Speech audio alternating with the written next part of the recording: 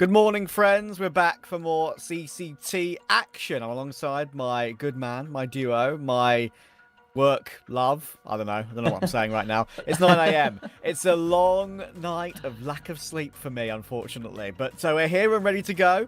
And of course, we've got two beer threes to bring you this morning, Matt.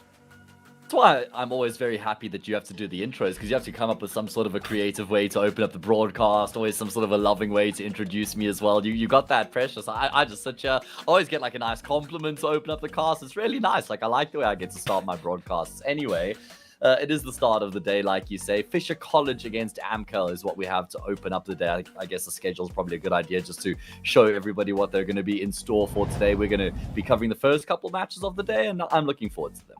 Yeah, I think there's a couple of games here which I think they have some like obvious results that probably should come through. But yeah, I think Nexus Favbet will be an interesting one for me. I think Nexus have really taken a step forward since they finally got Laurex into the fold. I think he's actually just farming this level, so it's a really good sign for them as a team. Favbet, of course, a little bit up and down, always have been. And Partizan, of course, with their change of couple of changes, moving Emmy, moving on. I think they've kind of made the right decision there. They immediately, I think, made a playoff or a deep playoff, I'm pretty sure, in the previous CCT. Yeah, they went to the finals. Yeah. That's they it. did indeed.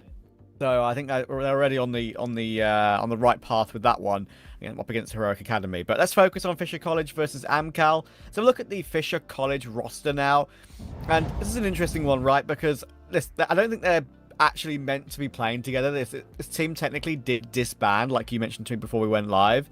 But there are some very, very well-known names here from the Dutch scene, which is where I started my commentary career about 5 or 6 years ago now at this point. Krapau from Belgium, Refuser, Yum and Wombo. I've seen these guys around and about for a long time. They used to be on the Genk roster. I think they were on Lowland Lions as well at some point before that organization went under. So, I do remember these guys. I know they're talented. Just the problem is it's really like more an ESEA League level rather than like a proper CCT level. Yeah, I actually don't have any knowledge or history on these guys. Haven't had the pleasure or the privilege or the luxury, or maybe lack thereof, I don't know. I guess I'll have to wait and see, of watching or having cast any of their games. I saw the talks like a couple weeks ago. I think it was towards the end of May. There were tweets going around about them disbanding as Fisher College. So yeah, I don't necessarily know what to expect out of them, how hard they're working as a team, what sort of time they're putting into the service. So I just always love getting to see new names, new players, and get introduced to the wider scene and community. So that's kind of what I'm looking forward to here. Yeah, well, and if you like, there's a couple of players that departed the org like at the end of last month. I think we've had a few that have like teamed up as a core, as we say. I mean, this is the organization that's even our good friend Why Not Tony was on as a coach, right? So yeah, I think that's kind of interesting to see how they play today, considering it's got a bit of a, as you say, a bit of a weird mishmash of a roster. You don't necessarily have a full-time fifth right now.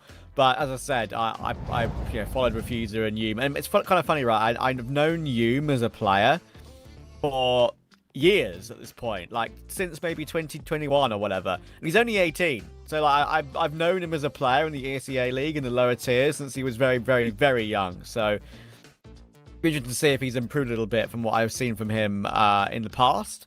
But the Amcal roster... Now, this is an interesting one, right? I mean, they are in a position right now where, of course, it's the ex-CMS roster. There's nothing really going that well for them. We have no idea what's going on with Artfrost, why he joined, didn't play. Barely played any games for them whatsoever. They played with their sub, Tommy, for ages from Quasar. But Tommy was very, very just, for lack of a better term, just mid. Like, he didn't have any X-Factor as an AWPer. And don't get me wrong, Balance doesn't really have that either, I feel like, because after what we saw from him on 9 Pandas. But I feel like he's a lot more stable, and he's going to be standing in for Amcal for the rest of this tournament. Yeah, we haven't seen Balance in a long time. I don't know, was it 9 Pandas the last time we saw him playing? I'm pretty sure, if I'm not mistaken. I think that was the last time he was actively playing. I think he played in like one of those roller coaster mixes or something like that. I don't know. I remember seeing him in a mix somewhere, but he was okay at the end of his time in Nine Pandas. In fact, it made sense that they'd replaced him when they were looking to try and make a bit of a change. And I was always quite critical of his AWP style because he's a very, very passive AWPer. He really needs his teammates to set him up in the round or get a foothold in the round before he's kind of able to activate and then contribute as well. I will say, I think I'm maybe a little bit higher on this Amcal roster than you are. I think that they've actually made some good strides, some good inroads. I think that you've got that, like you said, that DMS core that have now been elevated to the next level after bringing Stinix into the mix as an IGL. I feel like he's actually combined with these guys really well. He was obviously with Cybershock last season and had some good showings last year. I think they made it to a final of CCT. No, I'm thinking of guns. But either way, points is that Stinix has shown a lot of promise, and I think he's elevated this team significantly, like almost to the next level. So it'll be interesting to see how Idis Balance kind of combines with them, with his style that I've already referenced, and how they're able to integrate him into the team. The thing is, though, like, I've covered them a little bit in Compass, kind of alongside you and alongside others. They're in the leagues and they're competing against like some Monty, Passion UA. I think I covered the Sangal game. They lost 2-0-2. Like, they're not getting a map off of these teams, and you'd expect a team like Amcal, who've had major stickers in the past, have got pretty good rosters in days gone by, to compete in those matchups well. And if you look at the teams they've been beating in a streak recently, Copenhagen Wolves, Sky Fury, Novak, Bax, Q-Mystery, Gen 1, that's tier 3 opposition. They play in a circle, they lose in a circle of great names, but not really any progress in the scene, I feel like, at the moment. And they lose to Eklot 2-0 as well, even though Eklot are doing well right now. But you'd expect Amcal to compete against them. So, yeah, that's why I'm a bit down on the roster. They just don't really have any, like, actual good results to speak of for me right now. Fair enough. I think that's a good point. I mean, you do look at those results against Eklot, for example, 16-13, 13-10. So even though they lost 2-0, still close maps against Inner Circle. They did take a map, lost 1-13-10. But I do get what you're saying. I feel like there's room for improvement, but I think that they're heading in the right direction. Yeah, fair enough. And I'm going to have a look at the Veto coming in now as well. I think there's a couple of maps that Amcal do historically just like to go into, whatever the case. And honestly, with the state of Fisher College's roster really at the moment, if they play any decent team, it should be a 2-0 to the opponent, low-key. I mean, they got 2-0 by Nexus, Astrum twice, got beat by Unity, twice actually, lost to Alliance comfortably, and then of course they were in North America. Even their level wasn't good enough to get anywhere near the likes of Marsborn or Blue Jays, for example. So, yeah, I think we are in a state here, whatever the maps are, Amcal should be winning. Fisher College do have their one map that they do like to pick into. That's Ancient. They do like to play it. But Amcal have Inferno, their favourite map. It's one that Fisher College barely play. It's like once in the last 3 months, and that was back in the North American qualifier, like I was mentioning. So, whatever the Veto is, as we can see here, it's okay for both, but it's much, much better for Amcal. Yeah, because they're such significant favorites, right? So if you have an okay Veto for both teams, it's like, well, then the favorite has got a massive edge. Ancient being picked into Amcal, I mean, it's alongside Anubis, it's the map that, or the two maps where Fisher College have got a decent amount of reps and an okay return on those maps as well, but Amcal have played Ancients a bunch of times as well. They have lost it more than they've wanted, but yeah, you look at the names they've lost to: Eklot, Passion UA, Monty, Parivision, Fnatic. Like, these are certainly respectable losses for Amcal. So I think that they, if they just scrape by and win the series, it almost feels like that's still a loss for Amcal with how one-sided I think this should be on paper, with all due respect. Yeah, I think it's a very good point. Like, they need to get a comfortable win done here for sure, considering it's the 0-1 bracket, of course, as well. Yeah, we true. haven't draw a better team if you're Amcal actually in a 0-1 matchup. That's a very good point. Yeah, I mean, it's a must-win, even though it's not a must-win yet, because obviously you got one more chance. But yeah, you can't afford to go 1-0-2 from here. We believe we've got a bit of a break before we have to go live with the map. Unfortunately, I think we've got a bit of a tech delay, so sorry about that. But when we come back, we'll get straight into Ancient.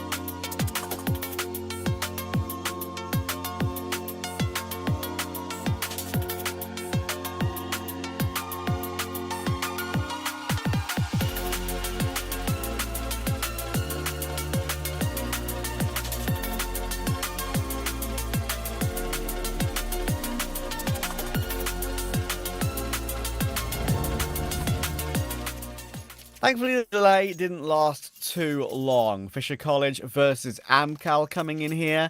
And honestly, I'm interested in this one because I want to see iDisbalance play again and see if he's any good at this level still.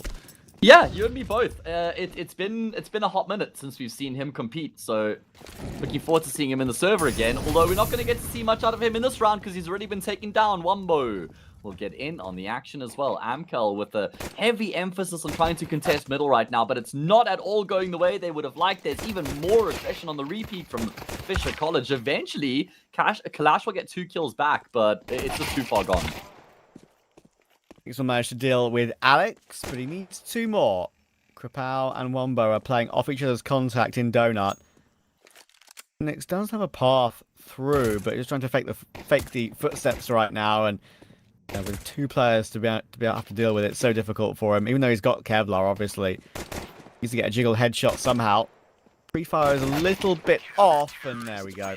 Wombo will get it done, picking up the Glock. Sometimes it can feel a bit easier picking up the Glock rather than sticking with the CT pistol, USP or P2K, just to have that sort of reassurance of the extra bullets in that pistol, and he makes it look fine there. Yeah, good work from Fisher College, just chipping away at Amcal, not over-committing either, making sure that they work together nicely and Donut for the double peak, just taking advantage of the fact that they can kind of trade their way to the finish line from there. There will be a force bind response from Amcal, and I just had to look at iDisbalance's record. Last games he played when he was in a team was back in November in the RMR for the Shanghai Major, actually, Trav. And then he played a couple standing games for Incilio and CS2 News after that, so we haven't seen much out of him at all this year.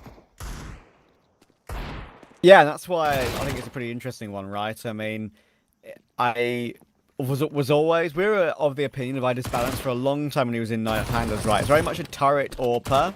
Very much an AWPer that wasn't, like, taking the initiative, playing on the front foot, like we know that, you know, other AWPers can and will. We'll just get back to that in a second, because this round could be getting a bit scary. Whiffy MP9 from Hume. Got the Tech 9 up close, pushing in towards CT. That's a great angle to hold of your Stinix. Managed to get himself a lovely 1 dig, and there's the Galil as Krapau tries to creep out, maybe thinking they're not going to check him, but the force bite will work straight away for Amcal. Yeah, it's quite funny. I feel like the Fisher College guys' names are, most of them are like out of a comic book. Yum, Wumbo, Krapau, like just the, you know, little blurbs. I know. Krapau in particular. Krapau's been like a face-it demon for years. I feel like he's got like... Every time I see a screenshot of like some random other pro playing in a face-it lobby, I feel like I just see him in there somewhere. So just in the end, just always playing at a high face-it level. I think he's probably got like 6,000 matches or something crazy. You know what? I'm gonna go check that in a minute because I want to fact check my feeling right now. iDisbalance is a little bit whiffy to start this game. You can see that. Refusal managed to dig him down in the end, but yeah, Amcal do have a 4v3. I mean, if iDisbalance can kind of revitalize himself and find some sort of semblance of form again, Trav, I mean, think about the experience he's going to be adding to this Amcal roster. That's the one thing that they're kind of lacking, right? Flash not going to go deep enough. AV just tucked in behind the box, going to be catching a glimpse of one, commits to the swing. Yeah, Alex will be able to save his Max 7, but that's the only gun that survives in the round for Fisher College. Oh my god, I can't believe it. You know, I said he had 6,000 matches or so. You did. He's got 5,941. And that was a Good random Lord. So you estimate. lied to us is what you're saying? You just completely lied, Trav. Completely. No. 59 games off. And honestly, I don't know what we're going to do with you, Trav. 59 games off. That's not even 1%. Come on. I rounded up. No, I'm kidding. That's a crazy... That's a great call. That's a really great call. I mean, you were bang on the money there, to be fair. Yeah, I just feel like I've always seen him just in these lobbies with like high tier players, always trying to just get better over time, right? But I always feel like he's going to be a player that's sort of a fill player as well. So yeah, if you need a stand in at any point, in his sort of region, he'll always pop in and help out. But yeah, I think I've covered Wombo once before, Refuser multiple times. So, yeah, we shall see if they have anything to show in this game. Unfortunately, of course, having to full eco here because Amcal won those last 2 rounds in a row. Yeah. problem is we just don't really have much reason to believe that they're going to have what it takes to make this competitive, and they got stomped out of the server by Astrum, which I suppose is kind of somewhat fair. They lost 2-0 to Nexus, 13-10, 13-5. I guess the 13-10 is something you could kind of try and draw from. But generally, against European opposition, they have been underwhelming. There's going to be a few USP kills here, though, rather. So at least some economic damage. AV going to head back to just try and clean things up. Oh, excuse me. The bomb's planted today. Come on, Hayes. Catch up with the moment here, mate. It's all good. It's early. He's gone hunting. Going to pad the stats. And that's 3-1. Early, mate. Don't worry about it. Happens. Of all the games to make a small error, I think I can forgive you for this one. So I don't know, Trav. I hold myself to a higher standard than that. I know. It's happened before where I've been like completely off the mark, and I was like, I don't know if I was like playing around that it ended or something like that, and then I realized I was like, yeah, I lost track of that one. That one wasn't so bad. There's certainly been more egregious ones. Anyway, first gun round is upon us. Accuser looking to fight his way in towards middle. Flash is really good. There's going to be some re-aggression. Trades the name of the game. Good work from iDisbalance. Just trading Fade 8 there. And he's going to go one step further. iDisbalance is back, baby. 2 opening kills there. Good trades. That gives them space to take the A-bomb site with Cynics. If they're just careful here, they'll be able to get that bomb all the way over. And AW is already in a good position in mid as well. Yum goes looking. He knows he has to. AW is better. And that's kind of the thing that I was wanting to mention, right, about Amcal. Since they lost Molodoy, that was clearly their main talent that was carrying them through a lot of their games. Before he was kind of the main man, it was AW kind of being probably the star rifler and being the player that is one to keep an eye on. That is obviously needs to be the case even more now than ever before, right? Because you've lost your star. You need a rifler to take up that mantle, whether you've got a good new AWPer or not. I think if they actually managed to commit to Art Frost, I would have loved to see what he could have done. But apparently I don't know what the hell happened there. Well, I don't know if Art Frost would have wanted to be honest with you. It might have been like a little bit of pushback from his side as well, right? Settling for Amcal after coming from Spirit and Parry Vision. Maybe. But it just leaves me saying, what the helly? Because I don't know what happened there. Because that's the only reason why I speculate that it must have been Art Frost's decision. Because Amcal would have snapped him up surely every day of the week if he was available. Yeah. But I think iDisbalance has got the experience to make it a acceptable choice, right? So I'm not unhappy with it. It's also not like he can really wait for better offers. He has to prove himself again, drop down a level, prove himself. And then, like I said, he's going to bring that experience to Amcal. What is this team lacking? Well, they've got youngsters, they've got firepower. Feels like they're lacking experience. So I think that iDisbalance can help quite a lot in that regard. Yeah. And he's 28 now as well, right? I mean, I think he's at the point of his career where if you can earn a bit of a paycheck from playing for Amcal, of course it's only a stand-in right now, it's not confirmed or anything, but if you can earn your paycheck with a team like this, that is probably your best case scenario, unfortunately. Like, you're getting toward like the part of your career where it's not the end of your career, but you're not valued by any higher tier org anymore. The problem is there's also just so many AWPers from his region that are ridiculously good and just way younger than him. So like you say, it's going to be difficult for him to kind of compete. But it's not to say it's impossible for him to have a really good couple of months with Amcal and then maybe move his way up once again, right? Either way, focusing on the hero now. Another gun round to follow. AWP in play for Wumbo. It's going to be a contest in towards mid. iDisbalance has gone through the flames. This is looking a little bit reinvented, a little bit different from iDisbalance. Not used to seeing him force the opening frags like that. Alex, oh my goodness. Hume's gone down. AW does so much damage with the wallbang. Kalash gets that kill. Alex will still be able to find 2. And then there's a wallbang in the opposite direction, but it's from Amcal again. Oh, dear. When do you see that? 2 kills through the same wall on opposite ends. Oh, Clash will even swing into the final kill as well. Quad kill for him. Capel will go straight down. And we're seeing, like, I understand Fisher College aren't expected to win this game. I understand they're at the level they're at. And, we've seen their previous results that they haven't even got double digits barely against any of these recent couple of teams they've played, even though they're, decent teams. But like, this very clearly just tells you who's sharper like individually in full stop, Yeah. right? I mean, Fisher College, you've got these players that have been around for a while, but they just don't have the consistency of the aim duels and just straight up talent as players on Amcal do, really. And even the usual usage for Amcal's been superior with how they've won the duels in both gun rounds in towards mid so far. Fisher College surely going to be forced to readjust their setup, maybe look for ramp control early on, try and force their way through Jag, smoke deep in towards the double doors, but we can't see them just butt heads with Amcal in middle again.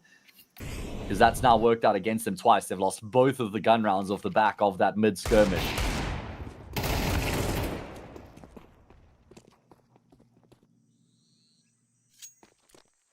Yeah, I'm going to hit some crazy digs now. I have seen a couple of rounds from Wombo in days gone by where he's absolutely farmed people with a deagle. But see if he does it here. Oh, it's one. I was so ready for it. I was so ready for him to just like double down, bang on cue. Still a good first kill though. Listen, if I got that timing right on that one, that would have been one of the most, like, probably the luckiest caster calls ever. Considering I haven't casted Wombo play for about 4 years, maybe. Yeah, but you know, what do the kids say? You know ball? Unk knows ball? I know counter. He knows counter. Apart from the fact I got 3 picks right in the pick'ems. Ooh, okay, that's nice there from Alex on the jiggle. He's just trying to look to inflict damage here. And I mean, 3 frags for a team on an eco, not a bad return, but the problem is, I mean, and then I glanced down at the finances for Amcal, and I'm like, never mind, they're just sitting on a heap of gold right now. Call this team Smaug. Oh, I don't know if I can make that joke. Oh, I want it so bad. I'm gonna call this team Smaug because they're dragging their nuts over Fisher College right now. He's the dragon. He's the dragon from the Hobbit, and they're sitting on gold because they're so rich. Come on, there's something there. Thing is that, like, I'm not cultured enough to get that, so that's why I'm feeling negative about it. Yeah, okay, fair enough. It's also because I hesitated, right? You can't hesitate. But that's anyway, true. Fisher College fishing for some rounds right now. Yeah, that's a good one. That's like the apple that's like hanging the lowest on the tree. No, though. I know. We got to segue away from mine though, so we've got to do something, I guess. Exactly. I would like to see what the adjustment here from Fisher College is going to be, because they've gone for mid control in these past couple of gun rounds. They've lost 2 players, if not 3 in some instances in middle at the start of the round. They can't afford to just keep committing numbers and losing players early on, because Fade's going for it again. He's going to go through that smoke grenade. Okay, just to dump utility. Fisher College again. They're just so persistent with the forcing mid control here. And again, they'll lose the first frag as a result.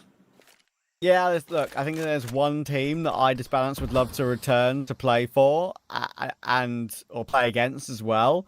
It's a team that he knows he can farm a good rating against, right? Like, I think it's pretty evident today that that's going to be the case.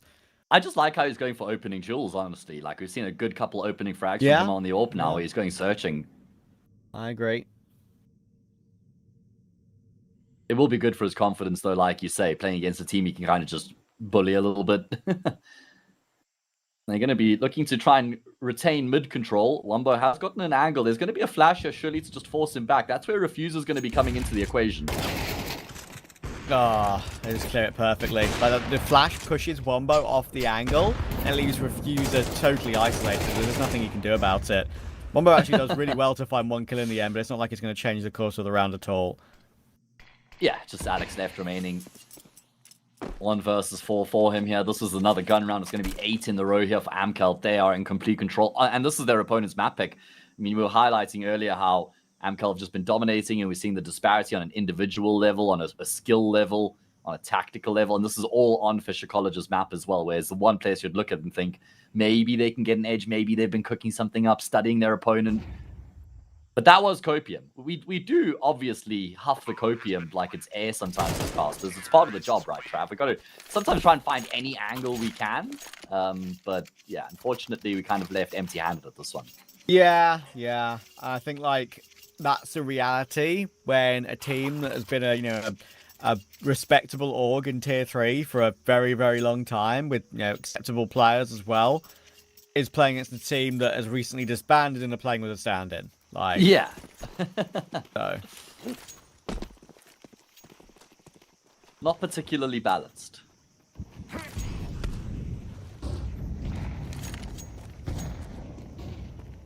Come on, Hume. Get yourself a kill, King. I believe. Treat yourself. Oh, Alex. Yeah. Fully committed. Spotted. Wallbanged. And it's not like Amcal have kind of loosened up. They're still playing their same stringent T side every single round. The way they're going through the motions and the processes. They're always combining to make sure trades are available. They're not just running over Fisher College right now. It's a very clean and composed performance from Amcal up until now. And that's what concerns me for Fisher College, is that it's not like they're going to be given away back into this game because of ill discipline from Amcal.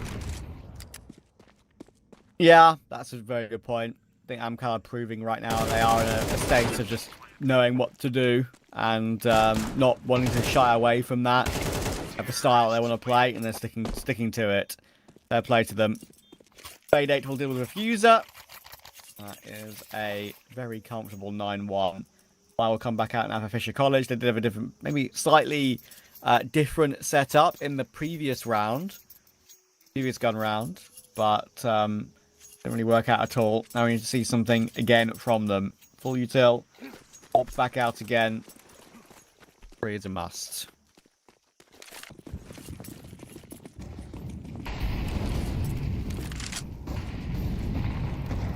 Yeah, 3 is an absolute must. Rock bottom, bare minimum. They're going to go searching for something different, but guess who's perfectly positioned once again? Ida's balanced with, I think, a 4th opening kill with the Zorpia in the half so far. Yuma's going to go searching. He doesn't expect the player in the corner, though, so he's going to end this round without a kill yet again. There is at least some good trades coming through from Fisher College, but it's not going to be enough. Amcal just changing up the approach, changing up the pace. This time, it's just brute force up ramp. Oh, baby. Wombo 1v2. Break it open. Just couldn't get the deal in time. Unlucky. AW up to 11 and 2. Cynics up to 11 as well. Actually, 3 players on 11 for Amcal. Shows you the, if you just ignore Ida's balance, it shows you how good the rifling core has been as well. Yeah, absolutely. Just churning out numbers right now. Ida's balance has just been impossible to play against here in this half so far. Just always in the right place at the right time, shutting down the plays that Fisher College are looking to try and make to open up these rounds consistently. 13 and 4, 10 rounds in a row, and the uncertainty in sight now for Amcal.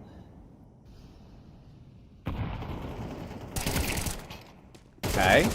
Wombo and Refusal will get one apiece with that fast, aggressive push-up from Wombo, but they need a trade, and it's not going to happen now. The A-bomb site is open. It is ready to take. The reason I'm laughing is because I can just hear you're like, okay, there's something to work with in the round. Wombo's gotten 1, Refuses, and then there's just like 3 kills immediately in response for Amcal. But Hume's gotten 1. Hume's opened up his account, ladies and gents. Can he come alive? I mean, they did win the first round of the half. Can they cap off the half here as well?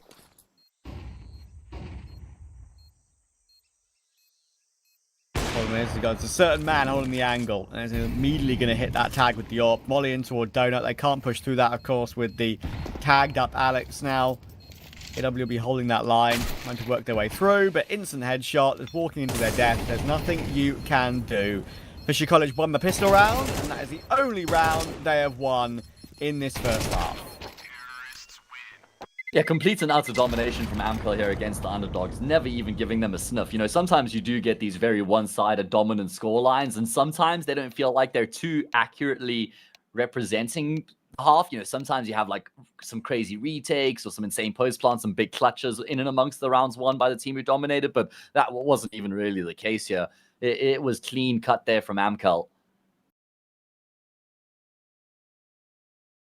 Yeah, and honestly, going into the game, it is what I expected. Like, this is the performance that I wanted to see from Amcal. Just to assert dominance, right? You can't really let a team like this, I think, cause you issues when there is such a discrepancy in situation and ranking.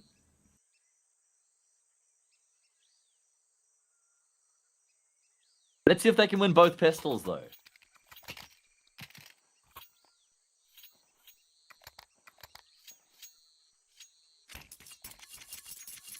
Going to see Fisher College win the conversion as well, though, if they're able to get both on a pistol. That is the issue. think that conversion is a lot harder than people think. Always feels like, yes, we won the pistol, and then immediately you get ecoed, and you're like, ah, yeah, well, it's more often than not.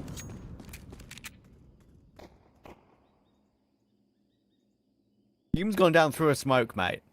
It never rains, but it pours for him. Oh, AW with the Julies. How is he still alive? Eventually, he does get overwhelmed. 3 players on his screens. Fade 8 desperately trying to drop a smoke. He's now taking the knife in the smoke. He's just slashing and dashing. Oh my goodness, Fade 8. You don't see that every day of the week. And he's just racked up 3 bans. I love that though, Trav. I love that so much. I was just watching him like, what is bro doing? And then you saw the madness just unfold before our eyes. Oh, that can look so stupid if it doesn't work, and it looked stupid when it did work. But, oh my words, that is just hilarious, man. If there's ever a time to do it when you're 11-1 up against a team you should be 11-1ing anyway. Wow, okay. And he immediately just drops the orb to Idis balance, by the way. Yeah, yeah. Oh man, so much utility damage here. They've just been peppered down before they can even set foot in the A bomb site. MP9s just continue to chip away at them. Spade 8 is just fragging like a madman right now. Gets the assist on the 3rd there as well. This is the force buy from Fisher College, but this is just game over. There is no way through, not when you've got a knife and a smoke as well, just to halt you in your tracks. It's an embarrassing way to go out, unfortunately, for Fisher College, but the retake will be successful. Of course, they had all the kits in the world when they had that money from the knives. And Idis Balance gets a return KD of 15-4. Not so bad for him whatsoever. And it's a 13-1 for Amcal. Very, very comfortable indeed. And the worst part is really, look, I thought it could be like a 13-5, 13-6. That was the kind of scoreline I was thinking it would be. But that was also not really unexpected. Yeah, it's not shocking that that's happened, right? And I will just say, as much as it sucks for Fisher College and maybe they don't pitch up the way we would have liked, focusing on the positives for Amcal, I mean, that was a very convincing and compelling performance from them from start to finish. They weren't just gifted those rounds on a silver platter. I mean, there were plans, there were setups there in the rounds from the CT side. It's not like they were playing against silvers, obviously, right, guys? So winning 13-1 like that and doing it as cleanly as they do is actually very impressive for Amcal. And yeah, I just don't really see how Fisher College can come back from that, to be honest. No, I mean, especially going into map 2, Inferno, the only time Fisher College as a team have played it at all was back in when they were in North America.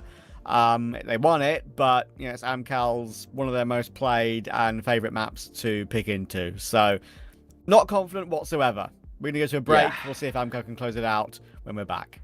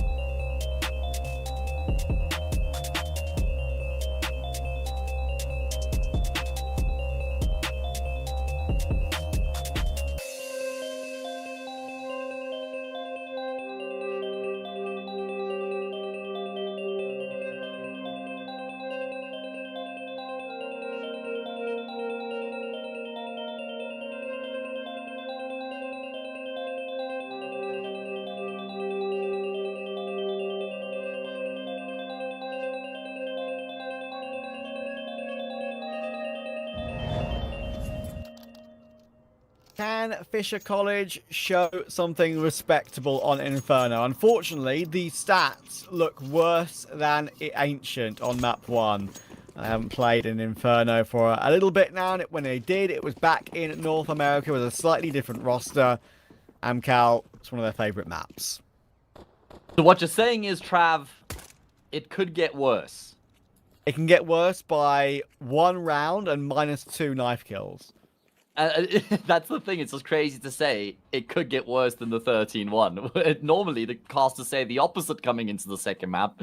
It couldn't get worse. They can only go up from here. Either way, let's see what Inferno has in store for us. Of course, Fisher College gets to choose which side of the map they start on. It's the defensive half for them. Spade should die here. Oh, kapow, not like this. How have they both gotten out with their life intact? Yow. Utility being used by Spade as well. Now he's down to 4 HP. May as well use all that utility he's got, so he makes use of it rather than dying and only dropping 1 piece, obviously. He did spot out some of those B presence players, but Cynic's first to peak will go down to Refuser, and Krapow will eventually find that 1 kill. They are rushing down mid in toward Krapow's hands. He'll get himself a couple. That's all down to AW and I Disbalance, working their way together on this push up toward the A-bomb site. Human's in pit. They've got a good rotation from Alex as well. Even though they've got site control, it's going to be hard to get this plant comfortably, and there we go. They're actually going to get it, and that will mean they'll be able to force buy in the next round, but he's stuck in the corner. There's no way out. They're giving him a chance, though. Even going to get a chance to maybe get a reload off, but no. Run down properly in the end. There is Fisher College's second round of the game. I was getting some flashbacks there of Breezy on Inferno, where he was in the corner of the bomb site, the A site there, 1v4, if I remember correctly. I think his was with a USP, to be fair. It was, you're right. But still, I was like, 2018 or 2017, whenever it was. But, alas, it is going to be a great way for Fisher College to open up, the same way they opened up on Ancient, winning the first pistol. And I mean, I guess the fact that Amcal even get a bomb plant out of the round there is probably a positive, considering that they barely had anything going for them, right? It didn't even look like a bomb plant was possible at one point. Svede did mess up though, Trav, because he had Krapow with his back turned. I guess we all know how difficult it is to headshot somebody in the back of the head with a pistol, but certainly did betray him there. Yeah, exactly. And Fisher College get something going here. They win this round. They have a free path to 3. These are always very difficult to win. No matter how... Put yourself... And yes, already. You try and play on the front foot. You try and not give the T side too much space to overrun a bomb site when you know they're on pistols and whatever, right? But... plucked off by a Deagle already. Lash will get his first kill of the game.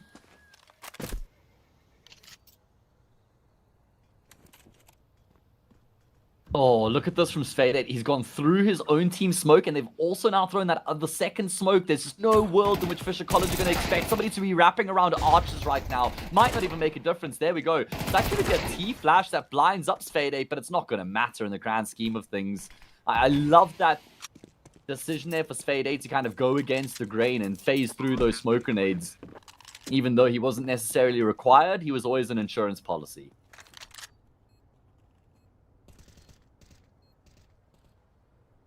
Fisher College just cannot get themselves a conversion, I'm afraid. Going to get caught inside here. Much farther forward there. A disbalance than Alex was expecting. And that sucks. It does. Same way we started off on Ancient. Fisher College win the first pistol and lose against the Force afterwards. And also, just to highlight again, I mean, I made the point already that they get a bomb plant in that T-side pistol, they lose, where bomb plant just didn't look likely at all at one point. And look at what a difference that makes to the Force buy here, which is one of the big contributing factors to them even winning this round, right? So just that butterfly effect, the fact they're able to get the plant, which enabled them here in the Force, gave them the better weapons, helped them win the gunfights. With that, the round.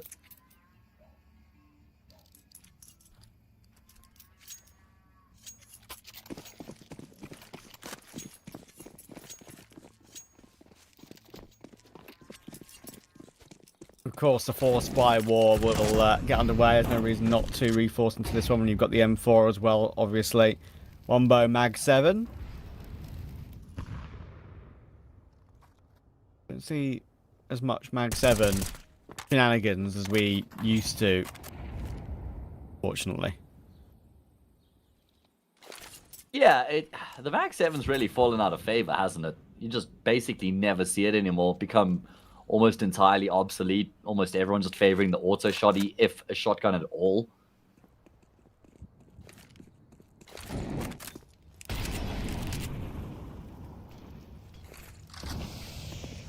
I wonder if there's a conversation to be had about shotguns just becoming a little bit less useful in CS2 because of how the game favors proactivity and not really just sitting in a corner holding an angle like it did in CSGO. As we do see the crossfire on the A bomb site coming into effect. Maybe now the Mag 7 could sing the song of its people. Oh no, he's going to get overwhelmed. But just going back to the point that I was making, obviously in CS2 you're favored for being active and taking the initiative in the gunfight, and a lot of the times on the CT side in CSGO, shotguns would find success by posting up in weird angles, off angles, hiding in corners, you know, not allowing for people to come to them and then just trying to catch them off guard. And that's just not really the way that CS2 plays on the CS side. That's why we see SMGs being favored, where you do have more maneuverability. So I wonder if that's maybe a thought to consider.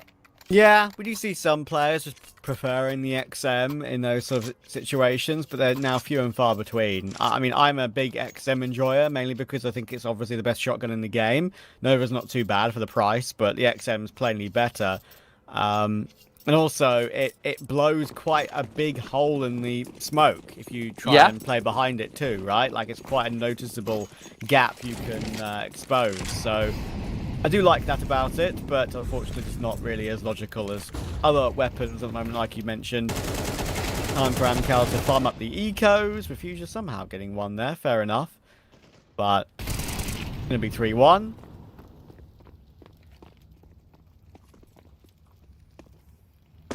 And this is where we start to get seriously concerned very early on for Fisher College, because this just smacks of what happened on Ancient as well, and it didn't feel like what happened on the previous map was a result of the map itself, because it was Ancient Amcal dominated. No, it could have been insert any map here, basically, and I reckon we would have seen a very similar outcome. And I guess Inferno is starting to prove that here as well. I feel like T-side Inferno is actually... I mean, generally, Idis Balance hasn't been a very versatile AWPer. He likes to just post up on angles. I mean, based on what we used to see from him, I feel like T-side Inferno actually could work for him, right? To just post ramp for a minute in the round and try and control Banana and middle. However, Refuser's the one who's ruling the roost in Banana right now with his double. Yeah, talking about controlling Banana, that was pretty nice. And looks like Fisher College here have a 4v2 to win their first round of the game. That's not a pistol round. User did really well to find two from that top Banana area, playing on top of the smoke there. Grab two. Now this is non-negotiable. You find a way to throw this one away. Put a cork in it. Don't and don't celebrate.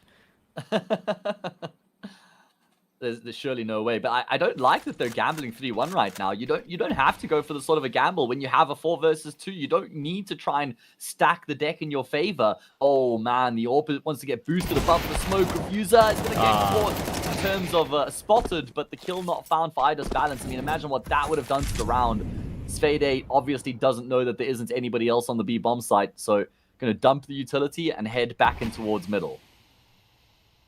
If that shot is hit by Idis Balance, I reckon they just decide to pounce on that one and go straight through. Don't like the fact that Refuser then sprayed the smoke again, even though he kind of knew where he was. Because of the boost, obviously. But you know, M4A4 traces the scene. It's quite easy for a trade to come through. So doesn't hurt them in the end. They win the round with 3 players alive. It's okay. It's all good. Yeah. I mean, like I was saying, though, it still doesn't make sense that they go for the 3-1 split where they gamble that setup when you're playing in a 4 versus 2. Just hedge your bets with 2 players on each bomb site. Because imagine Idis Balance does hit that shot after he's been boosted up. Then it's a 2v3 and there's no foothold left on the B bomb site for the CT side. So I get that setup works if it's an even numbers game, but you don't need to risk it when you have a big advantage. Yeah.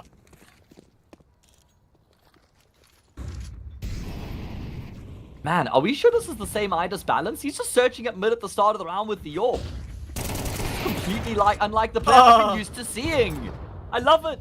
Give me more. Inject it straight into my veins. Yeah, I mean, honestly, I'll give him the benefit of the doubt. I think at the end of his 9 Pandas run, he was trying to be like this. Like, he was trying to be a bit more of a CS2 AWPer than a CSGO AWPer, right? Which is hard to get out of your blood when you've been playing a certain style as a sniper for so many years. Yeah, but fair play to him. He's kind of sticking to it in CS2 now. And as I say, like ending 9 Pandas, he was trying to change it up a little bit. But see, that really truly continues when he plays against better opponents. Great reaction in mid. Opening kill of the round. It'll be 4-2 unless there's a crazy retake here.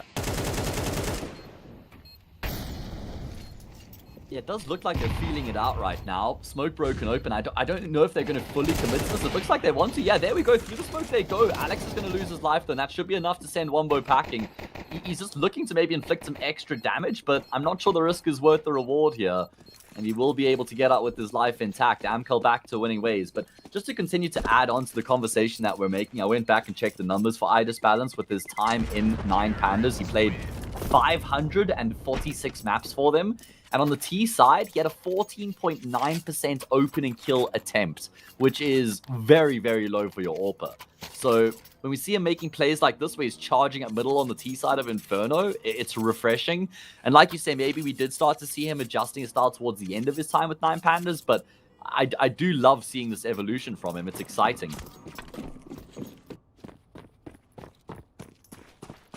Yeah, I wish we could get an interview out of him at the end of this. That would be fun. I know, right? I mean, I think in the future maybe we will get that if Amcal playing a couple more tournaments. For example, I think if they go late in go deep in a couple of tournaments, they will be able to probably get a couple of interviews out. But yeah, and of course, talking about 9 Pandas, I mean their whole team is benched right now, so I think that is a shame. I think, but they weren't really making any progress, and missing out on another major was a big factor for them to make that decision in the end. Yes. Yeah, and they only narrowly missed out. The one thing I will say is maybe it sounds like I've been quite critical of Idus Balance.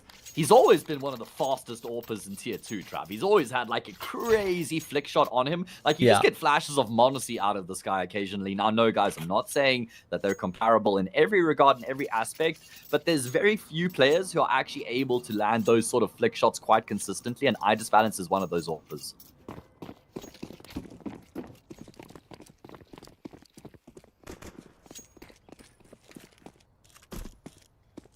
Wombo looking to go for a peek. The good old-fashioned second mid pick, and it works out. There we go. That's what we want to see for Fisher College, taking some initiative on these picks around the map. With the AWP. Flash, is he going to clear Boiler properly? Propel, good hold. And he wants to search for more, though. It's not the first time we've seen him overextend after getting an advantage. Thankfully, he won't commit too deep. Oh my god, are you kidding? A single point of health, 1 hit point, is what he survives that double nade with. I feel like Amcal really deserved that kill with the way that they'd combined those nades from middle and apartments.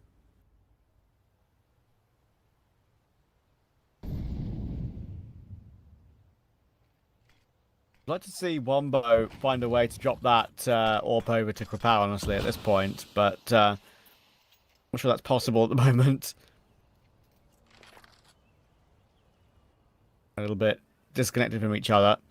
Refuser playing top banana with Alex here. As soon as Alex shoots at all, I was going to say, that'll be Refuser peeking as well. But they will fall off of that when they know they have the 5v3 still intact with only 30 seconds to go. And I do wonder... Amcal, they've got utility to go for this, and they should, because they have a 3v2 on this B bomb site. They entry, 2 for 1. They have a great chance of still winning this round. But they've only got 18 seconds, and it makes me wonder how they're going to clear out these 2 players quick enough. Rotation is going to be in here pretty quickly. 10 seconds in this round. Refuser should just try and stay alive. He gets 1 for 1. He baits in his second teammate, but the plot needs to come through now for He's got it, I think. I think Only he just just. got it. Oh my word, it's so close. Now suddenly, the round is on. Oh no, not only is it on now, it's actually favoring Amcal off the back of Stinnix getting that frag. AW just seeks refuge in the smoke. Wombo will go down as a result of Stinnix finishes off Kapow. How have they managed that? 10 seconds, 5v3? No ways. That is...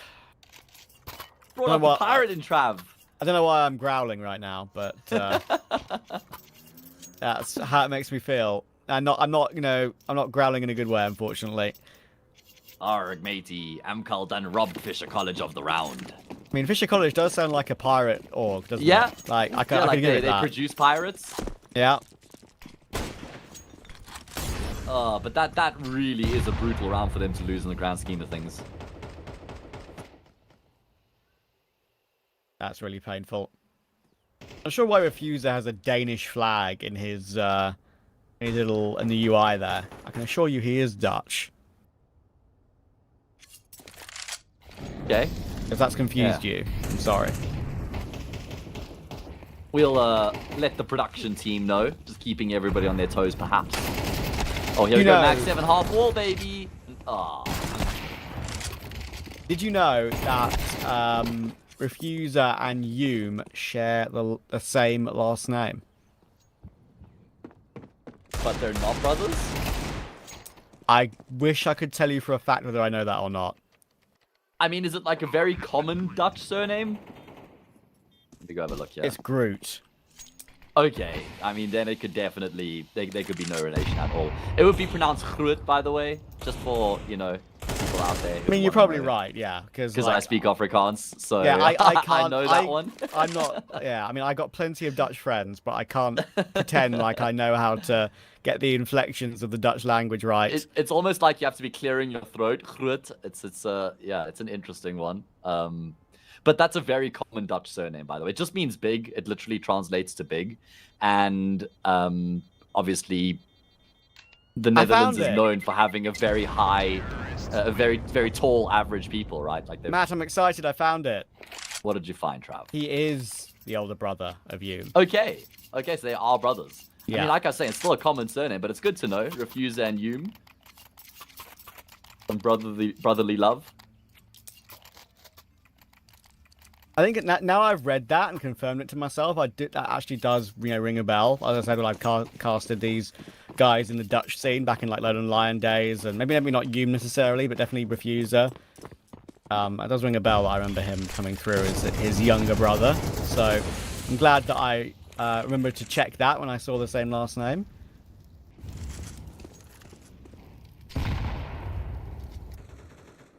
Yeah, always cool. Always fun. Of course, Susp and Adam B. I wonder if we'll see them being reunited in the not too distant future now that Adam B has decided to part ways with Metasport. True. Metasport have got their result, right? They made the major, they got their stickers, but after the performance, it does feel like that project is going to be not as exciting as it once was back in the day. Hume was quite pushed far forward there, and I understand why. It's actually not a bad position to take, but you are a little bit isolated if you've been spotted out, and he'll get cleared properly. Propel good tread on towards Fade 8, which is a nice one to take, but Wombo can face, but he's just not pre-aiming the right angle. AW is waiting for him, and look at that.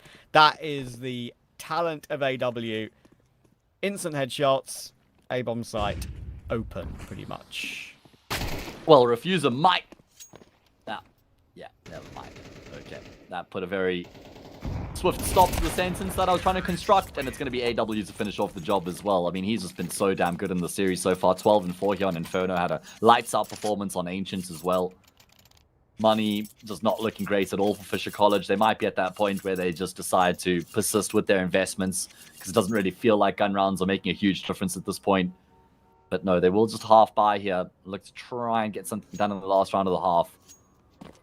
Just looking like business as usual from Amcal, though, coming off that very strong performance on Ancient here into Inferno. Really haven't taken a step backwards. Oh, man. His scope was all over the place there. Our guy tried it again. Yeah, true. I mean, that's quite a brave way to open up with the AWP on T-side Inferno, because you really are just... If you miss your shot, you will die. You're out in the open, nowhere to retreat. The player was trying to make that boiler position work with the Mag 7 very often in this game, and yeah, unfortunately, convincing. He's been like double naded nearly every single time. It does suck for him. But I will say, I enjoy AWPing on the T side of Inferno Trap. I think there's a lot you can get done from that ramp position in terms of controlling both middle and banana. Looking to try and contest the CTs in mid, because you'll always get there first as well.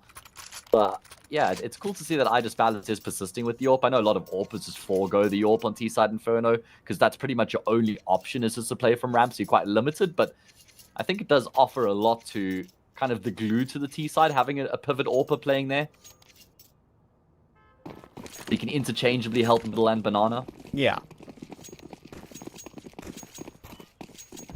I mean, personally, that's one of the things that people say, about Bat Inferno. It's actually not an absolute necessity to have a T-side AWPer. You can get away with 5 rifles pretty much most of the time. But I do think, it can be fun when T-side AWPer really does pop off. CT AWPing actually is pretty fun as well. I think if there's one player from watching this major that I think makes CT Inferno look joyous, it's G from Tyloo. Tyloo have a very, very good CT Inferno, which is weird, right, when you say that, when we consider that it's pretty much a T-side map quite heavily. So this is a round that's going to go Fisher College's way. They're going to get 3 on the CT side here, unless Kalash can go 1v3. Something pretty special if he was able to get it over the line, but no, Refuser's holding the line well. Quad kill for Refuser. Fair play to him. He's 14-9 in this half. The only person positive KD on Fisher College, and he deserves all the praise for that. Yeah, it does feel like he's the one guy who's kind of been able to keep up with the pace of the game, keep up with Amcal here in the server. Particularly in this map, he did have a tough time with the rest of his team on Ancient, but he's delivered the goods here. In fact, I was going to say he may even be top of the server in terms of kills. AW just narrowly eclipsing him. Problem is, it's still 9-3, so it's a long way back here for Fisher College to try and make this one competitive, let alone actually get the win. Yeah, feels like a consolation at the moment, right? And we'll see if that turns out to be the case. Amcal looking to get themselves into that one-on-one bracket in CCT Season 3 Europe Series 3. It's the 3-3 for CCT this season, this series. Yeah, it's like, what do they call that specific day? Like, if you're born on the 18th of a month and it's your 18th birthday, there's some sort of a connection to that. Season 3, it's the 3rd series. There's got to be like, this is the special one, astrology and all trav. Yeah, true. Have you heard of that concept before? That like, the year, your age, and it's the same year you're being born. And like I said, if your birthday's on the 18th, you're turning 18. There's some sort of a connection. Well, have you heard of that? I wouldn't know, because if that was the case for me, it would have been when I was 5. So there we go. That was your peak, basically, Trav. That's when they say you peak on that day. Yeah. I peaked as a toddler. GG. GG, guys. It's downhill from here. Either way, looking like it's been downhill for a while for Fisher College, and not in the good sense either.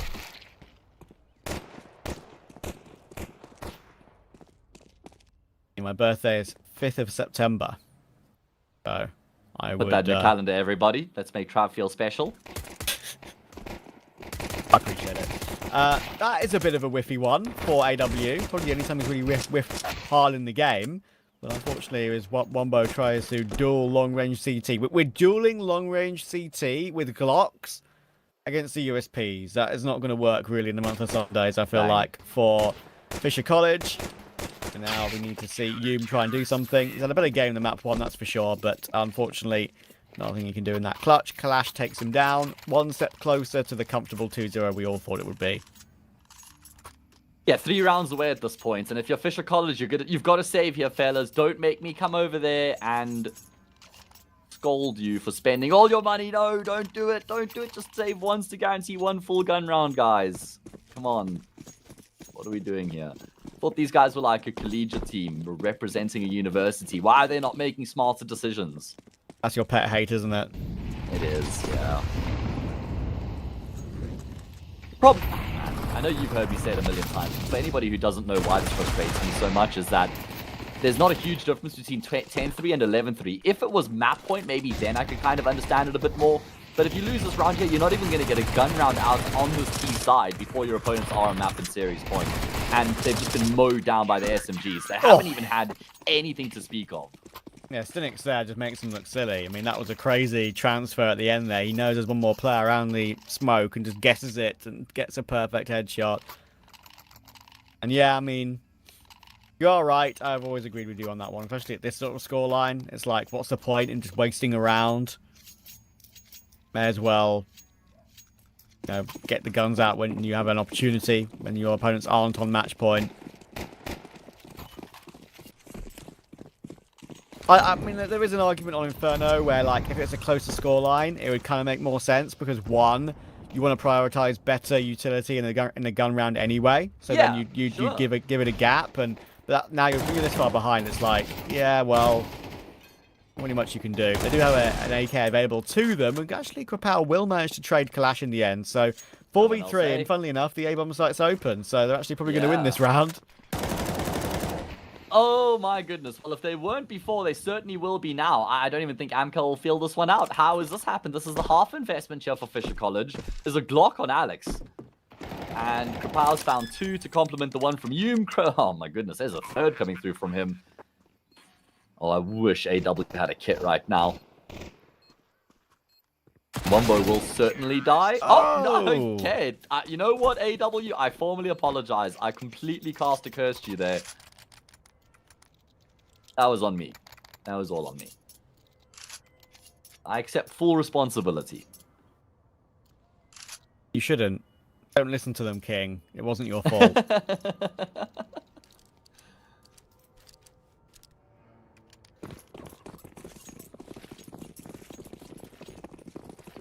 All right, Fisher College. Well, that's a reprieve. That is a big let-off. Let's see if they can take advantage of that.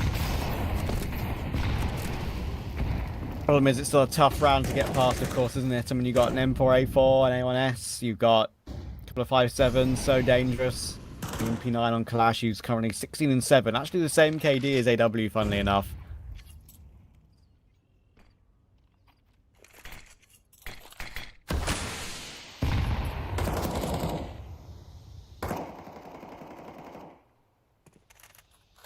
Yeah, it looks like Fisher College are going to be keeping things particularly simple here. They've gotten banana control now. I'm just watching to wait and see if they're going to look to try and explore top middle before they make any decisions to commit. And it looks like there's going to be one player who's just dumping util right now. Refuses just having some sort of semblance of presence, applying some pressure. Now they've left someone top banana. Now he's going to dump his util into B. And it's going to look like what Refuses just done here is a fake on A and then a hit into the B bomb site. I like this approach from Fisher College. Where's the pressure B? Is there any, or is he used as a lurker? Smoke fade played. Mind balance dead. Now it's only Kalash with an MP9 on this A site. That he should never be able to stop this onslaught. Yeah, chance for some T rounds here for Fisher College. Need to be careful here. Obviously been upgraded too, and Wombo's wandering around in the open before that smoke had bloomed long.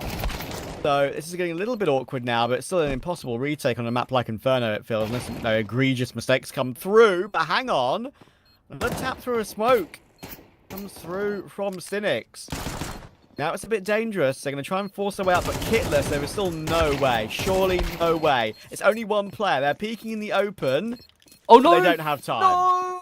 They would have those fade 8. He misses the pathing. If he had gone straight onto the bomb, he would have had just enough time, I reckon. But he goes onto the site. He doesn't realize it's planted on the corner of the... In the corner of the what, mate? You cut out for me. You're all here. Oh, the corner of... Yeah, I'm here. Sorry, I don't know what happened. The corner of the platform. I said he planted on the corner of the platform, and Spade 8 thought it was planted on the bomb site itself, and so he mispaths his way at that point. That extra second is what costs him. That's got to suck for Stinix because he does so much work in the retake there with the quad kill, and it's all for nothing. Oh, man. Yeah, but also, you know, it removes every gun from Fisher College. It's a good round for Amcal overall. Can't really complain about it, I think. A saved AK, saved M4. I mean, it's more just how close it came. You were even constantly highlighting this is an impossible retake. Like, this should never happen. They should have to save, and it just gets closer and closer, and then they were right there. Oh, AW is getting peppered by Util. Top Banana. He's got himself 1 kill anyway, though. Hume will manage to nade him out of the round, and Alex managed to find Snix as well. So that's an open B-bomb site. Amcal's getting a little bit lackadaisical at the end of this game. Chance for Fisher College to get some more rounds on the board, and yeah, I mean, it was a peeking into the open with some of the... Oh my god. Again, smoke kills. It's 2 from Kalash, and Alex is 41 HP. This is once again on. Again, kitless. But Fisher College feel like they need to play aggressive, and I just don't think that in this situation it's always entirely necessary. Look, you're just caught between 2 angles there, and it just falls apart. So that's 2 rounds in a row, Matt, where I feel like they just, like, calm down. I know they're in a disadvantage. Like, the logic in your brain is to play on the front foot and try and find a pick to wrestle it back into an even standpoint. But they peaked they got away with it in the previous round, but they peaked into the open 2 rounds in a row when they had the bomb down, and it just gives Amcal a chance to win the aim duels, which is what they are good at. Yeah, no, you're bang on there, Trav. I think you're right when you say just need to settle down a little bit here on these bomb sites in the post plants and not get so panicked. 12-5, Amcal persisting with the 4 spies. Again, they were at a disadvantageous situation until Kalash just commits to the smoke bank. Both those kills coming through tips scales in his team's favor. And now they have 7 map and series points. And with the damage inflicted in the round prior to that, with all the kills as you mentioned, it means there's a Mac 10 and a Tech 9 in play with very light utility here. Yeah.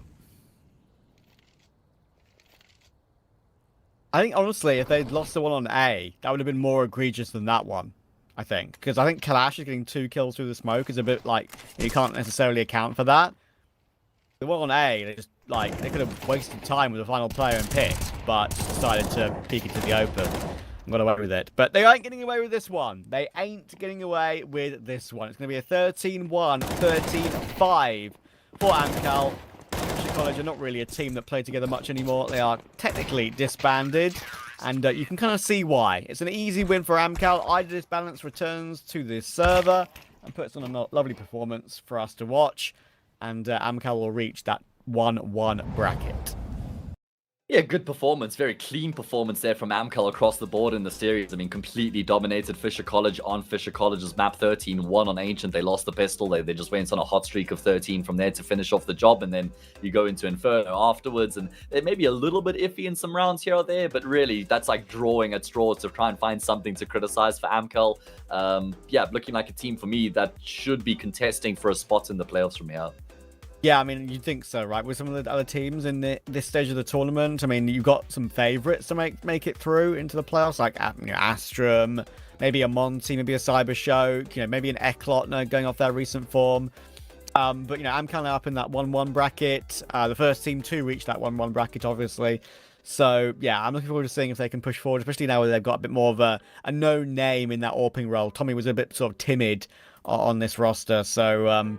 yeah, I think it's something for them to work for as they look to use Balance throughout the rest of this tournament. But we're going to go to a bit of an extended break, of course, considering that game was so damn quick. But when we're back in about an hour and a bit or whatever, it will be Marius versus Exaber. See you then.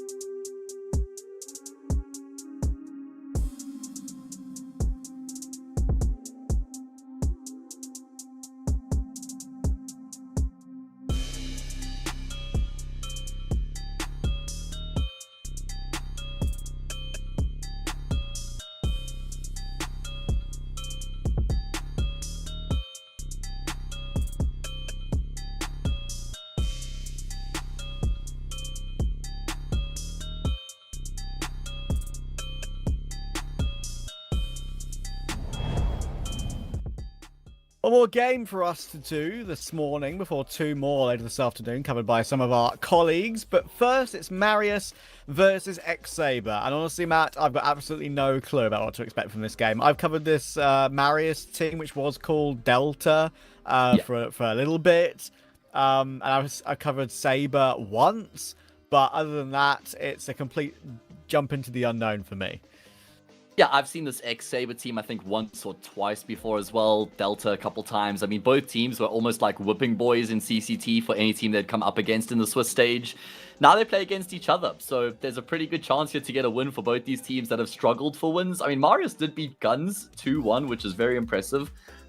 Exaber, yeah, I haven't had a win in a while. I have played some tough teams, but I guess we could start with the schedule, I suppose, show everybody what we have going on for the day. Of course, as we mentioned, Marius against Exaber, and then a couple games to follow, Trap.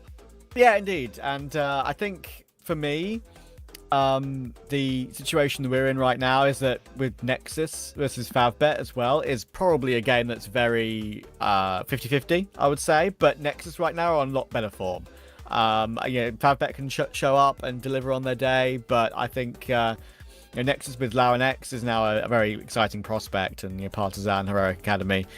I think that should be a Partizan win as well, considering the recent form Partizan are in the previous CCTs. But let's have a look at the Marius roster. I mean, it's very hard to say what to go with, with these guys. Like, I've seen a little bit of the core. I've seen, Dune, Dosick, and Suku Miao. Who, incidentally, I'm not gonna mince my words here, Matthew. Like this guy is not amazing, but okay. I have seen a little bit of Dune, and he's a youngster. He's only 17. Yeah, he's only 17, and he's actually can have incredible first bullet aim and incredible W key accuracy, but again, just a bit too inexperienced for this level. These guys at the moment. Yeah, I'm just trying to figure out who we're missing right now, because I see we've got Might on HLTV, and that was a name that caught my attention that I didn't recognize from the Delta squad. And then on HLTV, we also have Kazakin. So I'm not entirely sure what to go off of. Generally, we've been pretty accurate with our rosters here so far on HLTV, so maybe this is going to be the players will get on the server, but we're going to have to wait a little bit before we're entirely certain until we actually see who's on the server itself. So let's have a look at Exaber. Now, they've played quite a few games. I think they've played in all of the CCTs so far, if I'm not mistaken. Generally been able to make it to the Swiss stage, but then just like I said, get whipped up in the Swiss stage. Now they've got a game where they are capable of winning this matchup. They've played against this team twice. They've beaten them once comfortably. They then lost 2-1 in a far more tightly contested game. I think the name that I haven't seen Crikey. He's the one guy who I haven't actually seen in this game before. Jackist has had some pretty big rounds in the games that I've seen. I think Hodix with the Yorp is also, he can be quite flashy. He can be quite fun to watch. So there's definitely some parts of this team that do show up, but it's just a consistency factor.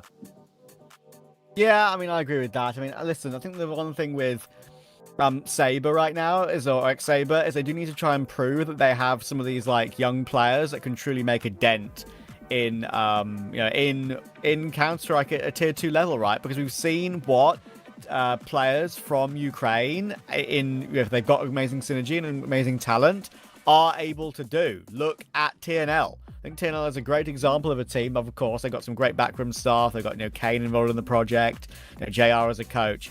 But Exaber are like they don't have anything like that yet, but they should be inspired by the likes of a TNL, who have 5 relatively unknown players as well, and have looked very, very good at sort of a very good tier 2 level, even making deep runs in certain cups, right? I mean, I'm pretty sure.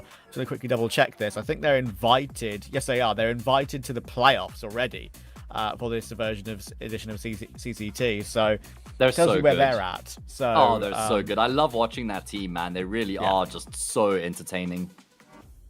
Yeah, I think that's a sort of a goal for a lot of teams at this level who maybe think to themselves, okay, well, where's our name value? None of us know nobody knows who we are yet. Well, you can make people very aware of who you are.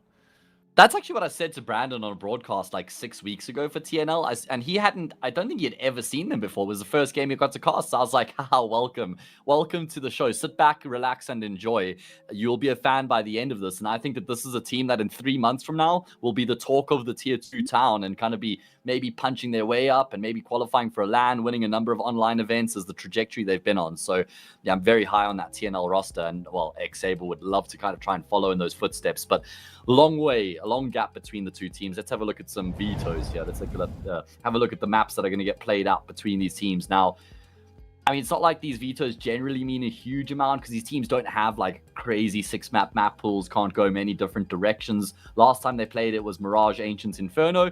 This time Inferno will be banned out in the second phase of the veto. We'll have Dust 2 as a replacement. What do you think, Trav? Thing is with Marius, of course, I've watched them play 2 main maps, Ancient and Dust 2, and Dust 2 in particular, they are very, very bad on. They have a really weird style of just like kind of just not caring.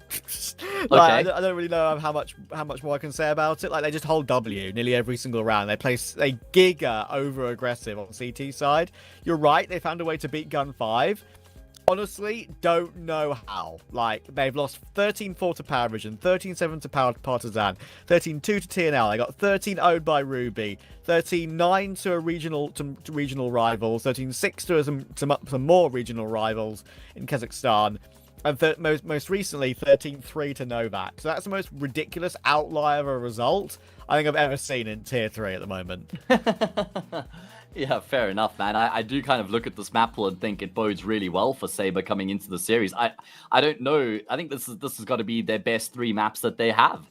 And they've been able to just wrangle them all into the veto here. So that's going to bode really well for Exaber coming into this. And I could see a world where they get it done in 2. But like you say, even if it does go to that 3rd and final map, they'll still have a decent edge.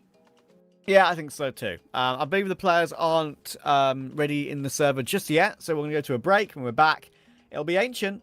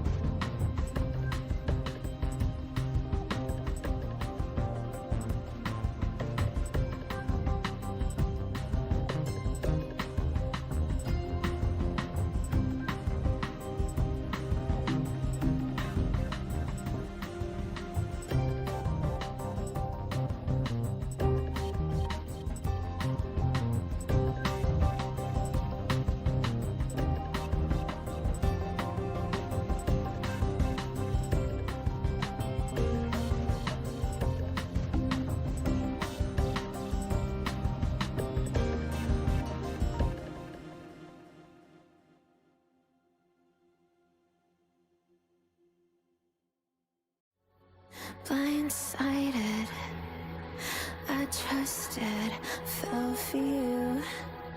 What a stupid thing to do. Blindsided, high hopes, but they fell away the moment you lied to me.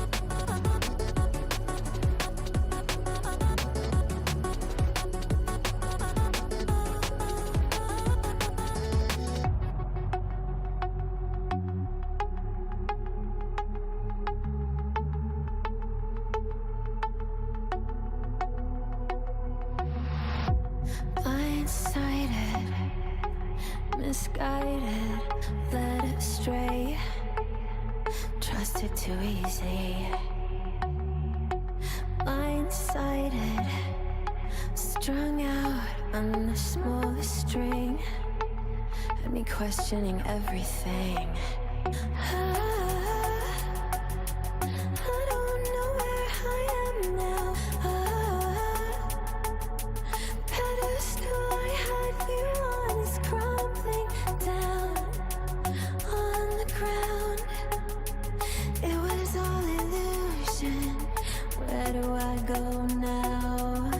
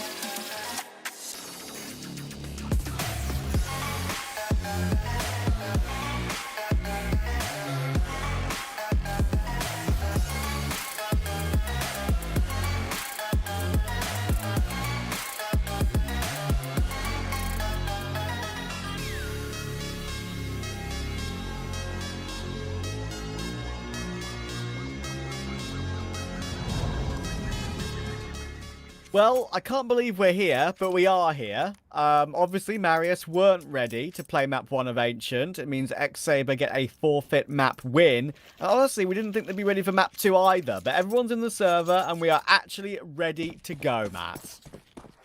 I'm just glad that we're going to get a game of Counter-Strike here. And I guess the one thing that Marius kind of have going for them is even though they had to forfeit the first map, it was their opponent's map that they end up forfeiting. So at least they get to play their map at the bare minimum. Reality's pushing forward here. There are knives drawn. He could get a couple of kills, and already the push will work out. Oh, the multi-frag straight in from Fake Reality. He's loving it. He's found 4 kills on the first round of the entire game, and technically, we're a map in. Yeah, Marius just not expecting him there on the front lines. He just picks them apart. They're almost just like shell-shocked by Fake Reality at that point. Give him the ace, lads. Come on, Jackus, don't do it. Here comes Fake Reality flying around the corner, but Jackus has robbed him. Jackus has baited him the entire way through Lower's bait. Come get your ace. Come on, he's here in connector. I'm not dueling him, I'm baiting him. And then as Fake Reality arrives, he just gets the kill. Come on, what are we doing here? Yeah. One thing I think is going to be interesting in this game is that this Delta X Delta team Marius roster has played against Saber twice before. They've lost against them 13-1, but also beaten them 13-9 before. And it's the one map that I can trust with them to show an okay level. They beat all their domestic rivals on it in Kazakhstan and Uzbekistan. They managed to get a win over Partizan on the map. They've beaten Novak as well, as I kind of mentioned earlier. Took Zero Tenacity to a 13-11. Like, that's really not too bad. So they do have something on any map in the pool. I would say maybe they should get just 2-0 straight up here. But on Mirage, I'm giving them a slight chance. And I think that's totally fair and appropriate. Like you say, some of the results speak for themselves. I mean, the win over Partizan, that was just 2 weeks ago. That's a good team to beat on this map, so certainly is some stock. How different is the team, though? Because someone like Kazakhstan wasn't playing in the Delta roster. They had Mixmeister in his place. They didn't have Might either. They had D Donny. So, yeah. And I think, wasn't D Donny arguably their best player? It's very hard to tell with this roster because like it can I don't know, like some days it can show up Fluctuates. as it fluctuates as one player looking amazing and then the other player looking amazing, then all looking bad. For example, I think like Dune, I think is probably the talent that is most interesting to me, but he's got one of the lowest ratings, right? So he needs to show more at this sort of level. But yeah, I mean Homeboys, which is Suku Miao, I believe. Yeah, he's shown some okay games in the past as well, but you can't judge this team because they're kind of nowhere. As the only reason they're actually in like some of these close qualifier or VRS invites at all into these tournaments is because they like placed well in a domestic LAN in Kazakhstan.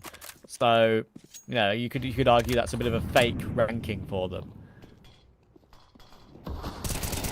Yeah, it's certainly been inflated as a result of that success.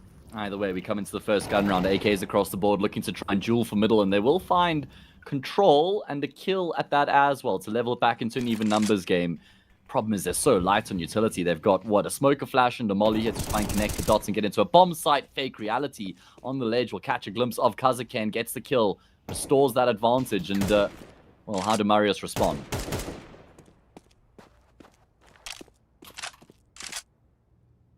They have some mid control, but even though Mike was waiting for that lower underpass aggression, does immediately go the other way. Dosic top mid, good cap. Should be a trade from short though, and Fake Reality's there. So it's all down to Suku Miao, otherwise known as Homeboys, and he's tapped down Fake Reality beautifully. Does he have any idea where Cricky is playing from? The answer is no, but it's a missed opening shot, and he's not committing to pushing through the molly, is Cricky. Playing a bit more nervy, but it's fine. He gets it over the line. He'll get the headshot to the corner of jungle. Exaber, keep on going.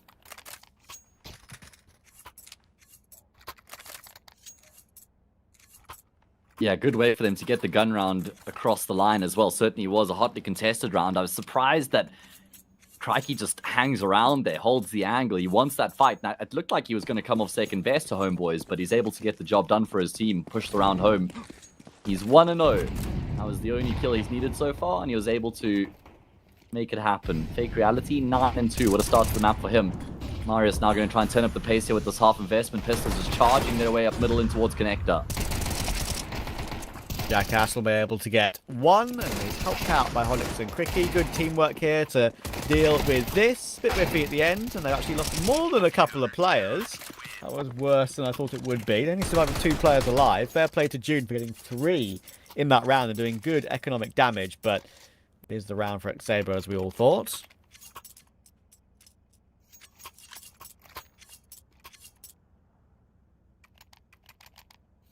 Okay, so let's just remind everybody that Marius did have some tech issues coming into the series, which means they had to forfeit the first map. So they're 9 rounds away from losing the series.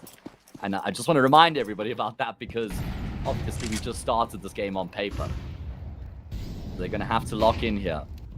This is the gun round where they need to show us what they're capable of and start to get the ball rolling. Look how little utility they've got for this opening gun round as well. They've used the majority of it already to take mid control, but they have got an opening pick from it through June. He's looking like he's on form today. But yeah, he's trying to push back, get a recovery kill. But that's going to be down on Hodix most likely with this up from CT. They make their way up Con. He's in a very good position for it. That smoke does allow a push up towards stairs. And Might is in toward jungle here. It could be a opportunity. Sukumi playing close to the smoke. Oh, he's below him. He has no idea. This could be a couple of kills for Cricky if he plays this one correctly. And he does get the one, but not the second. Actually, it's the more unlikely of the 2 kills that he manages to grab. Reload comes through for Jackass. Pushed by Kazaken. And Fake Reality needs a 1v2. Yeah, they don't know exactly where he's coming from, and oh man, he just narrowly misses out and maybe getting a favorable angle there on Kazaken. He's going to just path his way through middle silently, so he doesn't want to drop down into Connector and give the audio cue away, but he now has been heard. Scooping up utility. Kazaken now firmly focused on Connector. Should be no way for Fake Reality. Oh, I'm just going to say Kazaken is opting to just take up the jewel straight up there, and that could have worked out against him, but he gets the kill. Team on the board, and really not much money for Exaber at all, despite their 4-round streak. They got June to thank for that. They got those 3 kills with the Deagle. That low buy round. They'd have a much, much better buy in this round Exaber if it wasn't for that.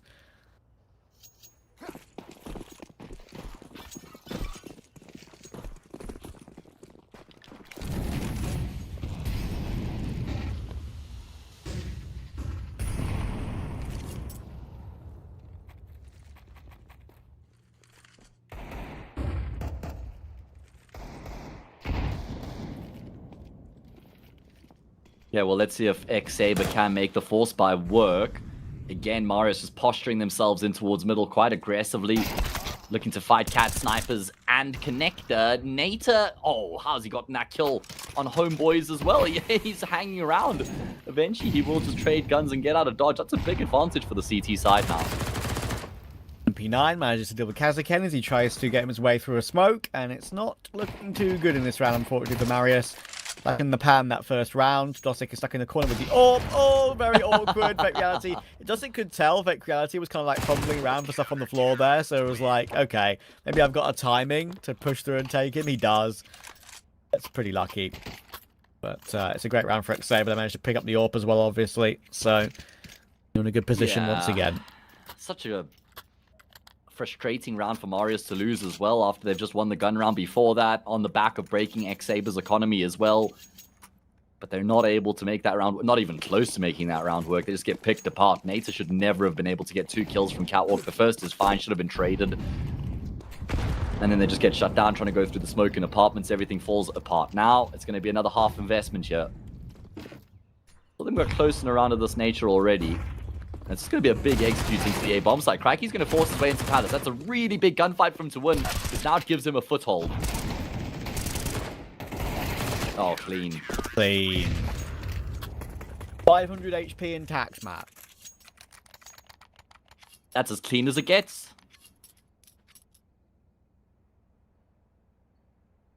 What do you think is the cleanest map in the pool? First instinct is, without thinking about it much, is Nuke. Yeah. The water looks quite nice outside. Doesn't look too dirty. Everything inside is pretty well, like, you know, Yeah, well maintained. managed. Not like there's like litter and clutter all over the floor like you get on Dust 2, Mirage, Inferno.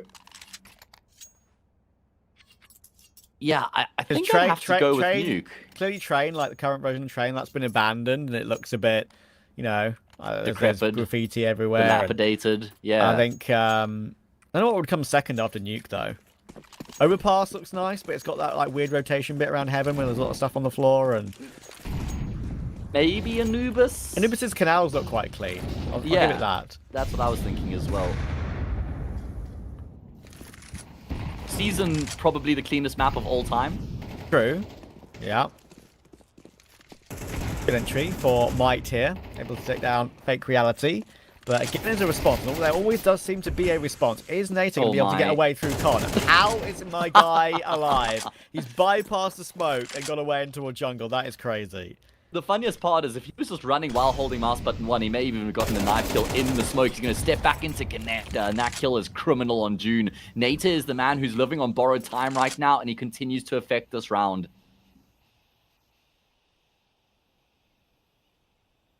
One more would be amazing, but surely No Kazuki has a freebie. No. Oh, what a kill to grab, man. That is ridiculous. How many lives does Nata have? Well, at the moment, 3. Does he have 4? He's lived a charmed life this round. Yeah, cats are jealous, man. Oh. There's one thing that these guys can do on Marius. They can swing and hit headshots. Just that extra part of their game, which is missing. Oh, Dosick decided to hang around and try and throw the molly in the window. That's what cost him his life. But you're right. They can hit pretty hard in the server. Homeboy's going to commit to the bomb plant. Problem is, this big flank through apartment should be enough to just lead to his demise here. He's glanced back in that direction. Okay, he's got the info. He's got the frag on the window player. But unfortunately, he can't follow that up on the apartments guy. Yeah, Cricky whiffed a little bit there. That's actually control the spray with the MP9. Get away with it. And that is now a 7-1 lead for Exaber. And obviously, it's been a bit of a while since we've had a chat about it, and you know, the pre-game was ages ago because of the map 1 forfeit and everything. But you know, Exaber, they're looking to make a name for themselves in terms of, like, they're going to be inspired by the likes of a TNL, who are obviously a team from the same country, who have got, you know, almost similarly unknown names, and TNL have now made themselves known in the scene. You've got a playoff invite for this event. Shows you how good they've been to get a VRS rank that high. So, yeah, I'm really looking forward to seeing if, you know, some of the Exaber players can actually improve in the future and become a name to work with. I can already say from the first time I saw this team maybe 2 months ago, there's already stark signs of improvement, even on an individual level. Nata is going to get caught off by Might's position being boosted up into snipers quite early on in the round, and Might is looking to try and ride that wave of momentum. Now that his position's been compromised, he's looking to see how he can find further impact here on A. In the meantime, there are a couple players going back through T spawns. So they're going to try and split their way into this A bomb site. Fake Reality, Crikey is taking as much attention CT as possible. Jackist is in sandwich though, and he's going to get dropped on by Kazakin. Yeah, he had no idea where to try and watch. Just gets completely overwhelmed. And surely this is going to be Marius's round. Yeah, that was frustrating for him, right? Because he's not in a bad position to defend against the site play, but if you get pushed upstairs and caught from above, that's just, you know, you're always a dead man in that situation. So with not much support other than CT, you're always exposed like that. So if he wasn't checked, maybe he could have gotten 2 and the round would have been different, but of course he'd be cleared properly. Marius will get their second round. It did feel like the rotations took quite long to come through there from Exaber. I thought that they would have had a better idea of what was going on there a bit quicker. And there we go. There's some of that mechanical prowess on display coming through from Might. He just runs over the last 2 remaining players. And that's going to make their life a little bit easier in this next round. I suppose a couple guns can be dropped. But this is Marius's opportunity. Again, they had one chance earlier on in the half to kind of kickstart their campaign. They stalled out. Now here's another one, right? You win this, you reset the CT side economy, and 7-5 is doable.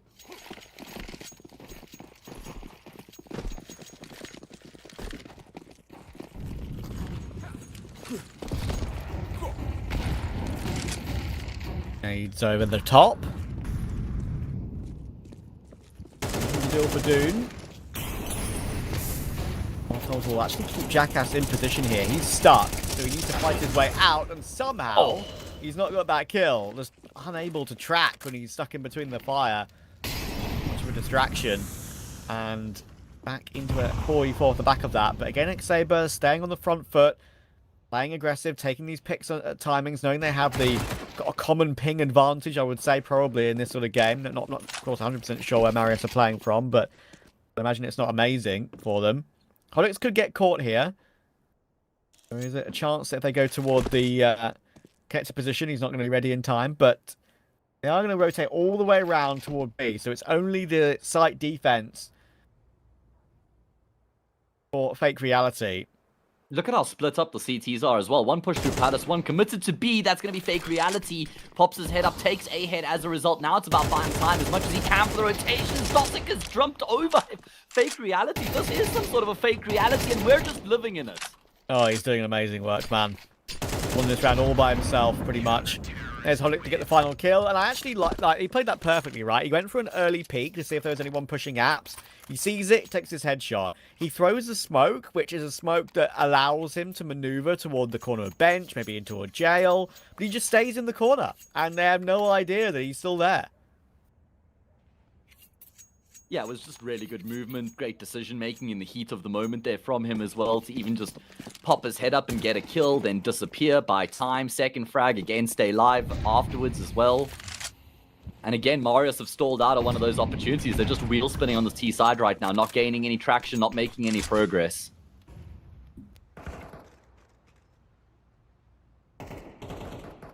Exaber do like to lose the opening pick in rounds, I will say that. It's been quite an evident part of this game so far. Look at opening duels. But been a couple for Might, for Dune. I have managed to get a 5v4 on a couple of occasions. Always a response though, but now this time it's a 3v5. Would that be too much? Surely, right?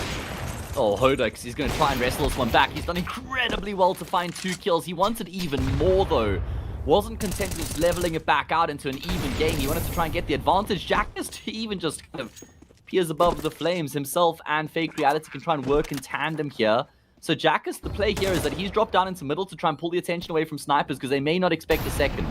Yeah, it's actually gone really well here. You've just mollied your teammate. Yeah, that's a little bit goofy. Maybe a little bit is an understatement. But the plan that you described does work out. Fake Reality does get that kill. It leaves Suku Miao, our homeboy, in a 1v2. Tap on the bomb. Swing comes through. They now know where he is. Kit available. Fake Reality doesn't need to rush just yet. But homeboys has gauged it perfectly. And seen exactly where he's walking toward there, in toward that default position. There's only really one play he could have made to get a view on where he could be playing from. So, holds default. Gets his headshot, and Marius have 3. Yeah, that was read to perfection there by Homeboys. Really well constructed 1 versus 2. Active, not just hiding in the corner. Bomb wasn't planted for him, so it wasn't really ideal either. Problem is, Marius haven't been able to string consecutive rounds together yet, so is this going to be another flash in the pan, another round 1 in isolation, or can they start to build off of this?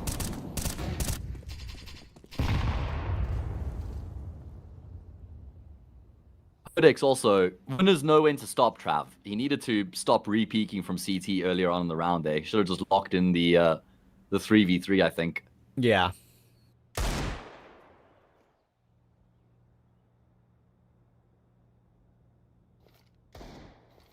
Good chance at Exaber in with a shot at this round. Marius got the AWP up on Hodix. I know it's the last round of the half. They got a pretty good buy despite the lack of utility. Weaponry is pretty good. But Hodix will go down to Might. It's a great clear. And that's one of the biggest threats removed for sure. Jackass knows they love taking mid and love taking this window control. They've kind of been doing this the entire half. Obviously, these two have played against each other on this map twice before. So they probably are aware a bit how they like to play their puggy style. So, good chance for 8-4 here for Marius. 2 more to find. Jackass needs to get a couple somehow. They do know there's a Palace player from earlier on, and there was always a flank CT to have an insurance policy on getting that trade.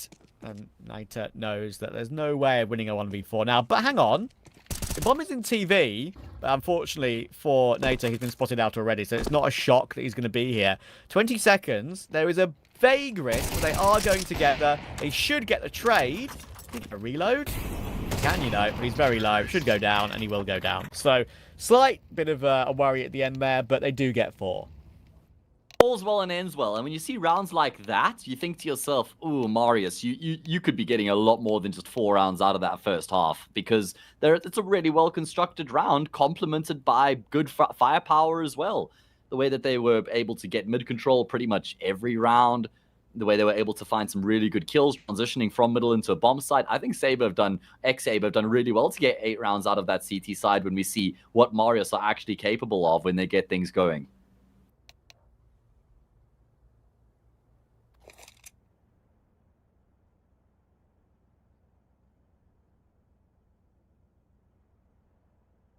Well, let's see.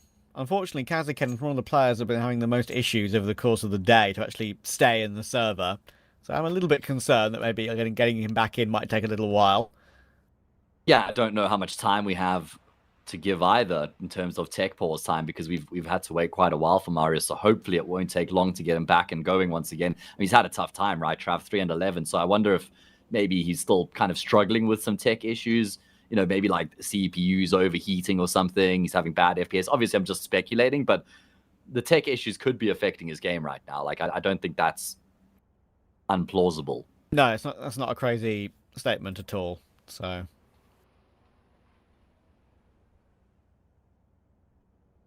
but either way, I mean, I think CT. I don't know if how they usually, as I say, Dust 2 in particular, play a giga aggressive style on CT. On D2, they go about it on Mirage. Yeah, I could will see surely them be trying aware of something that. similar. Yeah, like you said, they've got some history. They've got an understanding of what the playstyle will be like. And, you know, I just imagine they're going to be fighting snipers, Con, and Cat basically every single round. That's kind of how they can express themselves aggressively on the CT side of Mirage.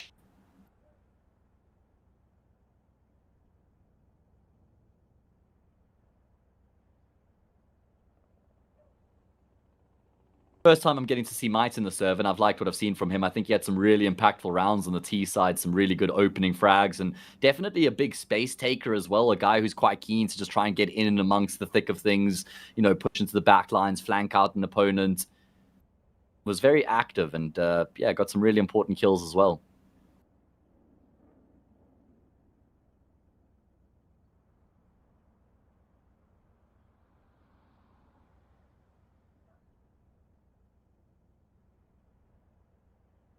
I tell you, it's an FPS problem for Kazaken. So maybe that is like just a pure like PC performance issue, right? I think Yeah, kind of checks out. It probably makes sense while we wait for him to get back into the server that we go to a break. We're at halftime anyway. So we'll speak to you guys in a little bit, we hope.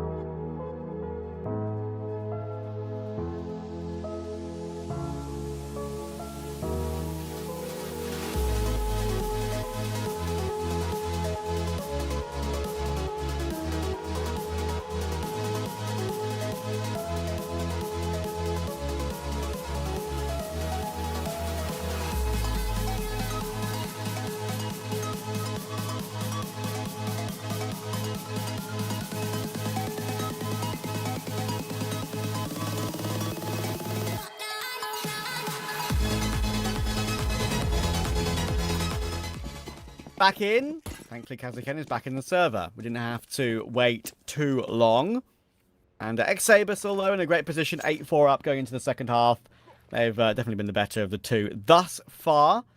And now on the T side, I'm expecting them to get this one over the line. Deeping in through Palace. Good reaction from Kazaken to get the one in the end, considering he's had a rough game, a rough day overall. But whiffy from Might, and this will be a Exaber pistol if they get past Homeboys, and they've goosed him. The 99-1, I'm afraid. Oh, it's all on Dosic now, 1 versus 4. I mean, he needed his teammates to try and do more before he was left in this clutch situation. Problem trying to clutch from here is you got nowhere to fall back from after they know where you are. And now his position's been made known. Glocks will step out and get the job done. And that puts Exaber basically within touching distance of winning the series now. I think Hodix was the difference maker there, Trav, because, I mean, the first kill from him is very whiffy, but then he picks up the USP and he hits a really clean shot on the CT player. And for me, that was the kill that completely unlocked the bomb site. Yeah, exactly. I agree. And it looks like Marius don't even want to go for a force buy here, which is fair enough, right? They want some more gun rounds to play. Zeus on Dosic, Deagle on Kazaken.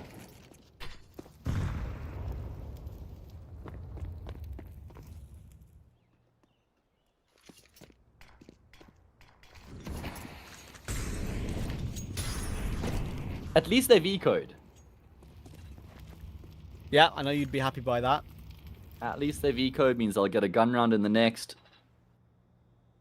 Dosick has bought a Zeus here though, Trav. Do you want to pop off on this one or should I? Well, I mentioned it, but I didn't pop off on it, so you couldn't go off. Yeah, I just He's dead. For me, I don't know. What does a Zeus cost these days? Is it $300? I think it's 200 still. 200? Okay, maybe then I could understand it a bit more. I'd rather have a flash in the next round. That's just my thought process. I think when you're so far behind 10-4, you're not playing for funsies anymore. You've lost that right, Trav. You're not allowed to have fun. If you're up 10-4, get the Zeus. You need to earn that right of passage. I like the logic. I like the logic.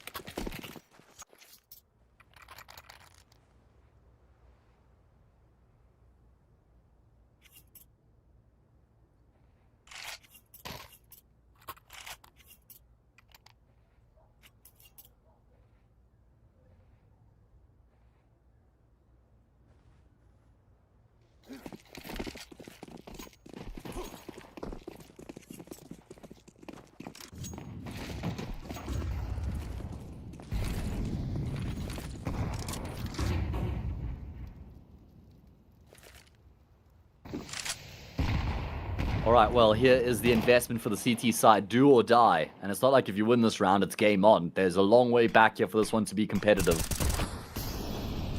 The Exaber flexing their muscles in towards middle. Good util usage. That affords them a passage up cat in towards his B bomb site. Might will drop a smoke as a result, but he's lost his teammate, Kiziken, and he's also gone down without a frag. That's a huge problem.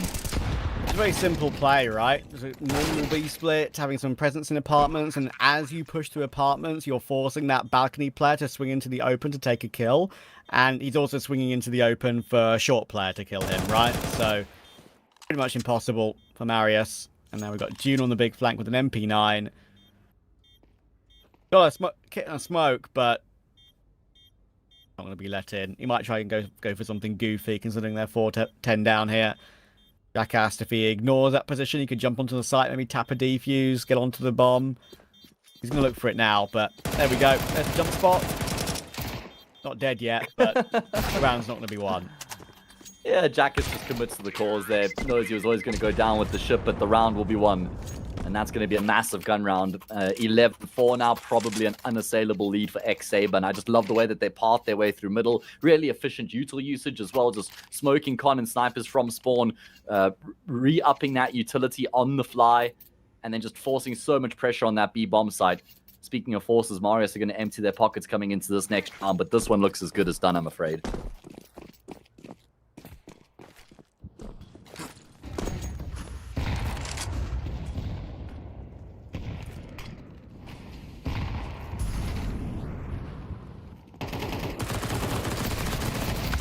Oh my goodness. Might try something, but the Mach 10 is equal and then better. Alex taking a lot of damage as well, down to 16. Makes this buy still somewhat dangerous here.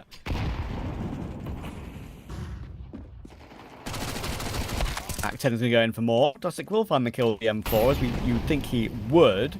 But now, of course, they're pretty low. 4 HP on Kazakan. Needs to be a kill from June. Tries to make it happen, but again, so close. But could be yet so far.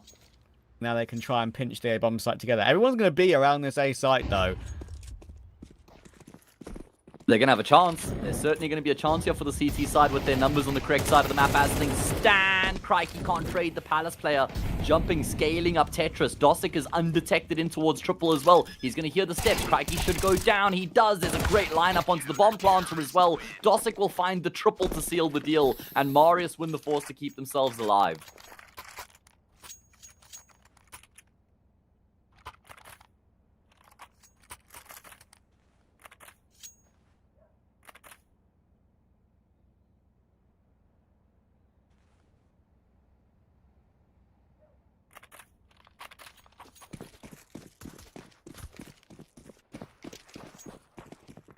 All right, well, how far can they take this? We saw them struggle to win consecutive rounds in the first half. They can't afford for that to bleed into the second half here as well.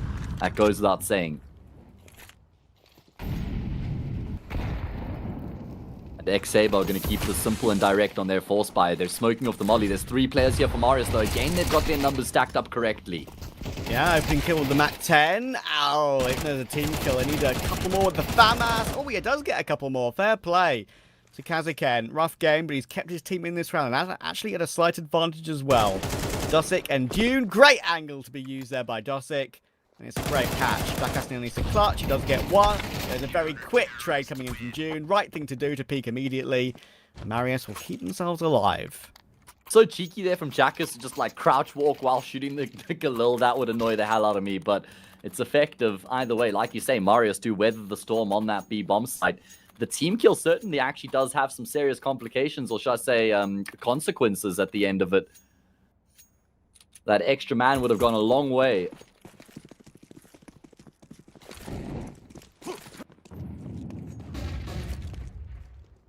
And now it's an eco round for Exaber.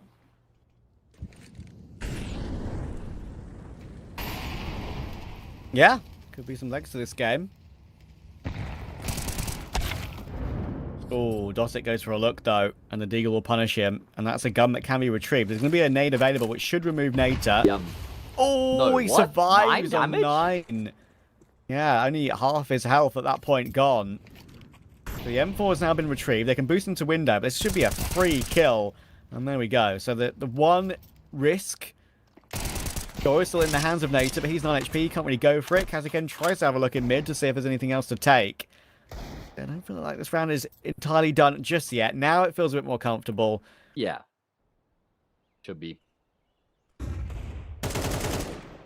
11-7. It's last chance to Lunia for Marius. They can't afford to drop the ball again for a while, if at all. Oh, Ooh, shot. Shot from Crikey, mate. Crikey Moses. Crikey cricky. Shot. And that should be round over. They are giving Nater another kill, which is annoying, but they get it with 2 players alive. They'll be happy with the damage, though, of course, will Exaber. Yeah. Well, that's the problem for Marius. If they lose this round here, then they're at risk of just straight up losing the series afterwards because they won't really have a good reinvestment. Needed to be cleaner.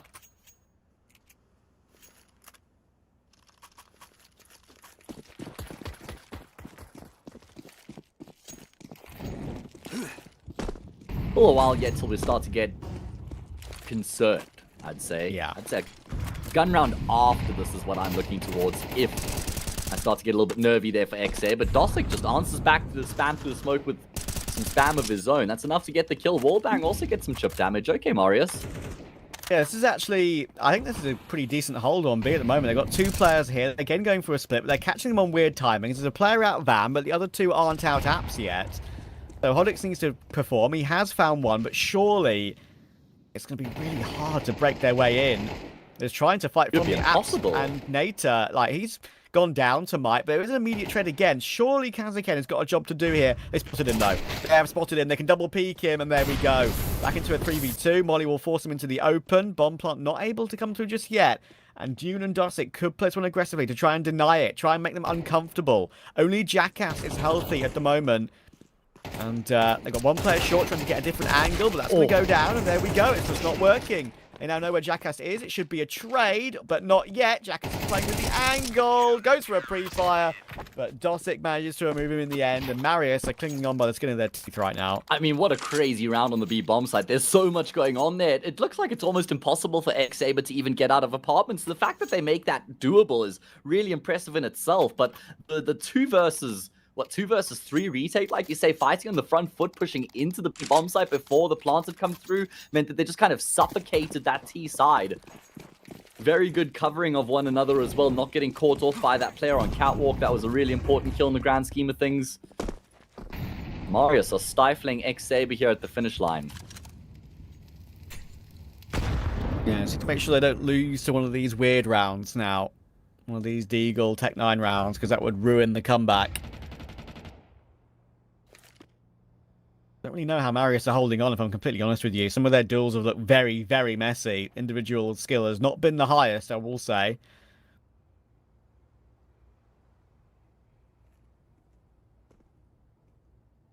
But they're still alive. And ultimately, that's what matters. Still in the hunt. Hodex has been searching from Palace for a while with that Desert Eagle, and he's actually been able to take down June. I think that's the AWP on stairs.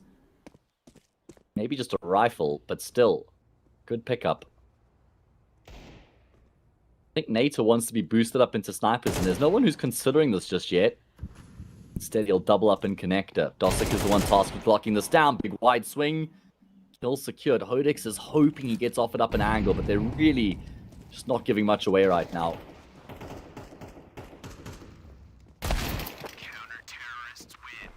Right, we'll finish it off. 4 players alive. Finally, they've got a bit of a bank to fall back on. Next Exaber, they know they've had a lot of success with their, faster mid to B and just B apartment plays, full stop. That's where they've been causing Marius most of the issues, but they have found a way to counter it now in the last couple of rounds. So, Exaber to innovate. Maybe make it a bit more of a simple play. If they execute something good old-fashioned and break their way through. There's still no AWP in play either.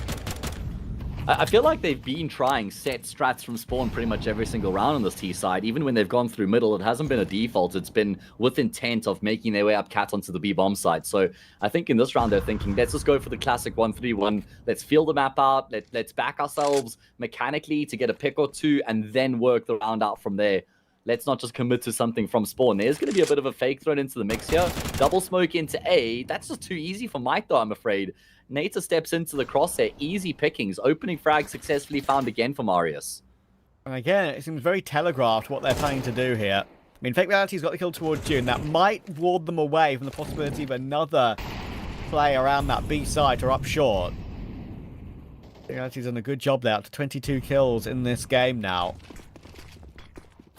They're going to go back to join up with them. Yeah. Yeah, I think it's different, so I like it. Especially now they found Homeboys. Dosic is on the corner of the smoke. Does he want to go through it? He's in a weird position. Where he kind of wants to make a play, but also not. There's a big gap behind them they're overlooking right now. Might is going to get one. Hodix will only get one himself. But it's still a 2v2. And Fake Reality and Cricky are pretty one-shottable here by the M4 of Kazakin in particular. We've got a Palace player. We've got a Tetris player. You just see available for Mike. Has a chance to use it, but no, it's all on the floor. Fake Reality will be able to find Kazakin as well. I feel like Mike could have possibly used some of that util before he tried to force his way onto a default. Yeah, I think I was looking at that as well. Had a full belt, right? Smoke, molly, probably could have enabled them a bit more before they commit to trying to cross onto the bomb site. But it feels like finally, I mean, something had to eventually give, right? Because we've had a number of these really closely contested end round situations, crazy post plants, and this time Exaber come out on top of one, and they were always bound to, I think. Just good hold, good crossfire, both players left alive, get a kill apiece. Job done, and now we can see the implications of the kills Exaber have been finding in these rounds they've lost, Trav, because this has been a streak of, 5 rounds for Marius. They lose 1. It's an AWP, 2 pistols, and an MP9. That's all they have left.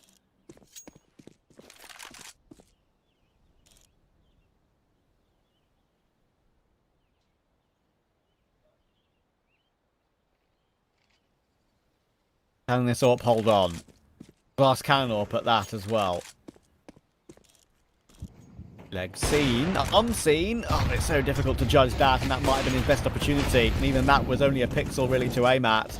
They've got everyone in position. They want to try and help out with this hold, but they're going to have to hit shots. And View, he needs more of that. Oh. Is there more available? Thanks for those Deagle shots, but he will get run down. Cricky finds that one. And there is only this low HP Deagle, which will get run down here from Ondosic and Kazaken remaining. They're not going to work their way through here. Kazaken cannot hold on. He's stuck. They're all pretty low off the back of all that damage from the Deagles. But that is the white flag being thrown. And that will be a win for Exaber. An expected one in the end. Of course, we didn't play map 1, unfortunately. But at least Marius showed us something on map 2. Yeah, they did give us something to get excited about, I guess, in the second half. But they just needed to get more done in that first half, didn't they? Just going to roll my chair back a little bit here, maybe sit in a bit more comfortable position. But we can go all the way. He's going to stop carrying me eventually. But the point I was making is they needed more out of that first half, Trav. And we saw from the last round of the first half for Marius that they actually had quite a lot going for them on their T side. They were a well-polished unit. They were constantly able to get themselves mid-control. So getting only 4 rounds of that first half, I think is, you know, what really hampered their chances. Yeah, absolutely. And now, of course, that puts Marius down to that 0-2 bracket, I'm afraid. They only had 1 map to play today, so frustrating for them. Hopefully they can fix some of these tech issues that they've been having and finally get onto the server in time for a couple of these games. But yeah, let's have a look at the schedule today to see the last 2 matches that are coming up. I believe actually Lucy and Brandon will be covering the next 2 games. Next one should be all right. It's a pretty good matchup there. We've got Nexus and Favbet. Nexus with Lauren X has kind of been looking a lot better recently, so looking forward to seeing if they can put that form down. And Heroic Academy, of course, are now starting to compete in a couple of these tournaments at this CCT level. Going up against Partizan. That should be an easy win for Partizan, knowing what they've been looking like lately. But you never know. But for us today, we've completed our first 2 BO3s, and that is us offline, I'm afraid. We're going to be, as I say, handing over the baton, and we'll be back very soon for more CCT action. But make sure to stick around for those final 2 BO3s of the day. Cheers.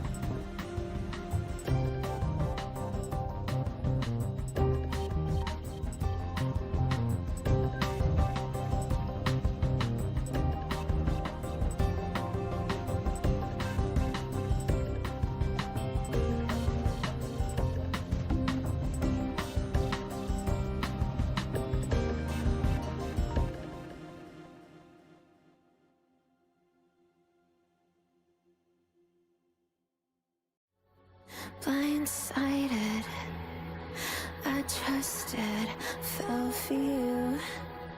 What a stupid thing to do. Blindsided, high hopes, but they fell away the moment you lied to me.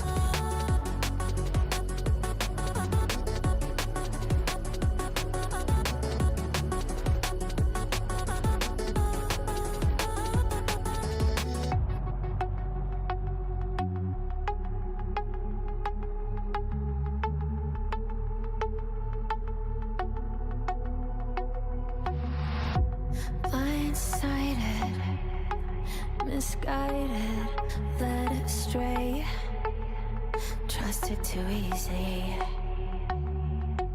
Blindsided, strung out on the smallest string, had me questioning everything.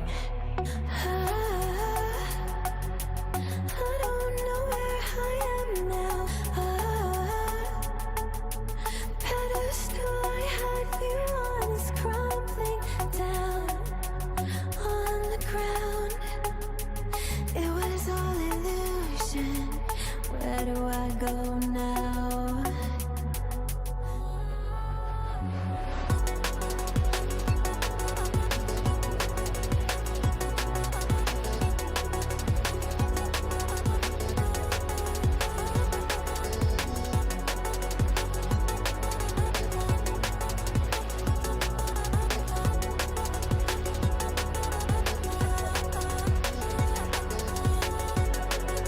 I don't hear your voice anymore.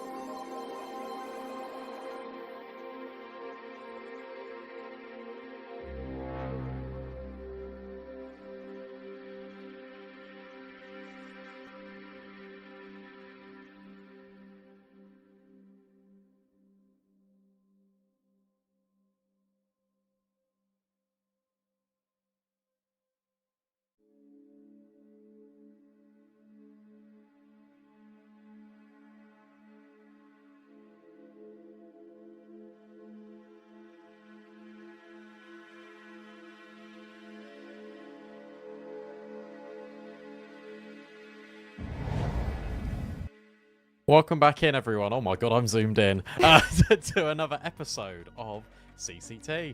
It's me, zoomed in B-Dog, and I've got zoomed out Lucy. It's been a while, mate. How are you doing? Yeah, good. Maybe I should zoom in. I mean, I'll just move myself physically closer. Sort of slouching at my desk. Maybe, yeah, I don't know. Anyway, yeah, I'm doing good. I'm doing good. It's been a minute since did my last CCT, and we got some exciting games today. We're on the final two best of threes of the day here in Series 3. Brandon, you got a little smile on your face. What are you smiling about? You smiling about the good games we got coming up?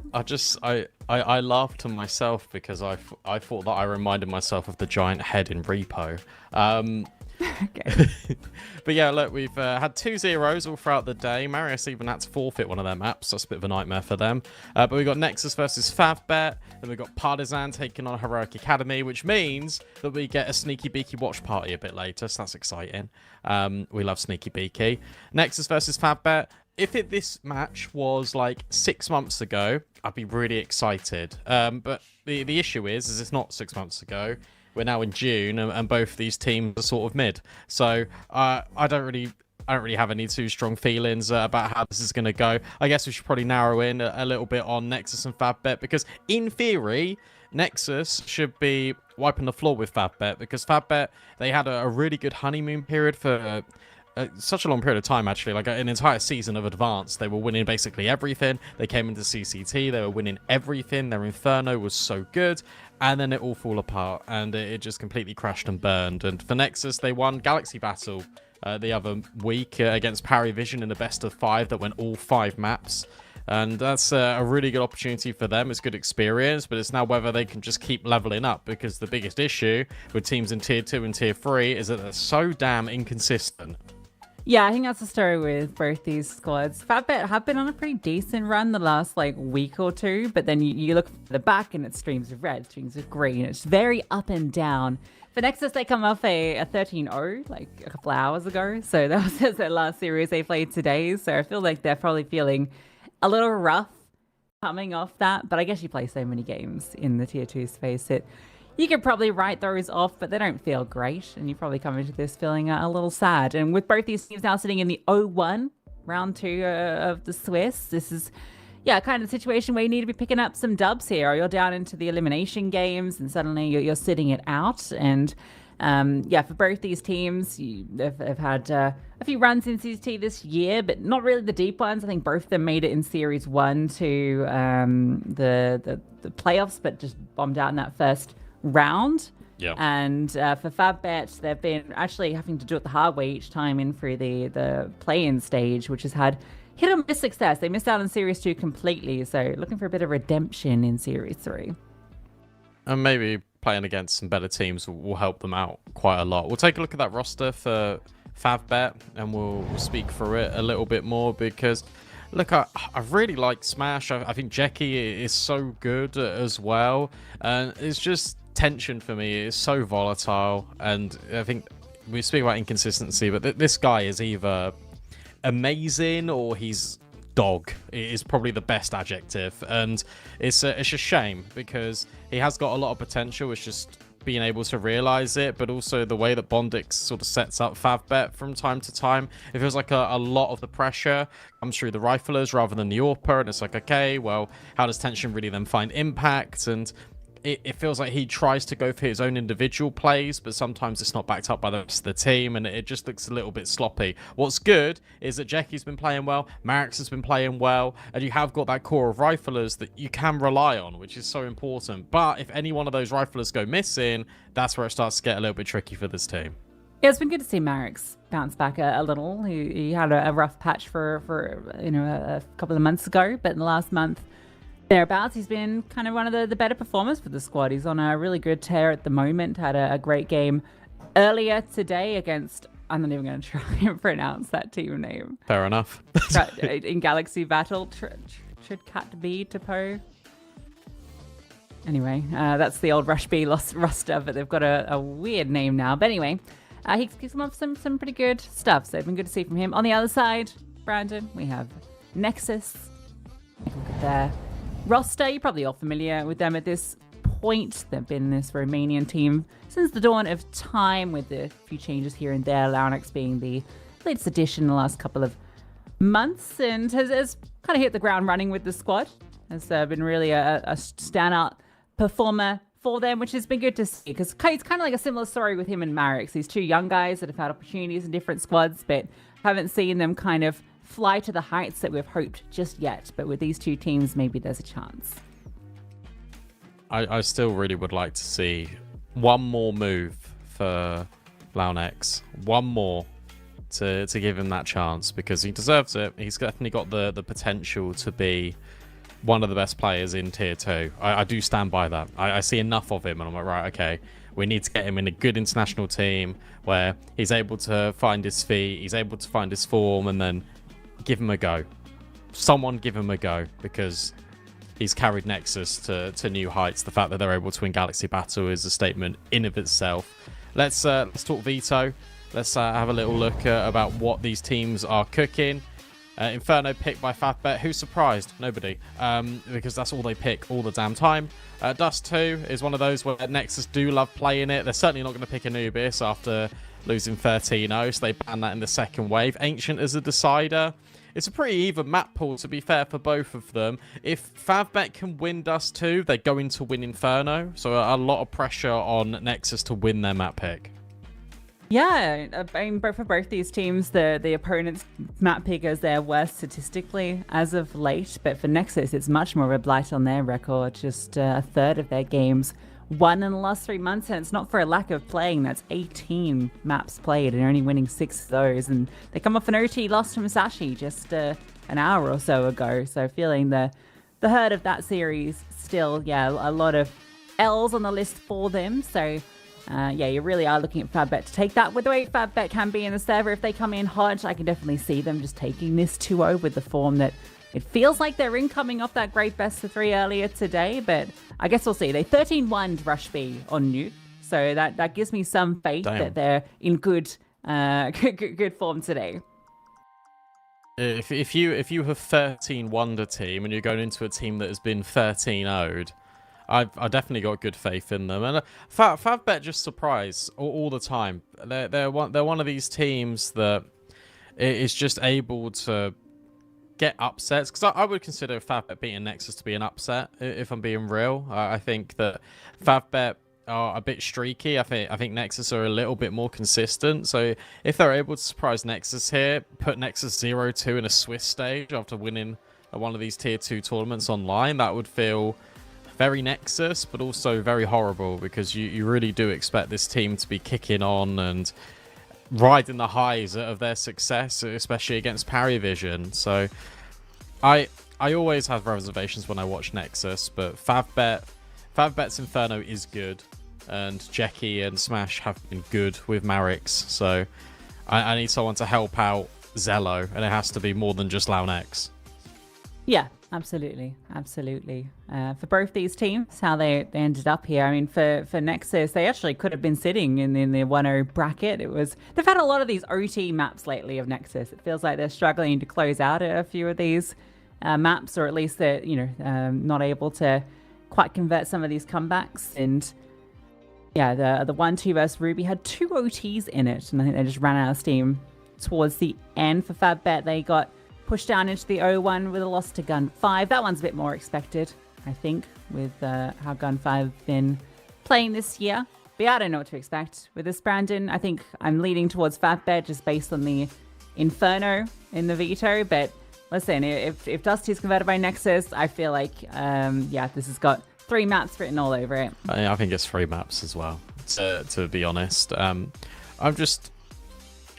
I just don't know what the expectations are for this team, and for these teams. And it sounds horrible because I just don't have any expectations for either Nexus or Favbet. But I would expect Nexus to be playing to a higher level, especially in this best of 3. So to see them go 0-1, yes, it's against Ruby. Yes, it was double OTs and stuff. It's disappointing. Like, it really is. And I hope they're able to kick on a bit more, because you look at the group stage that you've got here.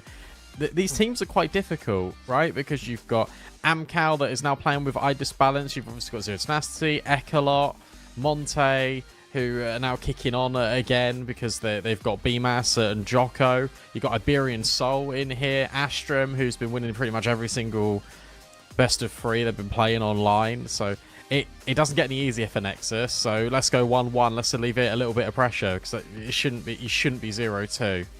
No, absolutely. And yeah, the 1-1 currently has Amcal sitting in it after their win over Fisher College earlier, and then Exaber, who beat out Marius earlier with that default win on map 1. I don't know if our game is ready yet. I'm hoping we can be getting into the action shortly so we can quit waffling on, because I think we've kind of set the stage pretty cleanly for this one, Brandon. So we could at least lock in on the two players that are the best rated. Yep. For the last few months, so we can be Tension, I think. Yeah, Tension and Larnex 1.13. That's pretty good. That's I guess the thing with Nexus is they've got a lower floor and a higher ceiling than FabBet, who are pretty much consistent across the board in terms of their average rating.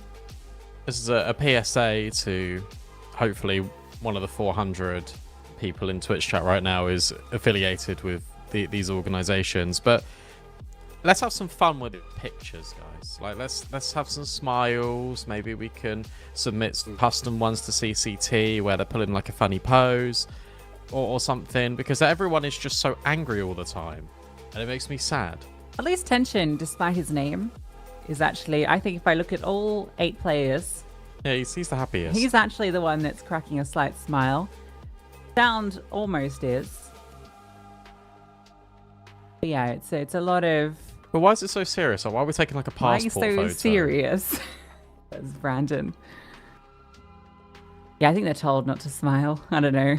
That's so rubbish. You got to strike the In fact, almost every one of these players has their arms crossed too. It's like just the classic gamer pose. Just arms crossed, serious face, not here to mess around. Disappointing. We are unfortunately delayed a little bit. There's some tech issues going on, so we're going to throw it to a break. We're going to stop the yap. We're going to put some tunes on, and then when we come back, hopefully we can get into the game between Nexus and FabBet on Dust 2 on map 1 after this.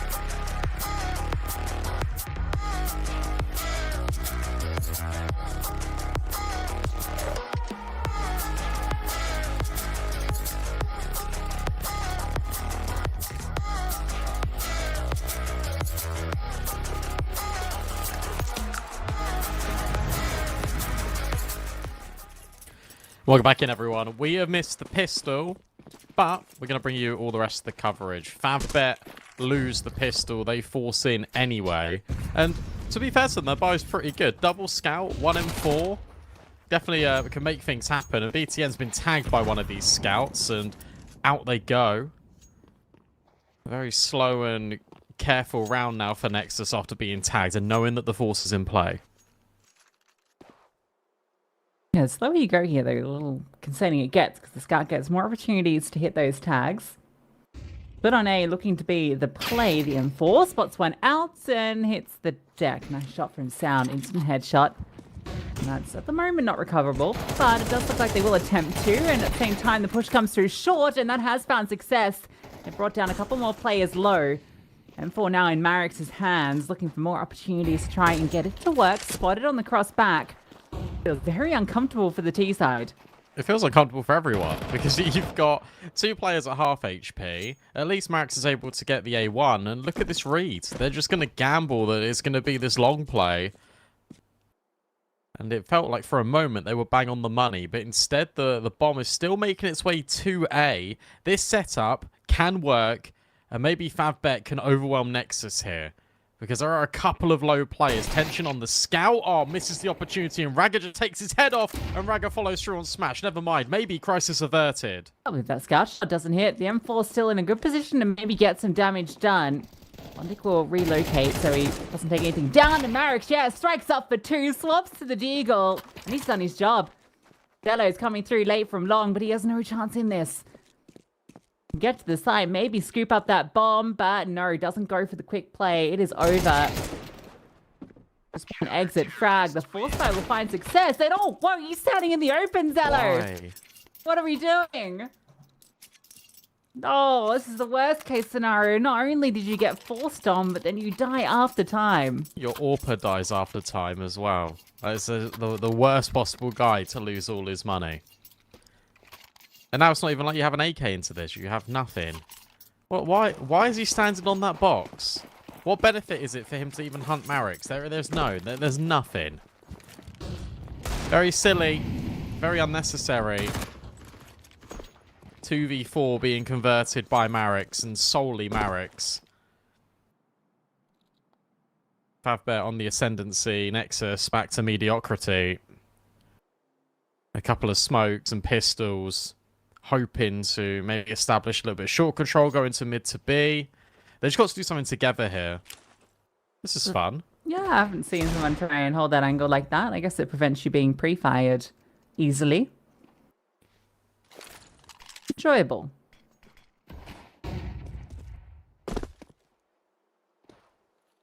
MP9s. Playing not the best angles for them, so the pistols might have a chance to find a 1D. Especially if you can remove tension. It's very heavy lean between long and the B side. In fact, a third player now leans towards B side.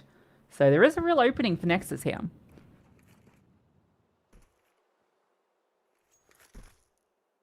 You're just sort of waiting for them to go into short, aren't you? But tunnels has now been pushed. So that gives a lot of info. You're still worried because of that mid to B smoke, wherever they're going to commit through the double doors. Tension will now say no. They're coming up short. Rotate needs to be happening here. To be honest, on the MP9s, you've just got to live. Good nade being dropped forward. It does a bunch of damage. They'll concede the site, but they'll go for the retake. Yeah, unfortunate it's the MP9 playing that angle. You'd think MP9 would have been long and the FAMAS a bit more close, but as we are set up for the retake, players tip down low already, and Smash just waits for the push out. Oh, doesn't quite spot him. Larnix just walks around the corner. That's a freebie. And Raga's found one with the Deke as well. The Force Spy is looking to go back and forth, and it looks like Marius, he's trying his hardest here. Trying to drag this team, kicking and screaming through this, but it's just going to be screams in this one. Trying to save that FAMAS as the Force Spy goes back the other way. How? I don't understand how they lose that. Leaping in short. Lazy clearance short, and then Lalix hits another one. Oh my god, Zello might get revenge. No, he doesn't. So Marius will hold on to his rifle this time. But that's a hell of a round to win. This is going to be the worst possible scenario for Favbet, because now they have to force. They're not really going to have anything. Then they're going to have to eco. Nexus are back on track now. If they can get this round win. That's just with 2 smokes, a couple of P250s. Well, certainly excitement to kick things off as we go for a long play. The scouts in position and spots out 2 different bodies. Falls back to a final line, not able to connect his tension. It does have support and a whole lot of it. Marius is getting ready to get set up, but are they ready for the close play? No, the MP9 will remove Marius, and then the Galils from long range deal with the rest. So it looks like, despite a great second round, FabBet are going to be put onto the back foot early. Everything to be lost and nothing to be gained. Oh, Bondic. Bless him. He's just completely by himself. Wondering what's happened. His whole team's fallen around him.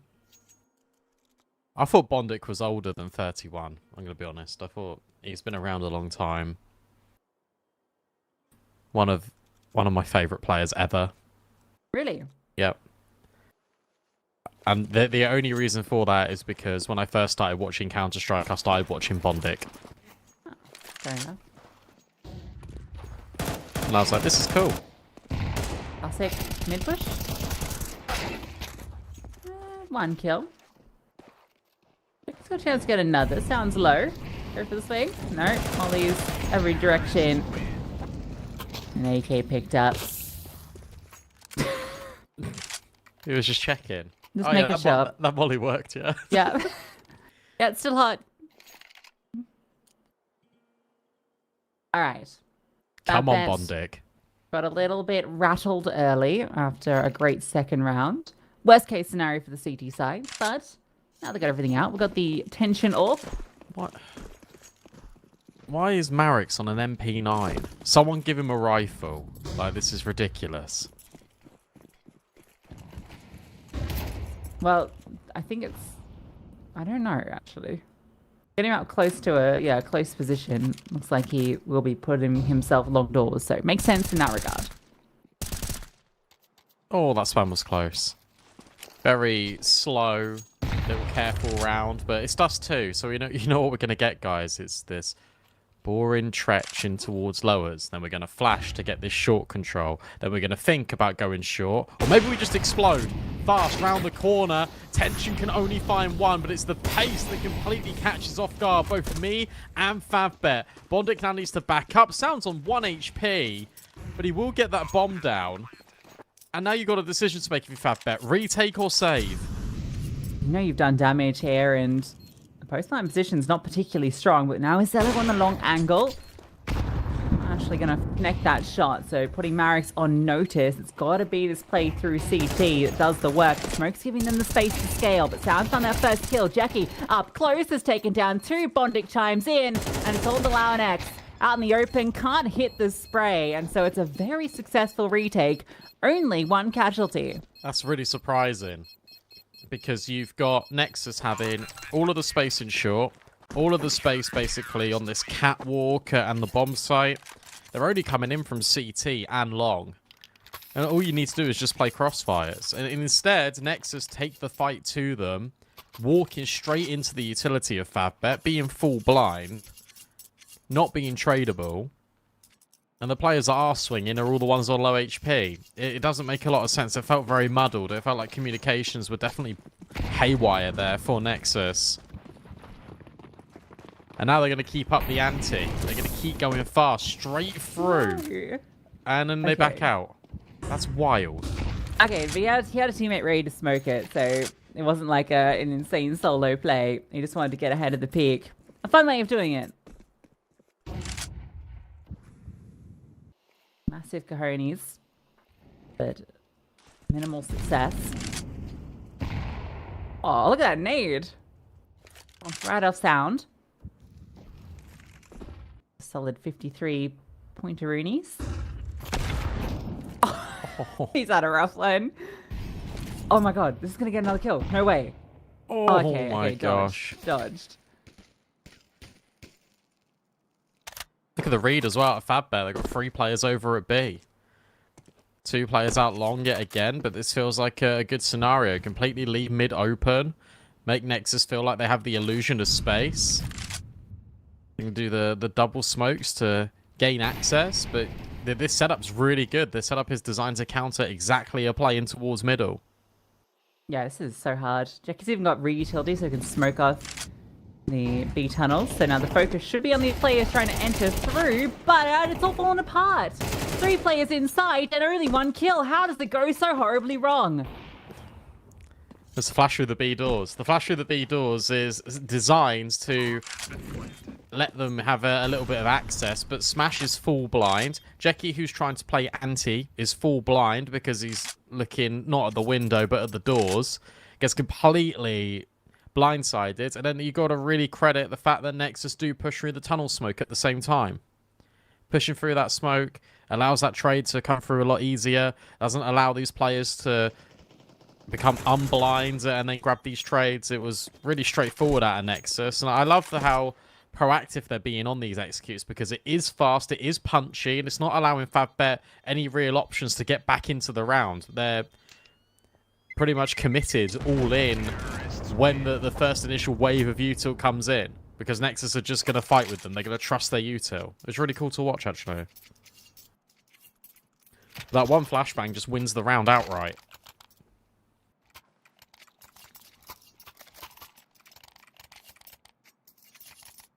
Got some Lin Vision fans as well for Favbet.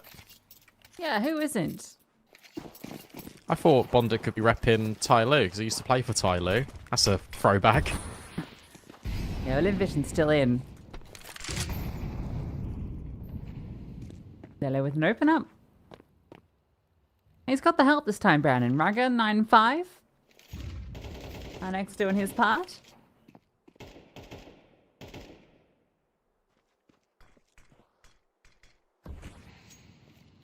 Nexus have come in pretty hot. Tension looks to get something back. But he might push through that smoke, but no, he's just going to boost himself up. Cheeky little angle with the AWP. That smoke has not quite hit the money. I don't know whether he blocked it or... Yeah, he blocked it. Yeah, okay. Very nice.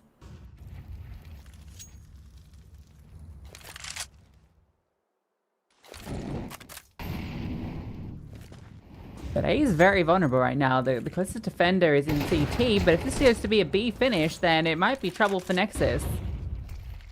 It might be, but the exec felt really good last time. They're deviating away from B, though. They just got to get the bomb over, and, well, Alex tried to go lurk through the smoke at the same time as it was being spammed, but Bondic was on the angle. Zello now just holds. Already removed tension. They know 2 players of B. Yeah, so you just go away. Oh, that's a miss, though. Marius has doubled down. Oh, my God, it's all falling apart. Marius has found 3 in from short just by himself. He was the only one there. They knew he was the only one there. The only way that Nexus could lose that round was if Marius got a multi and if Zello wasn't able to hold down the mid-cross. Both of those things happened. 3 is unreasonable. Marius should not be getting a triple from that position all by himself. He's 12 and 3. He's, yeah, unbelievable. Said he's in a good run of form at the moment, and yeah, certainly showing.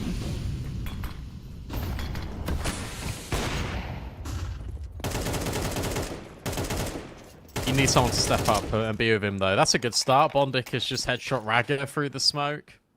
It's a nice, easy one.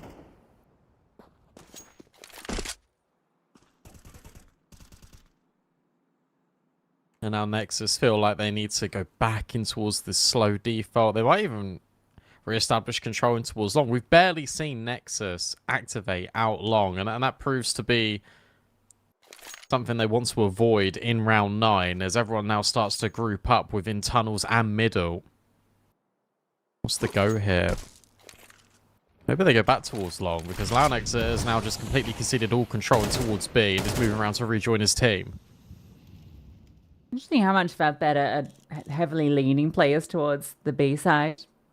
I suppose when you've got such good control of long, makes sense. Tension on the line. They are going to peek straight into him and straight past him. Misses the shot. And we now on Marius, who has not been missing too many. That spray was wild and still almost takes down 2. Now you know this AWP is locking your angle down. You've got no utility to flush him out, save a single molly, and they try and jump bait it. And instead he goes for a collat, finishes the job, and it's on to Zello. He doesn't have the bomb, doesn't have the position, and doesn't have the time. Tension falls back, he gets the reinforcements. For Zello, there's just no chance. And Tension won't even allow it to get started. Yeah, I love the way Tension plays that because he's so committed in his angle. He knows he just has to hit his shots, and then as soon as he deals with the players on long, he just leaves. He knows that the Zello has to be over towards short because that's where he's just killed his teammate. Doesn't need to give him this 1v1. Can, as you say, play safe, and then he's got the support where even if Zello is able to hit a fantastic shot on him, the trades will be there and his team will be in position to always win that round. So a safer approach from FabBet, one that does pay dividends.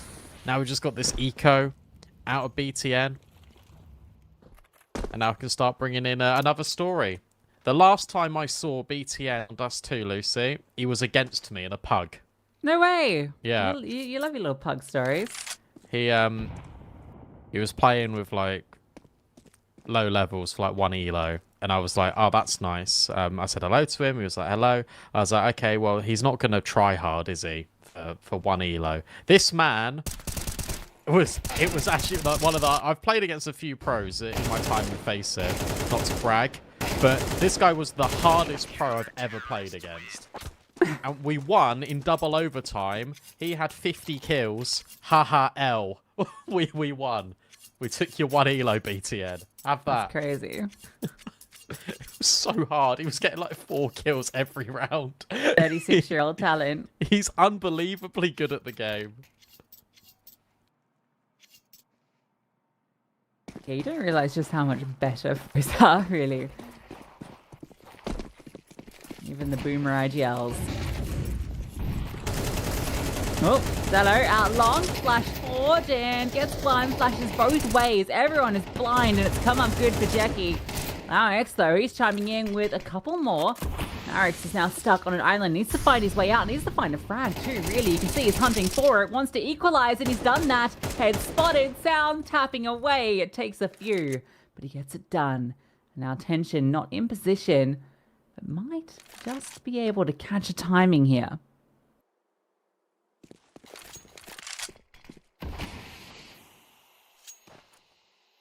Not feeling like it. Yeah.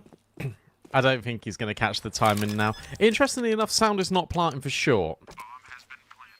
Which would indicate to me that he's going to maintain control over towards bomb site and he's going to maybe fight long, which is a little bit worrying. Short has now been claimed by BTN. Tension is thinking about it. If he can grab this kill early, there is a chance, but okay, they're playing a lot safer now. There should be no way to get Tension involved on this angle because even if BTN takes the contact first, then Sound's just going to swing. Molly goes into Gandalf. There's that contact. There's the swing out of Sound, and in fact, he's even playing it. Super duper safe. No way for Tension to get this retake going. And Nexus will claim another round. That's a good fight back out of them. They don't claim the AWP. And that's relevant, actually, because I won't have an AWP into this one. Yeah, true. Yeah, no reason not to go for that attempted 1v2 with the money that FabBet have. And there was a real chance he could have put off the Ninja Defuse. You could see the formulation there, the molly to Gandalf. Working out if it's a short plant and then try and stick it. But not to happen. FabBet have a chance to tie us up. A lot of players fighting towards long control. And on both sides, same sort of fight, but the spray through and Launex is always the one that answers back.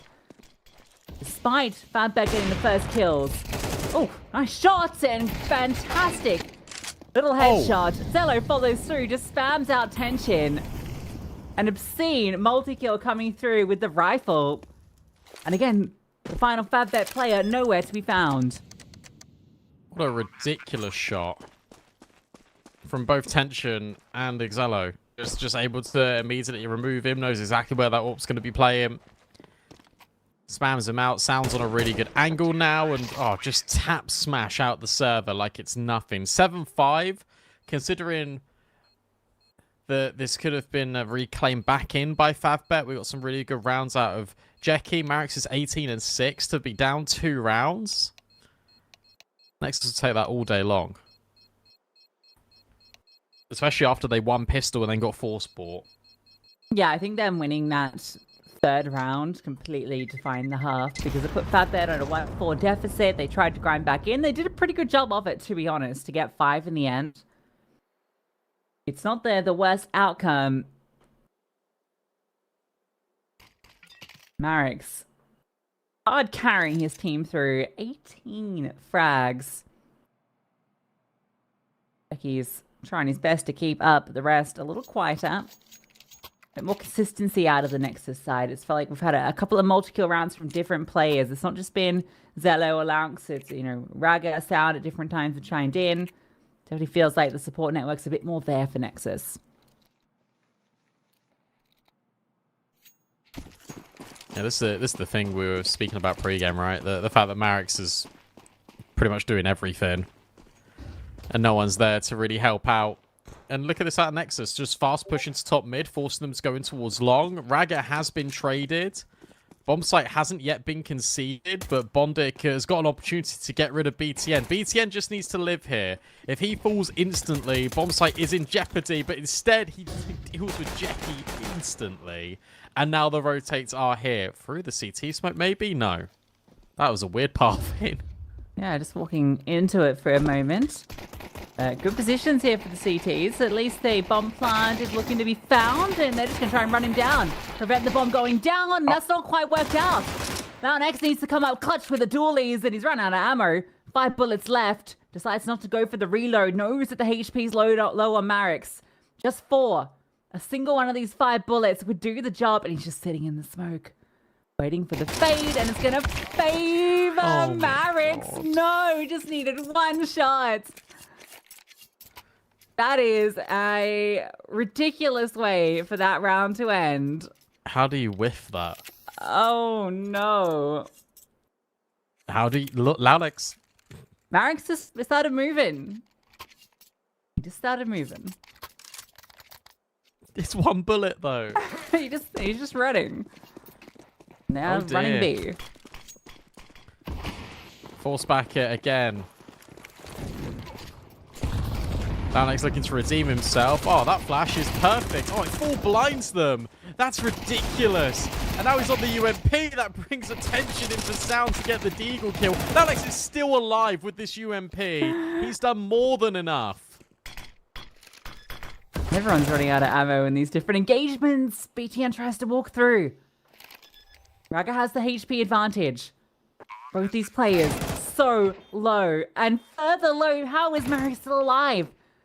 The bullets protect him through the wall, but Raga comes around the top and he will find both those kills. His teammates softening for the rest, and again, it's a force buy back the other way. Well, he's saving the UMP No, wrong over gun. the Galil. Wrong gun. Guess what? He'll go grab it. If he keeps the UMP, I don't even know what to say. Yeah, okay. Good. Good boy. I can't believe that they've not killed Raga. I understand the car player not being able to, but Jackie went over the top of on an off angle, only a headshot being presented, and yet Raga on low HP has just instantly owned him. Fair enough. Nexus have won the full spy again after just sort of ruining the money of Fabbet in the first half. They're looking to do it again in the second.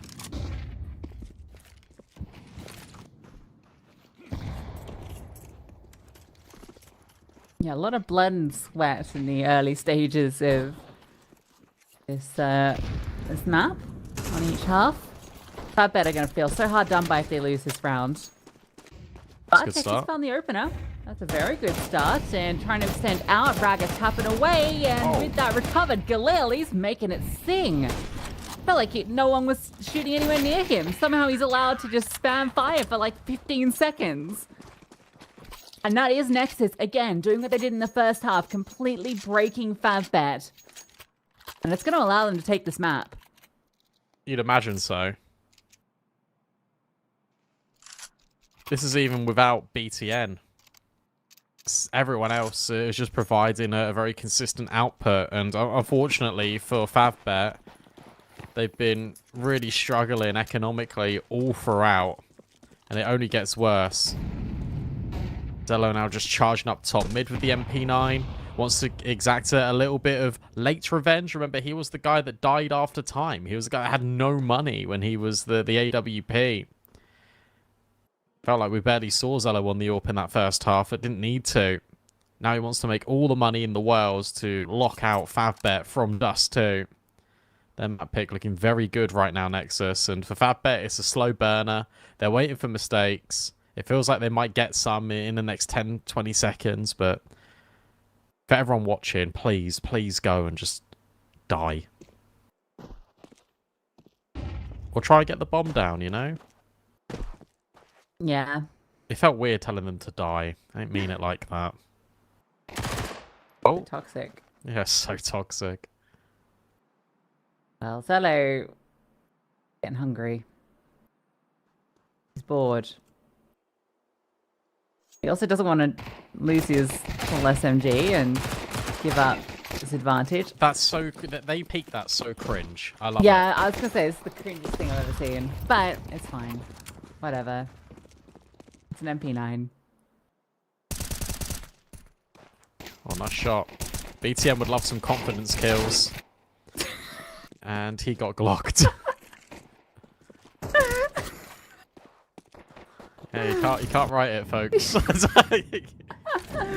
Oh no. Behind you, Ragga. This is like falling apart. Please, please! Oh my god, you cannot get glocked. Oh my god, they're gonna get glocked. Oh my god. Ooh, okay, it's all good. It's all good. I liked the desperation in your voice. Please! it's fine. It's fine. They've got their guns. All good. Is it now? Nothing's good. No. Then it's off. It's off on both sides. But neither's going to find an early fight from the looks of things. Maybe in towards short. Oh, Nearly. for it. Head down. Get away. That's a nade thrown out in response. Yeah, good job.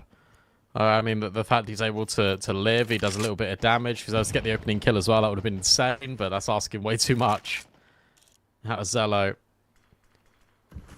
The issue for him is that he knows, that Favbet knows, that they're going to be quite close. Sound mollied off, spam not quite connecting, and they never peek in towards the doors, which means Tension cannot fire off the AWP. And Zello's just repositioned. He's gone all the way in towards long. This feels a little bit better between him and Ragga.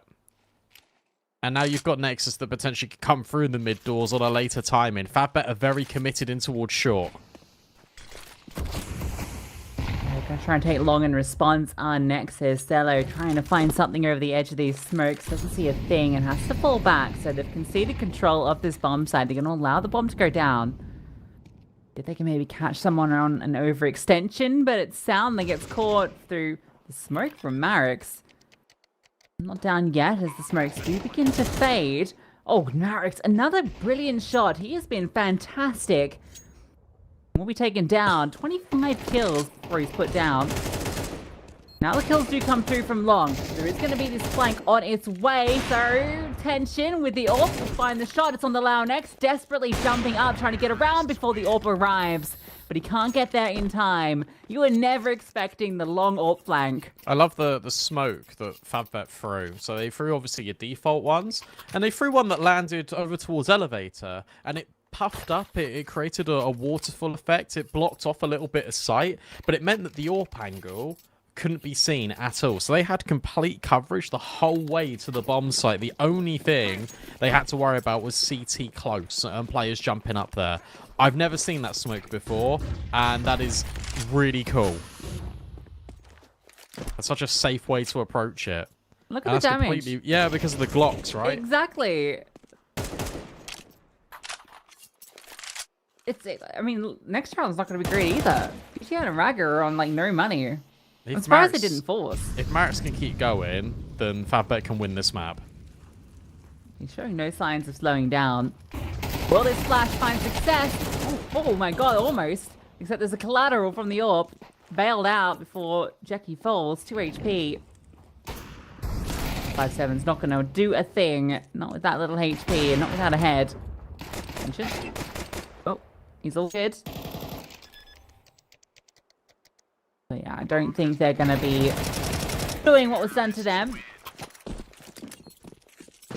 Yeah, I mean, 3 players that are around that 3.5, 3.7k. It's not pretty. And in fact, Zelo drops. Okay, it's been dropped an orb, right? Sure, okay.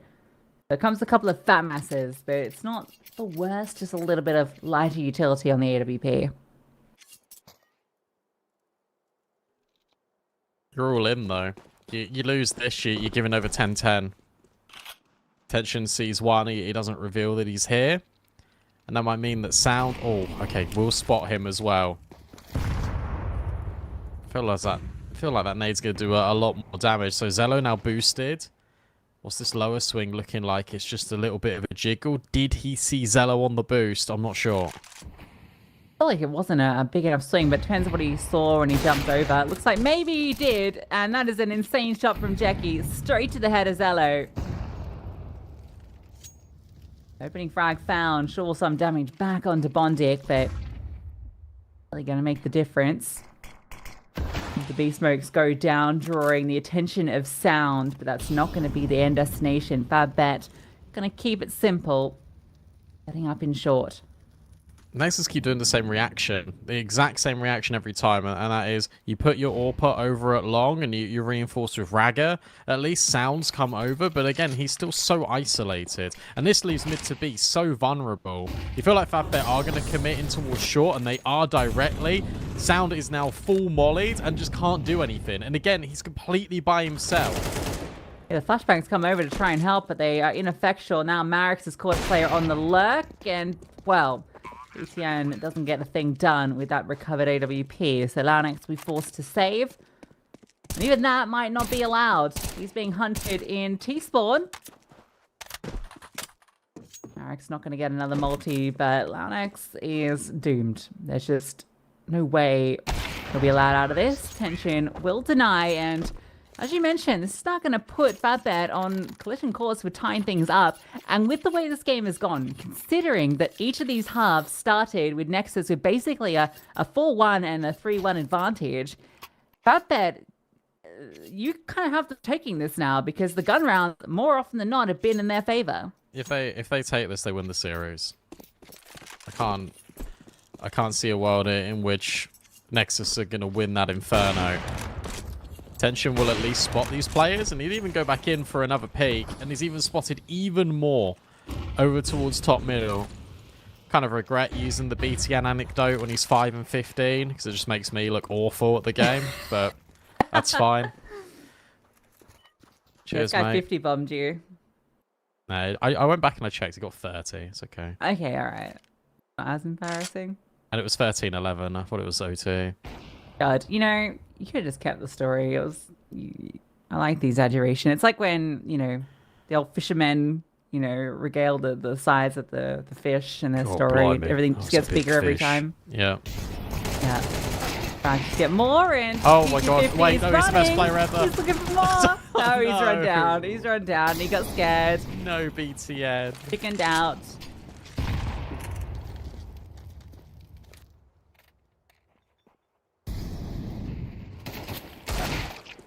Oh, Ragga. Caught off by Tension. Tension's always watching for these flanks. He's been so good, even though he's...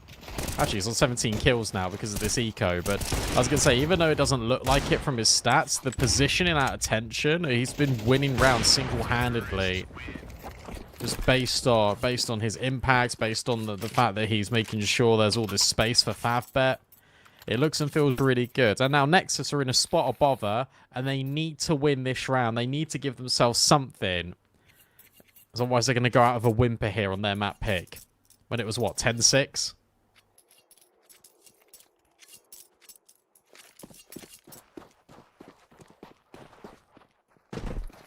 Yeah. Brilliant starts to reach half, but it's Favbet that have been grinding their way back into this. Defining round. Attention, looking for an opener and almost has the opportunity. X peeks just before that smoke and almost gets called off for it. Gets the information, but Jackie's found another opener. This one's out towards long. He's just lurked around and found a kill.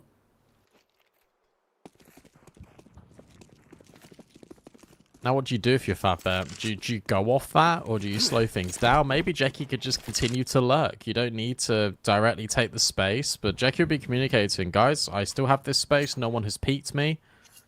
But now we get to see what Nexus's reaction is. I imagine, because they have lost long, they're going to go in towards short. BTN drops a defensive smoke.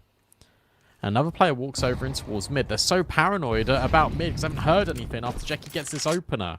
But they're just going to scramble. And as a result, Fatbet are just basically going to take the A bomb site for free. Yeah, they're leaning more towards that B side, and yeah, it just means that sure, you're going to get this mid control and the information, but are you going to be able to respond in time? Break on the smoke being set up, so the AWP will be in play, but they've not crossed yet. They pause for it, a second attempt, and still no one to show. Now the CTs are in position to fight this. A flash over, and it's a 1-for-1. Players on the site removed. Jackie is tearing heads off everywhere he goes. It's not just Marius. On this T side, he has that right-hand man. That's going to be 11. X needs to save this AWP if they have any chance to deny map point. I love the way they play that. Because, again, look at the smokes that Fatbet are using. That they even block short off. And the entire design of that smoke is to make sure that the AWP can't be on the angle, watching them cross from ramp in towards the bomb site. So I love the innovation they're using. Our Fatbet is looking a well better. A miss no scope means that there's no AWP, no save, no nothing for Nexus. And what a round out of Jackie, because he's the one that gets all that space in the first place, and he's the one that Bondic trusts to call this mid-round around. Yeah, that's the opener, pauses, and then 2 as they enter into the site itself. What more can you ask for? And you hunt down everything. Yeah, look what they're working with. Denying map point.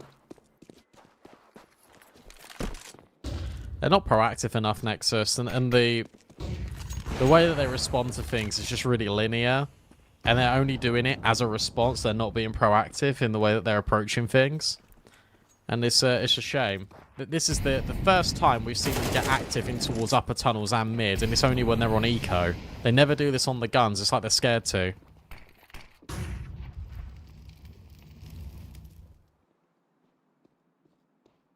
Oh, and Jackie's hit a timing on Launex.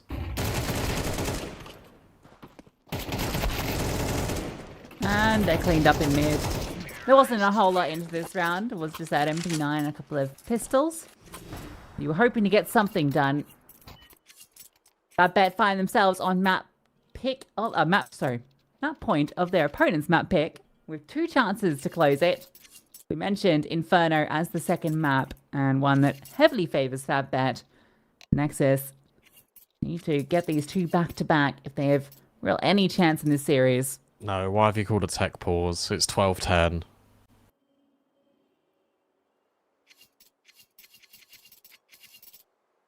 Grrr. At least Zella's got an AWP.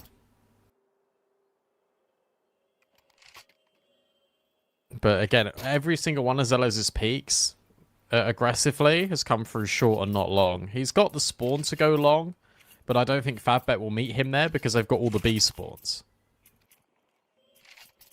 I'm not saying they'll go B, but I'm just saying I doubt they peak long immediately because they're going to miss the timing, and they know that.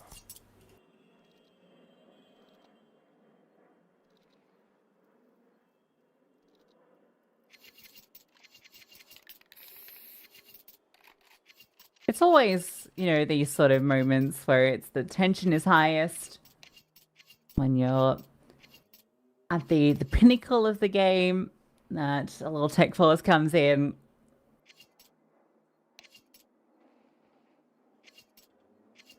Not too long on it. Here's some typing. Always positive. Well, sometimes it's not. Sometimes it's them saying, nope. Cat's on fire.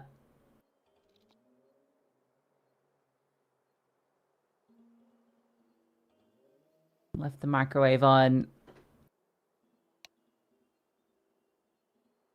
Bridge is running. I've experienced some really interesting tech pauses in my day. But we won't go into it now because we are live. Everything is okay. Most of the time, someone just needs to go to the loo. You can do that after the map.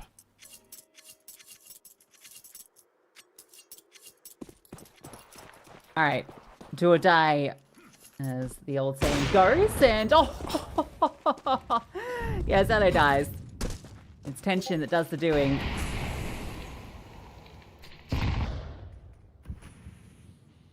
That's just summed up the whole half of Zello. He's had zero impact with this AWP on the defense.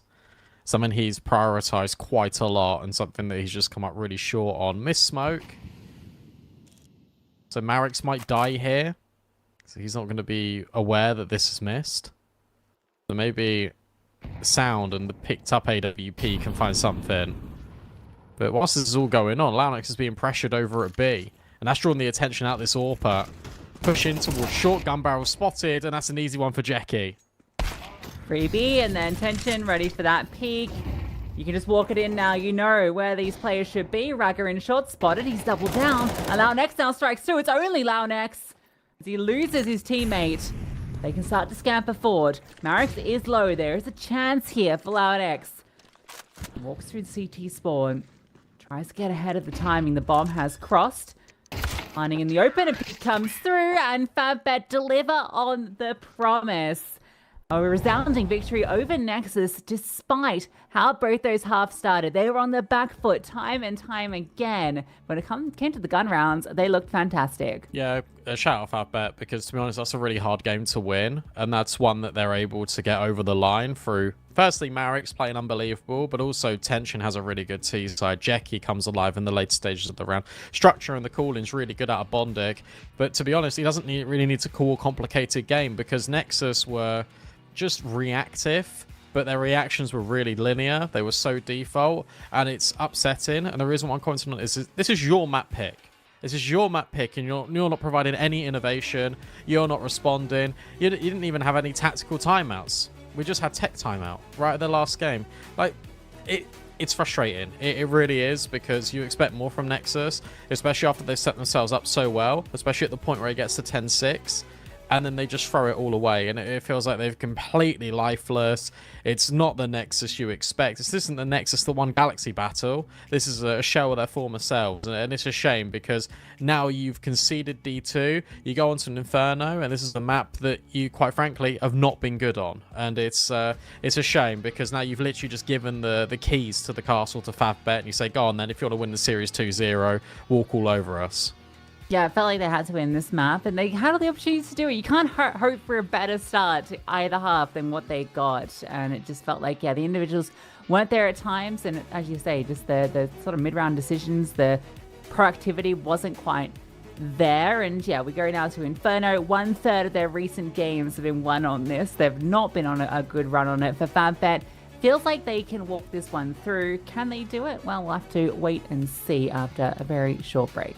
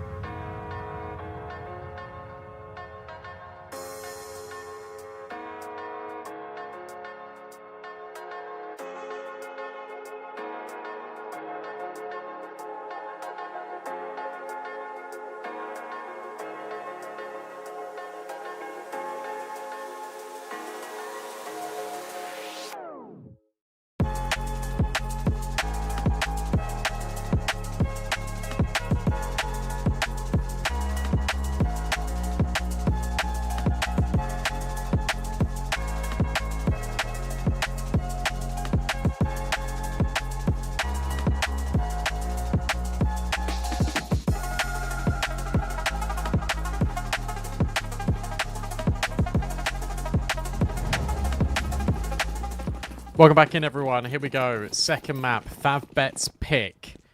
And Nexus drop the ball on their own on Dust 2. But let's get into things. Let's see what happens, because they need to rebound on a map they're not very good on to stay alive in this series. Yeah, see what they can bring through, because it was a bit of a sad end to Dust 2 for them after some brilliant individual moments to kick things started for them. And they continue their streak of starting halves strong. Or will Favbet finally have something straightforward? Marius was absolutely brilliant on map 1. Didn't quite hit the 30, but near enough. Straightforward execute onto this B bomb site. There are 3 CTs here, but one's blocked up by the smoke. Ragga's looking for the moment to strike. He'll find his, and in Banana, Tension finds success. Smash finds one as well. Now they've got information on 2 players. Sound has nowhere to go. Loud X just swinging wildly out with the dualies. And BTN has 1 HP. 1 HP and a dream that is denied. Favbet take the pistol. Oh, this is brutal. You have everything at your disposal there. Yes, there's good utility when it comes to the smokes, but the molly doesn't affect you if you're Nexus. You're in such a good spot to easily grab some of these kills, but then there's, again, a breakdown of communication. Banana player that's lurking goes way too early. Launex just runs through the smoke by himself. No support. As a disaster of a round out of Nexus. So now they force back. Launex has got his UMP again. And the scout from Zello is able to get a tag, but not a frag. We're looking for a little bit more. So Jackie on his aggressive openings is being slowed down a little. But he's still looking for this. He really wants to find this shot, and he will. Pops a dink in exchange, but an exchange he'll be happy to make.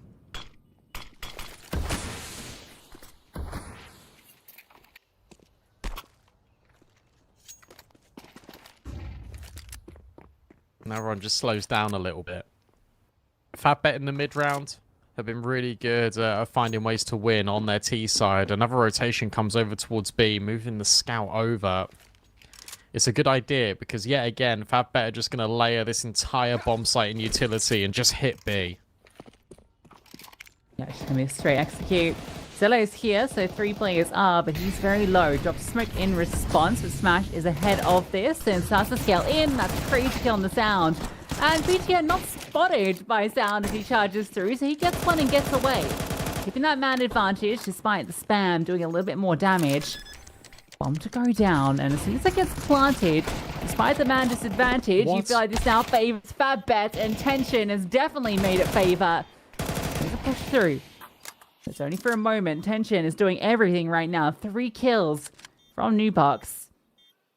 Garnex just going to try and walk through, but against 2 full HP players, his chances are limited. And Marius is holding this cross, and it will be Tension that completes his quad kill. Yeah, there's so many little things here for Nexus where it feels like they are really overplaying their hands. What's got to be said though is Favbet's utility has been so good at just icing out Nexus from these bomb sites. The fact that you're allowing Favbet this much room is quite worrying, and as a result, Nexus have to do desperate things. They got to burst through these smokes. There was a no-scope through the wood from Zello that tags, but it's Tension that bags it instead, and it's really unfortunate to watch because it feels like Nexus are just flailing and throwing everything in the kitchen sink in desperation at these B-site defenses, and nothing is working. So now they go in towards A, they slow things down quite a lot, and Favbet are doing exactly the same. Maybe all roads lead back towards this B bomb site. They know that Nexus are not going to be working with very much. They can take their time. Finally, Favbet convert the second round. 2 halves of Dust 2 where they will reset immediately. They get the 3-0 start. Well, they should get the 3-0 start they're looking for.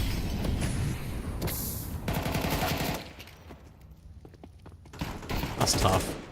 Yeah, it's going to be a cleanup. They've seen the scout as well. I think Jackie got tagged.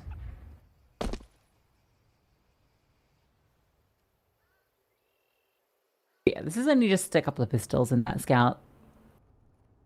Not expecting too much.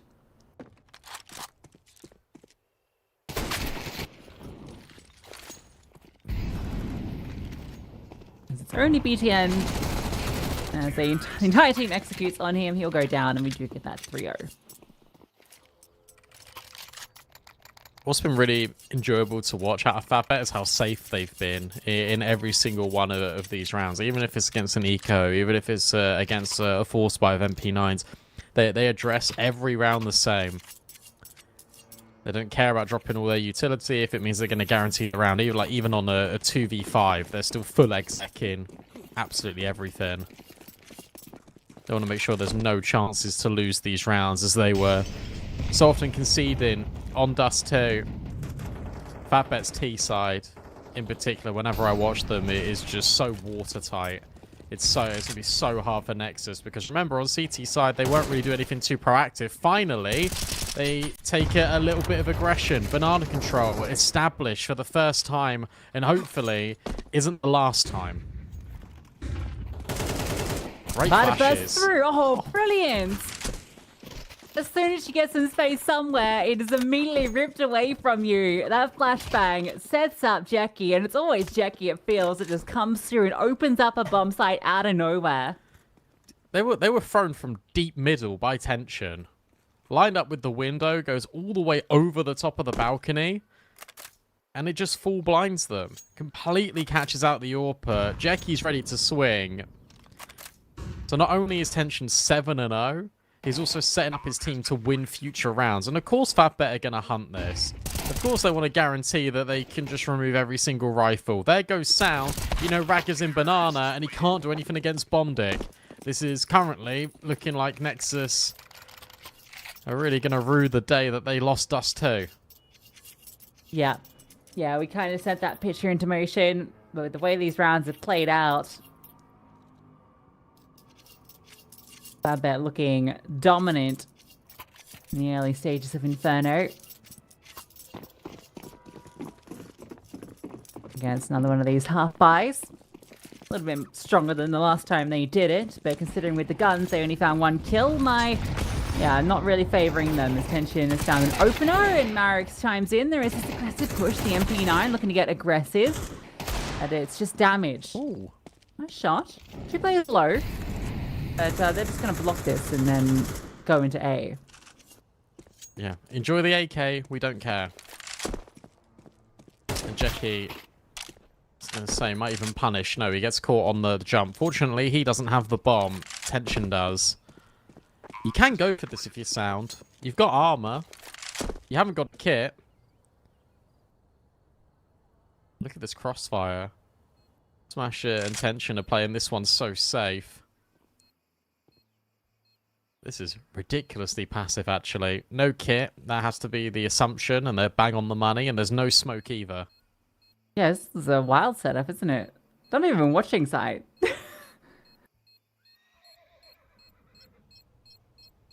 Okay, well, that's that then. Sound gonna try and do a little bit of damage, but it's in vain. No one's there.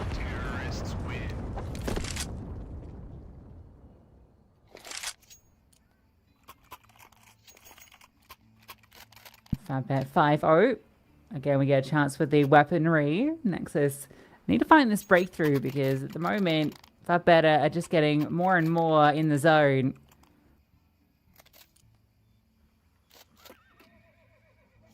Maybe Zello's AWP can be that difference maker.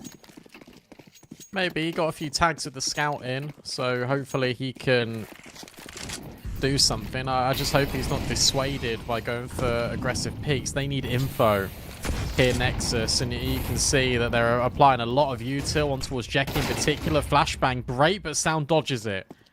Finally, a suitable opener, and even more damage being afflicted onto FatBet. Yeah, surprisingly, just kind of a dry duel there. Oh, lovely damage with the utility. 2 players brought low and Bondic removed.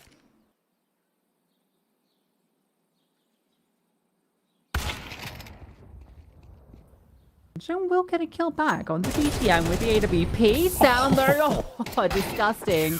Absolute filth.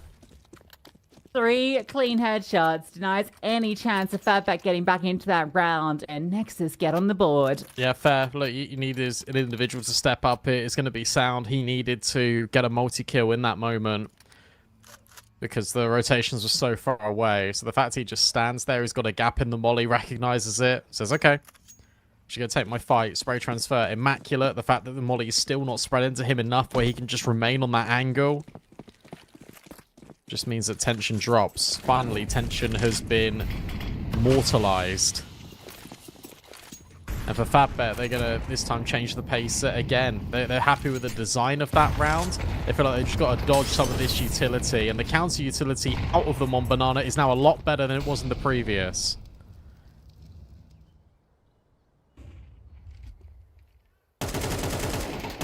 Okay, that's one way to get an opener, but that's also one way to get a trade. Sound sneaks one through, but Jackie just bangs him out through the wall.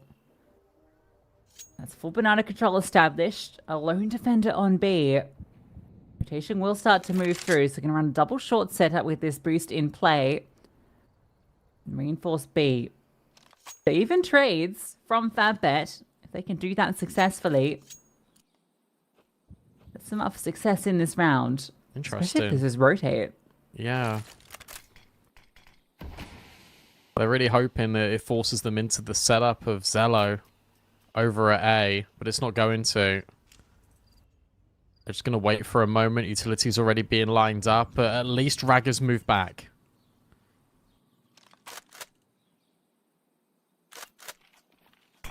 Well, utility's going to be spotted. Ragger attempts to block, but doesn't. He's just looking to swing off a timing. When will he come through? That's the question.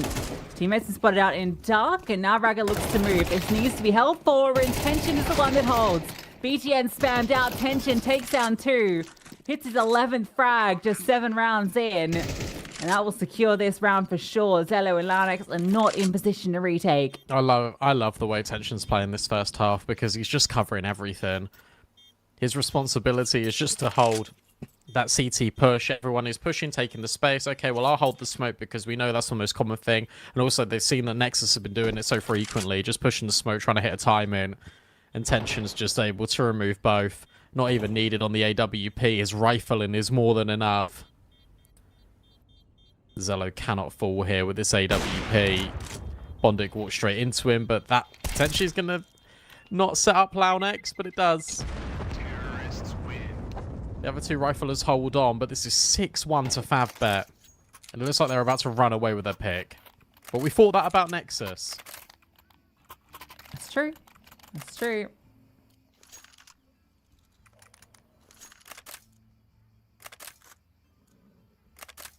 At least with those guns saved, they have a pretty comprehensive buy into this one. And it's still relatively early. Nexus can build their way back into the CT half. Okay. 6 moves, I guess. Oh. Looking on the edge of it. Doesn't quite get that kill, but little info. They're going to go A now. They put so much pressure over towards Banana early. Now you've had the AWP rotate and fire off a shot there. You're like, right, we got them exactly where we want. A fast apps pop is everything right now for Favbet. That's definitely going to be the play. 2 players in sight, ready for it, though. Oh, they go ahead. Oh, no, it the flashed him. flashbang! It still gets the kill. And that's a lot of information. In the pit, Zello swings forward, gets his frag. This slows down Favbet. They can't immediately respond off this. Now they're the ones on the back foot.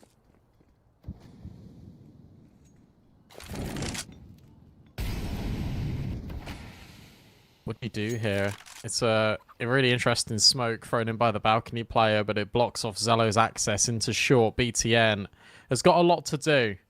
Because if they remove him over at Archers, they've still got this pathway through to B. Marius is looking for it and takes his head clean off. And that's the go signal. Sounds rotated in as well. And he hears them all running past. How's the multi-kill? Because they're not looking at him. First kill is his. Trade isn't there. He's not able to get that multi. At least Ragger can immediately move forward. Crossing is going to be impossible for Marius, but he knows that Ragga is going to press forward. Shot does connect just in the nick of time, but Zello is doing everything in his power to stop Marius, but nobody can. Favbet goes 7-1 up, all for finally from the help of Marius. Yeah, that was outrageous from Marius. That was a player deficit for Favbet, but Marius finds that opener in an arch, and then they scale off it, loses his teammate carrying the bomb, which slows him down. He's able to get that trade, and then rather than just trying to swing and get the bomb over, rush towards B, he knows that push is coming. And in that moment where he doesn't quite connect the spray to begin with, you get a little worried, but he controls it. Those last few taps to get the job done, and then winning out the 1v1 at the end, that round is entirely Marius. It's like how half of Dust 2 felt. And a gut punch for Nexus, who had done everything right until that point.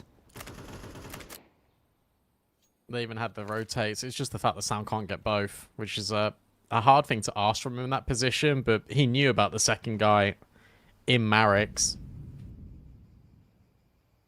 I felt like that kill should have been his. Really important moment here. Nexus need this round, otherwise they're going to be going down 9-1. Spam? No, but the flick from Zello's good enough. Another opening kill found. And a follow through as well. This one's gone a lot better for Nexus. ETN will get removed and Sound's fallen too. Uh-oh. 2 opening picks and immediately the trades come back. Now they just start to accelerate. They know they've got a player stuck here. The AWP spotted. Zello still alive. Ragga spammed out one. And the flames don't quite hit him. He's got space behind it, a little pocket, and it starts to singe at the last second. He stays alive, and it's enough to allow Ragga to come through and support. Yep. And you've also got Launex on the flank, the really fast banana flank, and he's walking the whole time. They'd never be aware of him.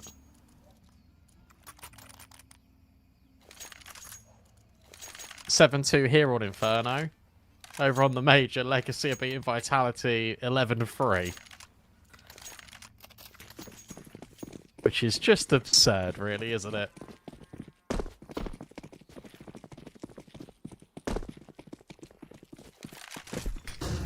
Hello, behind background previous, looking to find similar, but doesn't spot too much.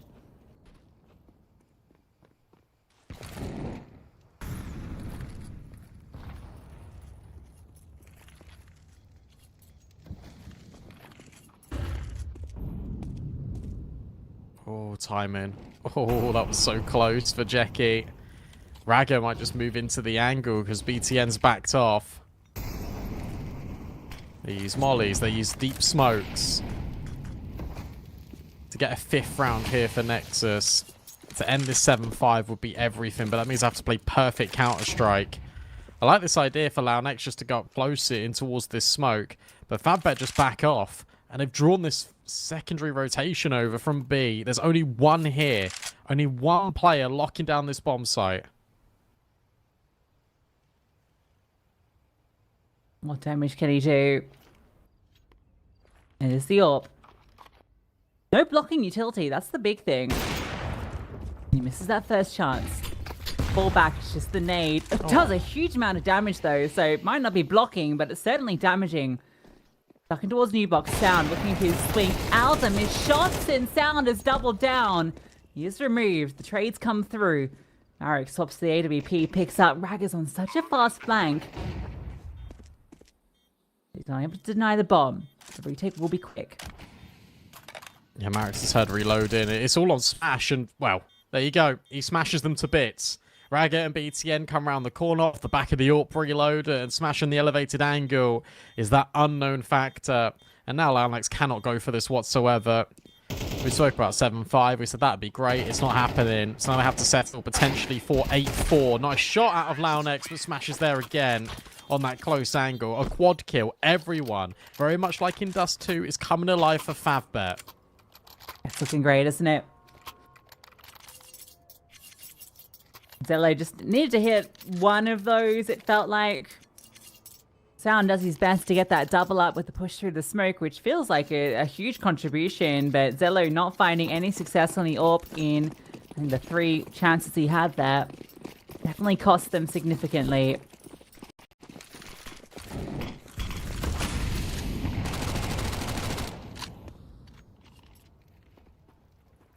A lot of players in towards middle here.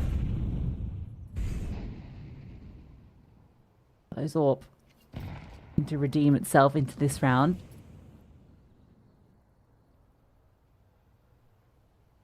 Very slow from Favbet. Not revealing too much just yet. Now a late reaggress into Banana. The MP9's close at car, and then you've got Sound tucked in sandbags. The utility needs to be good to flush this out. A molly into this position would be deadly. Re-smoke from BTN.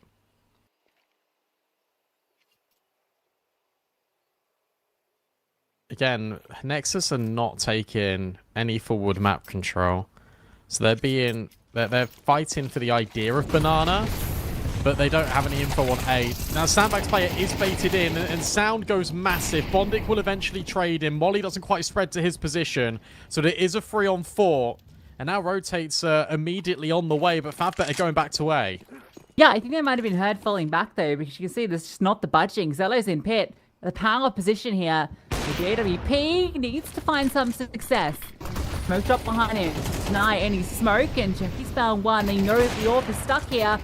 How do they remove him? A lot of damage being done. They're just going to try and run him down. Jackie, it always has to be Jackie, it feels. This round felt unlosable for Nexus. True. Zello missing the mark. It's cost them MP9s to try and retake, MP9 to try and retake. I can't even get one. 9 on the board. And now it's Bondic getting a 3k. Every single one of these players has come up with a multi-kill. And look, you've got Sounds now taking over for Nexus, but no one else is. Alex has been reduced to an XM, for goodness sake. This is a nightmare for Nexus. And we said coming into this, they needed to win Dust 2. They were 10-6 up, and then they didn't win a single round after that. Feels like we are approaching them going 0-2, which would be a horrible result for them, considering how good they've been in other competitions.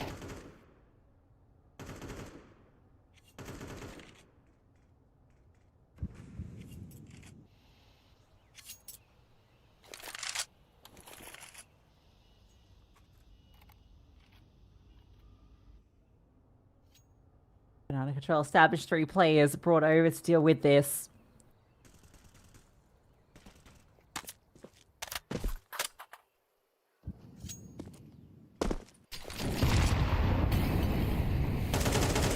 Molly will flush out 1 player. A lot of damage been done on Zello. So these 4 positions getting undone by utility. And okay, BTN has invaded heavily. What can he do? 4 players, They're 4 holding fight. for him. Tension's aware. What? He thought he had that in the palm of his hands, and rightfully so. 2 of his teammates die in Banana that deep. Why are you expecting a 3rd? The Favbet have been nothing but thorough. And this is a thorough defeat that Nexus are feeling. 10-2 Yeah, wrap it up. Time to go to 0-2 if you're Nexus. Because they've looked so limp, so lifeless. I don't know, they're playing default after default without any change, hoping it'll be fine, hoping it'll work. It's frustrating to watch, to be honest, because I know this team expects, and I expect way more from them.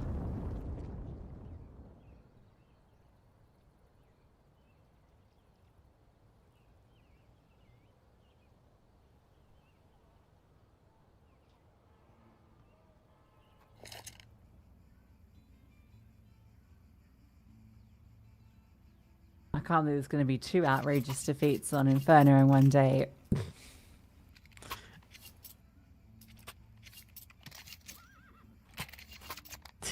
They lost their streak to Legacy. The Legacy. A team that's not even supposed to be at the major.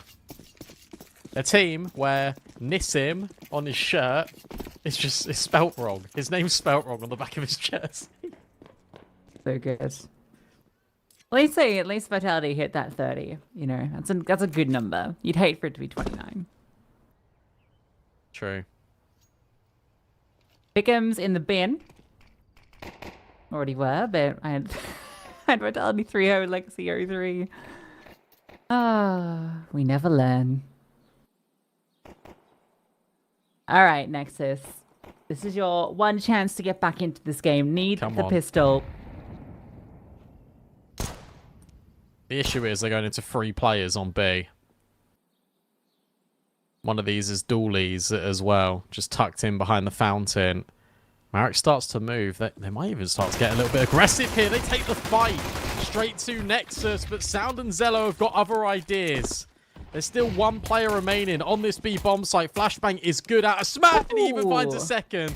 This round is not done. They're trying to hunt him down, and Smash just tucks him round the corner. Forces this to be a one-on-one with him and Launex. Launex has done a good job, but he's taken it even better. So Nexus not done just yet.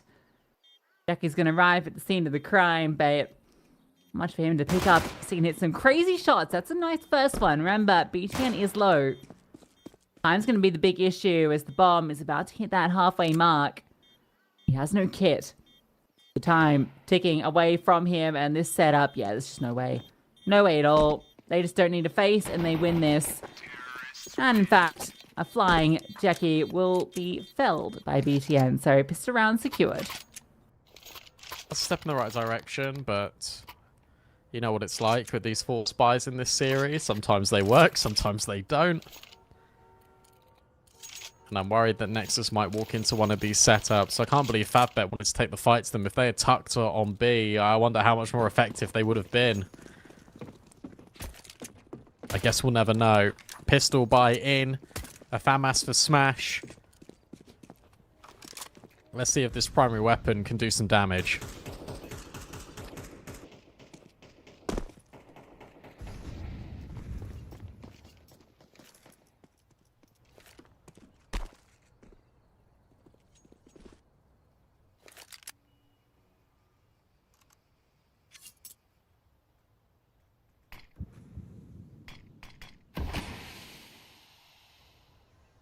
Three players in towards short / mini pit.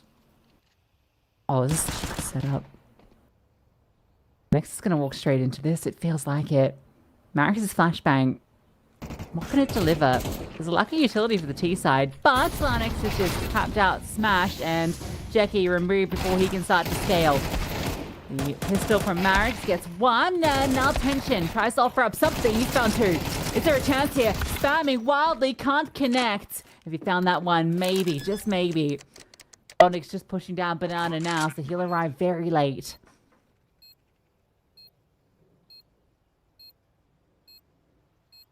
This can't happen, surely. Has got a smoke. Maybe there's a kit on the bomb site somewhere, but this feels unlikely. Bondic will just go into apartments, look for a gun, look to maybe do some further damage to Nexus on the way out. But great openings from Launex. Exactly who you want in a round like this. And yeah, Favbet will be able to save a P250 and armor. A little sprinkling of util for Bondic. Can he get a gun? I doubt it. No, not going to happen.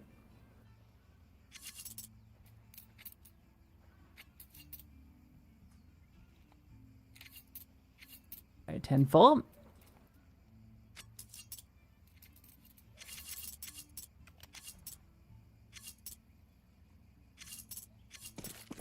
It's going to be 10-5. Looks a little bit better than that 10-2 doesn't it? Then all it takes is to convert that first gun round. Maybe there's something to save.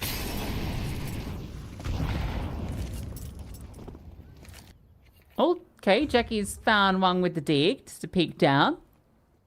He's waiting to see if someone crawls into his crosshair. I would not be challenging Jackie with how sharp he's been with some of his shots today.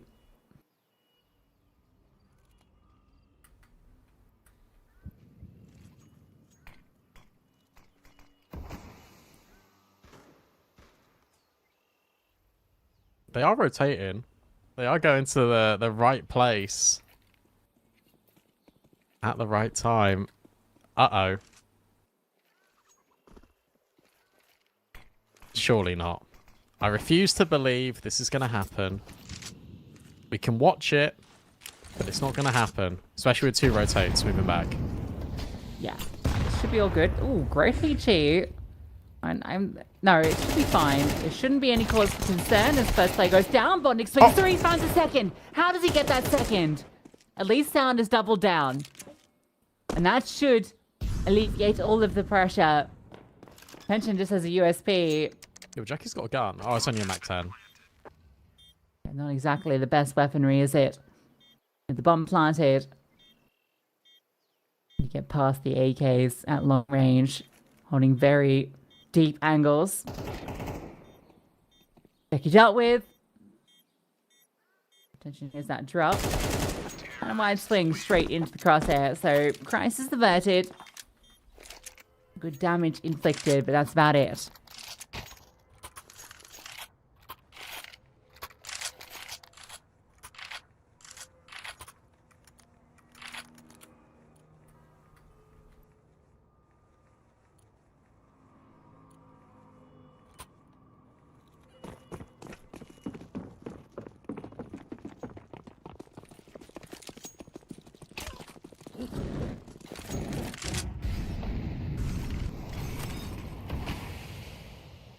Important one here for FabBet. You don't want to allow Nexus any confidence back in. Allow Nex up close. This double setup could be removed instantly, and it is massive. A lot of pressure being applied there to Jackie, and Launex just deletes him and the AWP. And Launex doing everything right now, isn't he? All right. That's that first gun round. Immediately going to be a save call.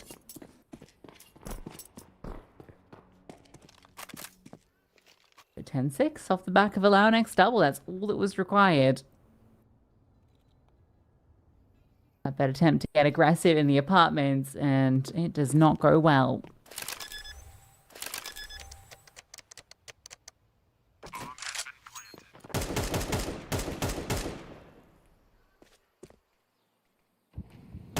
Just walked into that. Oh, you're spamming there? Oh, allow me. My apologies. Very courteous of him. I will say that a lot of these players from FabBet have called off. And it feels like they're not even going to walk away with anything, although Bondic is doing his very best to at least keep the money honest for Nexus. He'll get 3 kills. He'll stay alive. But Nexus are also staying alive in this series. What a comeback this would be.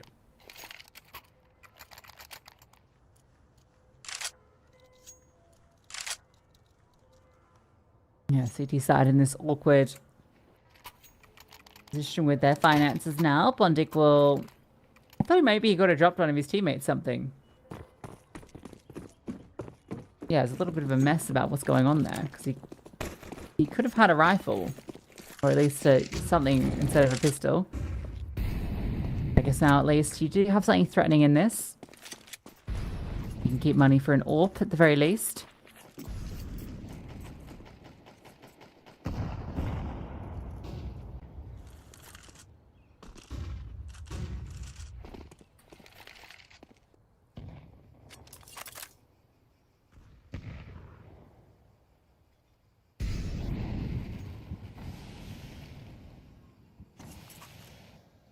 Can they do it? Can they do it?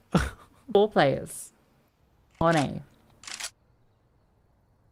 They keep getting the stack right every time. But they're just not. Is the rifle here? Yes. Looking in towards pit. Long is a great call here. The way to avoid a stack is to try and take that control. Oh, don't be looking up. Oh, wow, really? Next, not missing too much is here. Now the scaling comes, but still 3 players here, 2 players here, 1 player here. All right, it is the rifle. How much more can Jackie do? Not a lot. Hounded down, removed, and Bondic arrives, but too late.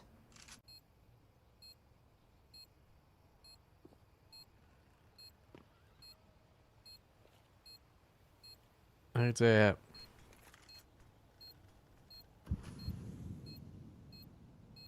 That was just the eco, though. Jackie does well to get 2 kills. Maybe Bondic can get another one. Because if they keep killing 3 players, like this is going to add up eventually. But this was, what? Oh dear. 10-2. Now it's 10-7. Not like this. It's just simple stuff. They just haven't had any economy whatsoever.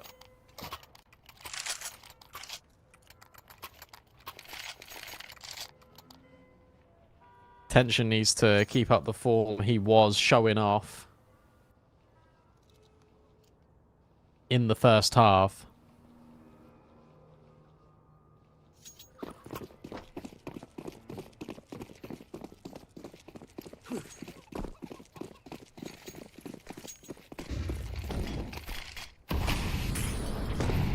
I still can't see them coming back, but it's really close now. 5 in a row has put Nexus in a prime position. Great nades. I'll let this slip. Marius tucked in. Flash comes over. It's perfect. Marius not even needed. It's smashed that finds success. Nades exchanged, and it's left BTN limping. I'm going to attempt to walk through this long smoke, but Tension's holding for this exact play. And we'll remove him. So Fab Bet. Surely this is their moment as Bondic's found another first CT round that's been eluding them.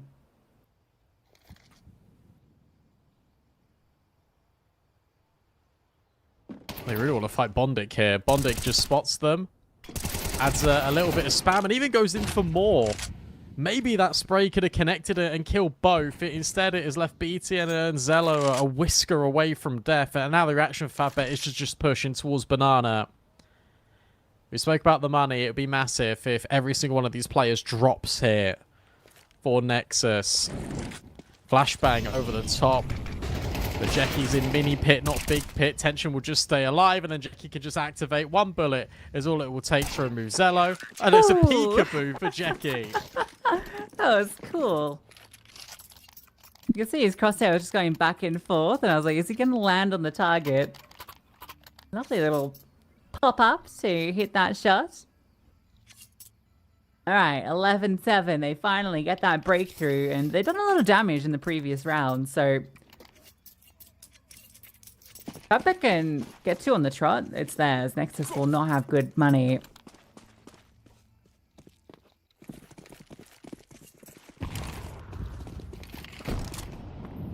And for Fab Bet, they kept a good number of players alive in that round 4, so exactly what they needed. They win this round, they win the series. It's as simple as that. That's why we kept banging on about the money, because it is so relevant, because Fabbet have already got so many of these rounds. All they need to do is just break Nexus once, and they're eventually over the line. And look at Marius. He's got so much wiggle room. Sound's going to be really loud. Marius should be able to swing him in just a moment. To re-smoke, it still baits Marius in. Smash. Might even start spamming as well. This hit will come forward on A. But by smoking deep Banana, it means that Marius can't push.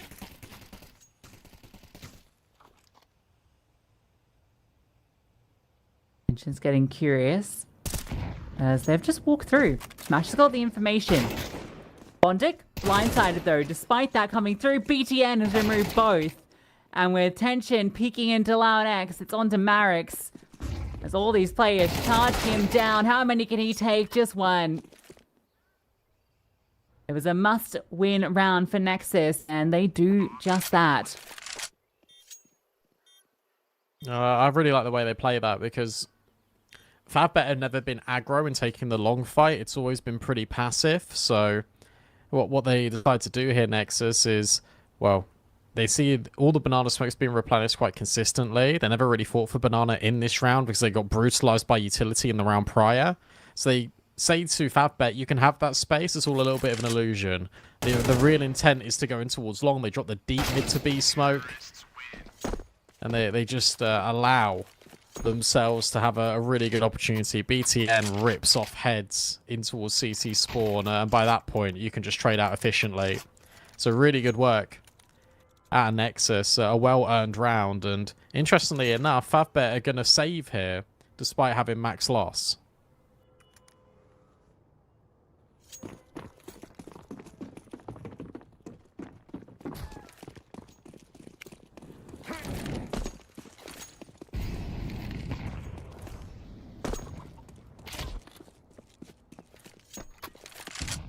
Yeah, just gonna see if this all can get to work.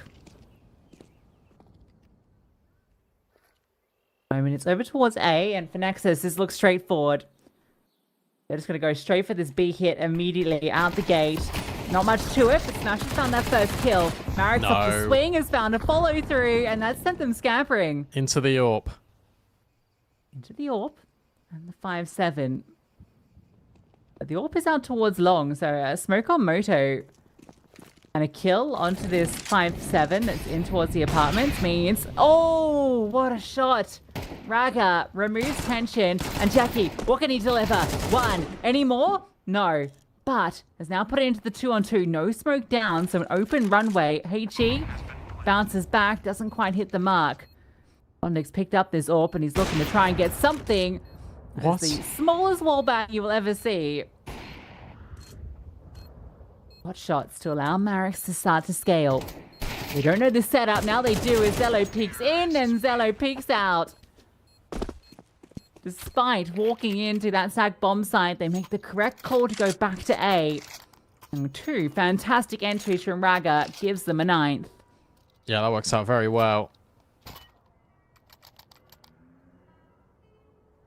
Even the fact that Jackie gets one, it's just the AWP attention. Just needed to hit that shot on the short cross, and then Jackie gets his kill, and life is really difficult for Nexus. Instead, life now becomes difficult for Favbet because they're losing confidence, and Nexus are really building into this game. Remember, this was 10-2 at the half. Favbet have had one round on this CT side. There has been 3 rounds total on this Inferno CT side. Intention is just trying to take as many shots as possible to make this wallbang work, and nothing is connecting. Flashbang. Oh, counter flash. Denies Marius.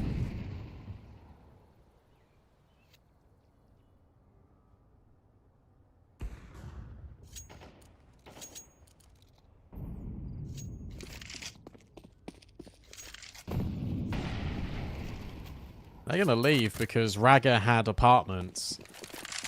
Yeah. It's going to be a quicker burst here, but the rotation is here. 3 players still remain on A. And they hold. Oh, Jackie, did he see much there?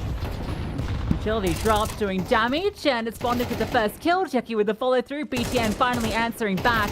Removing this player on default's proving to be a trouble. You still got Smash by your side, not even needed. Bondik's doing everything. And Zello that tries to pick it up, but he's brought down low. Marius rotates in time, and Favbet finds series point. Love the way they play that, because you got the player at default just baiting him from Bondik the entire time, and he's consistently jiggling to the point where you can't actually shoot him. And the moment you commit to the spray, Bondik can just jiggle out a little bit wider and take your head off. Exceptional work out of Bondik. The fact that Jackie is even able to grab one from Pit really helps out a lot, because it's just that slight moment to get that player in default to go behind the box. So 12-9. You got pistols. You got Mac 10s. Ready. It's really not. And one of your AKs has just been naded down to below half HP. Marius now feels the full brunt of that as well. Tension. This is really brave to be hanging out here. He really wants to help out Marius, but he can't do the job. No helping out Marius there. He was done for. At least a lot of damage has been done back. But yeah, it's player advantage. A third rotates. Jackie needed that. If he goes down there, it's the round. He needs help. Now Raga slides in, picks up that AK. And the rest of Nexus start to move towards his A-bomb site. Bondic is not quite in a position to help out Jackie. Now we'll start to arrive. No HP players go first, and somehow that's not a collateral. Thought that would be a spray down for sure. Sound still standing, but denied. That's the bomb. That's going to slow things down. It's going to allow these rotations to make their way over. BTN still hasn't planted, and so for now, FabBet, man advantage, and the players arrive. Yeah, good flash as well, because that allows Bondic out of that corner. He doesn't need to go through the smoke, but it just means that he can escape. BTN's got to get active here. Him and Raga need to do something together. Otherwise, Tension's going to get this kill for free, but BTN just swings. That is everything. Needed to take the fights into his own hands. He does it with a wide swing. Tension can't adjust. And now Bondic in the 1v2. You feel like isn't going to go for this. Might walk over, pick up the kit. He can kill BTN. You can grab the AWP. But instead, just leaves it completely on the floor. Nexus stay alive. They make it a 2-round game. And Bondic will go after this sniper after it explodes. Will he be able to get it? Where does it go? That's the question. You got to find it. Oh, okay. That was convenient. So all recovered. And a question of what you bring into this round. I don't really want to go all into this.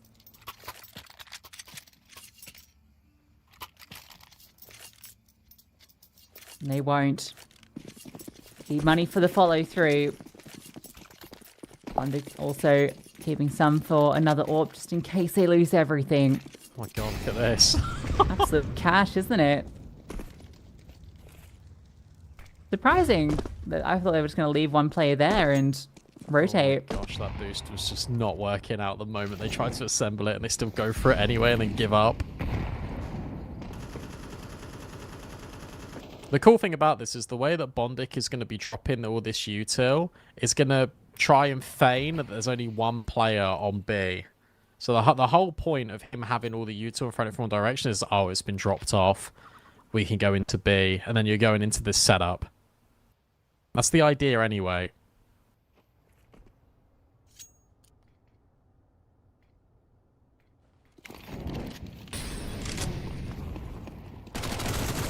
Just going to take all this control. What's Tension's decision here? I'm going to hold this line. Long as grab a kill. Long as a threat. And the smoke's actually going to land at Moto. Are they going to wrap B? Oh, if they wrap B, this is a pretty spicy call. And they are. Oh, this could be a disaster. Look at the They time. couldn't. Oh, yeah, you're right. 30 seconds. And there's 3 players on this B site. Bondic Brooklyn doesn't know, though. Well, now he Yeah. knows. Now he knows. And now, with these final 2 players, 20 seconds left, can they cause some havoc? Can they steal this away? A fight forward. Looking to try and take that space. They lose it. Marius sure he takes down 2. The bomb will go down. That's a good shot. And that's the way back in. Remember, Jackie's got armor. But now he's got all the nades. How the tables turn. Yeah, Molly denies any chance to retake. And you want the AWP, you want the AK. How have we ended up here? I don't know. A 10-2 half, and we go the full 24 rounds. I think Tension has had like 1 kill. I think that was maybe his first kill or second kill, all CT side. Been a rough CT half for FabBet. What's for Nexus too?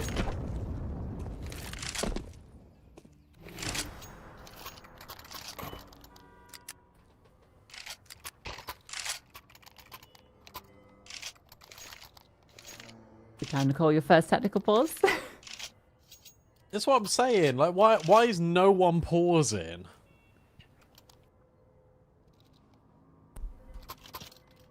Yeah, at least just for the breather, right? The same criticisms of Nexus on CT, you got to give to FabBet as well, because they tried to get aggressive in apartments and they gave up on that when they got shut down by Launex. They went into Banana aggressive twice. They've always fought from sandbags. prioritization to get information in the mid rounds, and it just means that the T side have got all the map control all the time.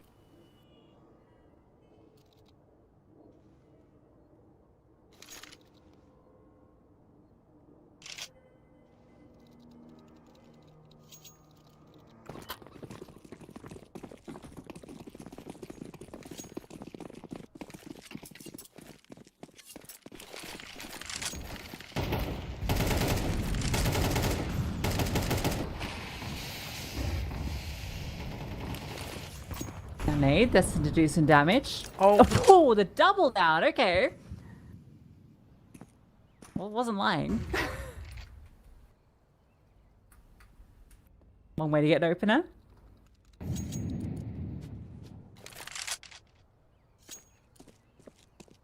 You feel crushed if your Nexus, if your comeback ends here.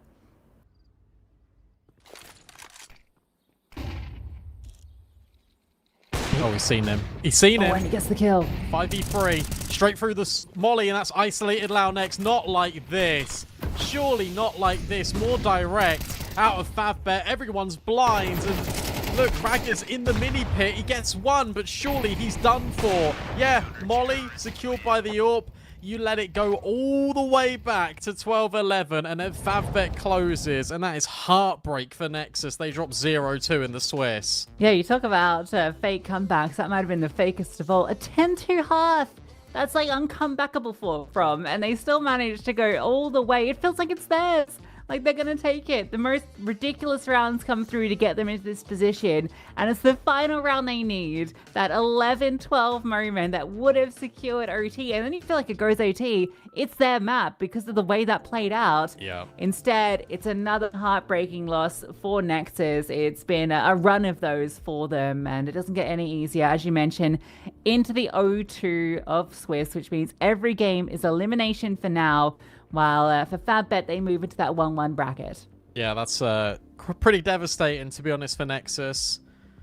They're going to find themselves against the loser of our next game, which is either Partizan or Heroic Academy. So, to be honest, a pretty difficult match for them, considering how they've been struggling with a lot of teams so far in Tier 2. It's a shame for Nexus because I don't really understand how they're in this position after they won an event like the other week, especially in a best of 5, especially like they made Parivision make a roster change, for goodness sake. And yet they now are struggling in CCT. Long live Tier 2 Counter-Strike. That's a reality of online CS sometimes. And as mentioned, we still have one more best of 3 for you. Partizan take on Heroic Academy in about 45 minutes. So we're going to take a bit of an extended break. When we come back, it's our last best of 3 of the day. And we'll see you there.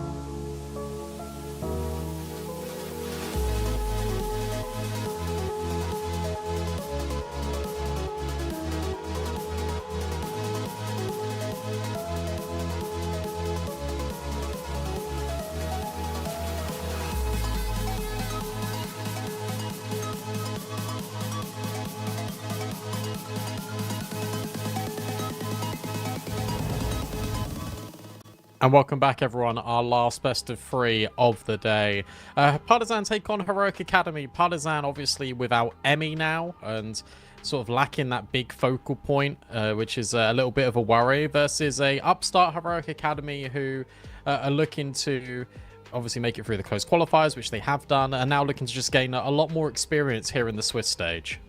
Yeah, I'm excited for this one. There's a lot of new things for me. I've not covered Partizan since this change, and I think we just straight look up those rosters. Let's look at Partizan first, given that they're, I think, the team that we've seen the most of here in CCT. And yeah, the big change, Emmy out, obviously has been such a staple of the Serbian scene, and now Depression comes in, which is a really cool pickup. Right, I feel like the last time, I mean, Depression's been around for a minute now, but I remember him back on the Academy days of Fnatic Rising, and then he kind of darted in and out of various rosters since then, but hasn't found that big breakthrough one, but has always felt like a player that has a lot of excitement around him, and I really hope that this is a roster that he can thrive under.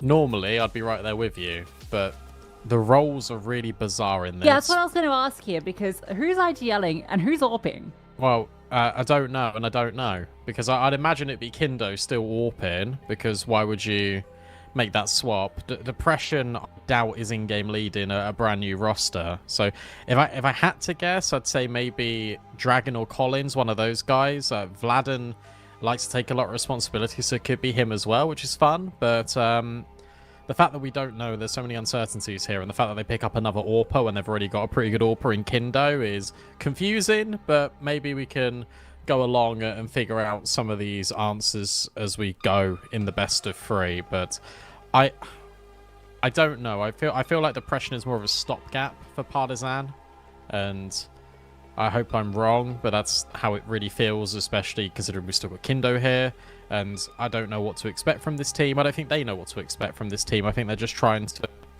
ride a little bit of momentum that they have got, because at the start of the year they were looking pretty decent. They were taking down a number of teams. They looked all right in the global finals, and it's weird that Emmy had to go, but then they haven't replaced him with a notable swap that makes sense. So I wonder what this is really going to look like for Partizan. For Heroic Academy, on the other hand, again, this team, we'll bring up that roster, is a bunch of guys that do hit hard. They come from the core of 11, and I've been really impressed with Stormak on this team. I managed to catch them in the close qualifier for a map and a half. FNL has had a hairdo change where he's grown out all his hair, obviously from Monty Gen. Scrob the AWPer looks very solid, and Amber and Stormak are really reliable rifles. I haven't seen too much out of Dengzo, but to be fair to him, I watched a map and he wasn't amazing, but I can't use that as a sample size to say, oh yeah, Dengzo, don't know about him, because that wouldn't be fair. What I do know about this team is that they did play with their coach in the first official of the Swiss stage, and Doto got a 1v5 on Nuke, which is quite fun. What? No way. Yeah, he did. Oh my god, that's sick. Nice one, Doto. Yeah, I don't know anything about this team. I'll be completely honest with you. I've not seen them play yet. I've seen a bit on socials and some of their results, but I've not had a chance to catch them yet. So I'm very excited to see what they show here. It does seem like Scrub's been doing a lot of work for them. And this team just in general has hit the ground running, right? They've only been a roster for, what, 2 months now? Played 30 maps in that time, and they've had some decent wins, along the way. It's not like they're getting stomped out by the big dogs. They've had some good wins over various rosters in the tier 2 space, but it is very limited numbers at the moment. This is probably the toughest game that they've had yet, so I'm very excited to see how they go up against a team like Partizan. They had a loss versus Iberian Soul, who I guess you could maybe throw into the same kind of space as Partizan, at least at the moment. So that was fairly close, though. That was a 13-11 there. They lost on train. So, yeah, I'm excited to see what they look like here. I had a little dive then, Brandon. It looks like Depression has been AWPing for Partizan since joining the team. So whether that means that Kindo is moving more into just rifling, or maybe he's the one that's taking up the mantle of calling. It's a very interesting change. So this is the best time for Heroic Academy to, I guess, cause an upset, I suppose, and maybe do some damage here. Partizan fans in chat will let us know, I'm sure. We've got the veto that we can have a little flick through and see where this is going.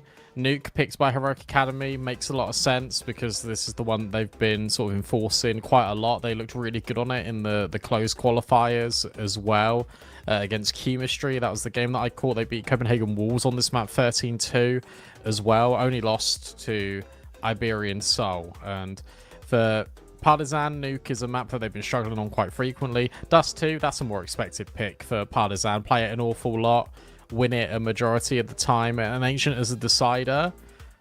It's, again, another good map for Partizan, a good map for Heroic Academy. I think Heroic Academy will be very happy with the way this Veto's gone.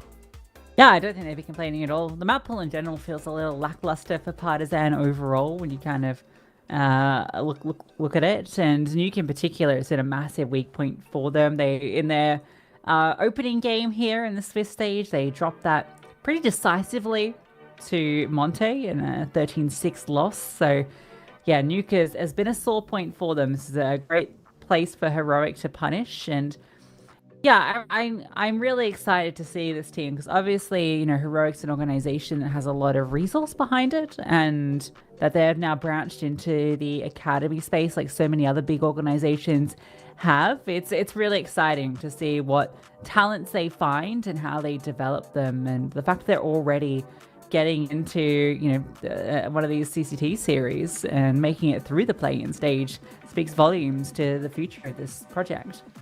It's all about maps, it's all about officials and an experience for this team who have rarely had a shot at this level. So the fact that they can, on a potential consistent basis, will do them wonders. We've seen how it affected Mouse NXT, Monte Gen, for example, who FNL was under.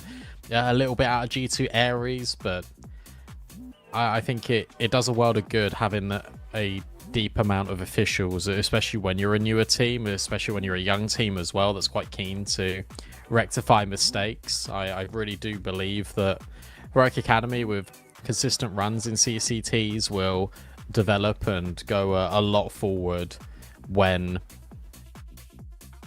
sort of they've had that exposure. The thing is, we're watching them right at the start of their journey, so they are going to get banged out like by teams such as Iberian Soul, such as Monte, such as Partizan, all those teams in the similar bucket. I expect Partizan to win here, but a close series, that would do wonders for the confidence of Heroic Academy, because it just means they're moving in the right direction.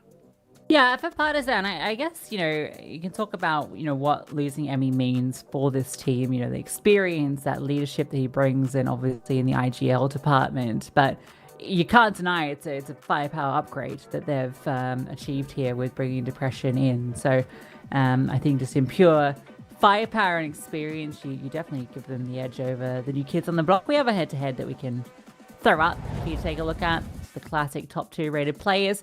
It's Dragon 1.15. He's really been the leader for Partizan basically all year. He's been super solid.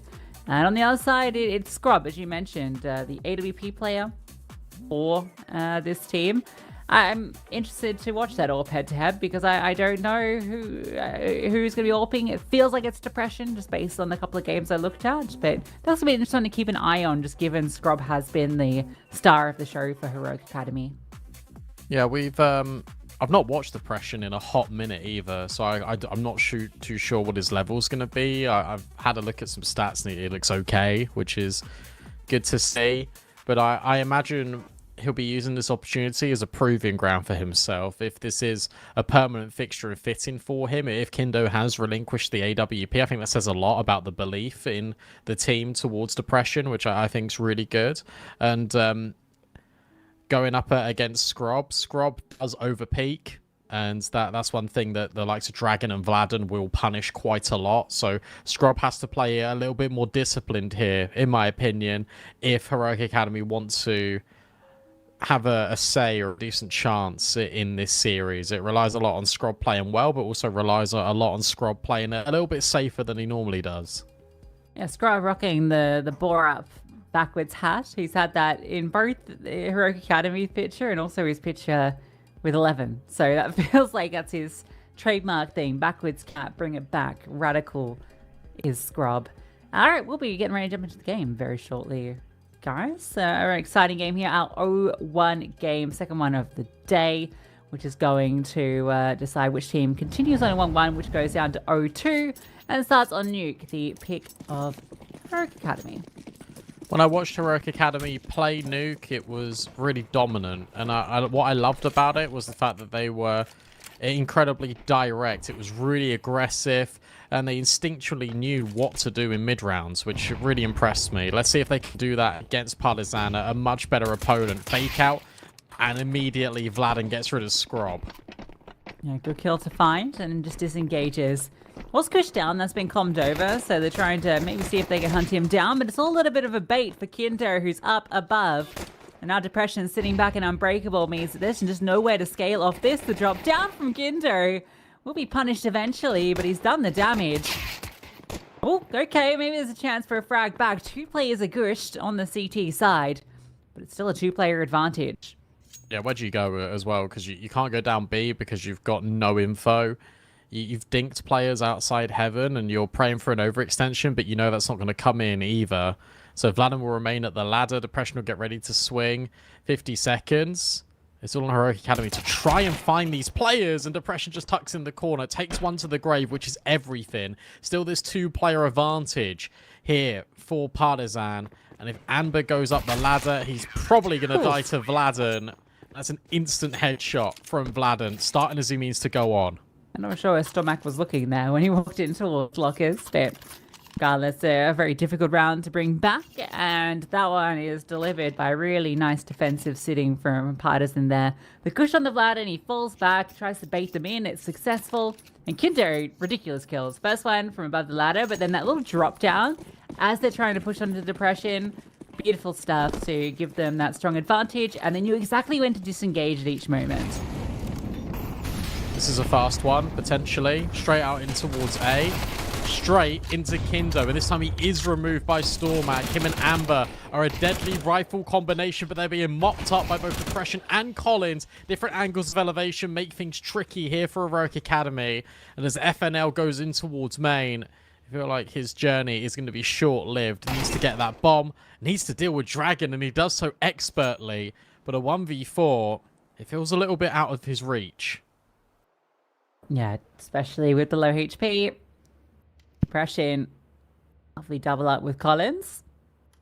That opening kill going the way of Heroic Academy. They can't quite scale. Very hard to find that kill in the CT bank with the Tech 9s predominantly.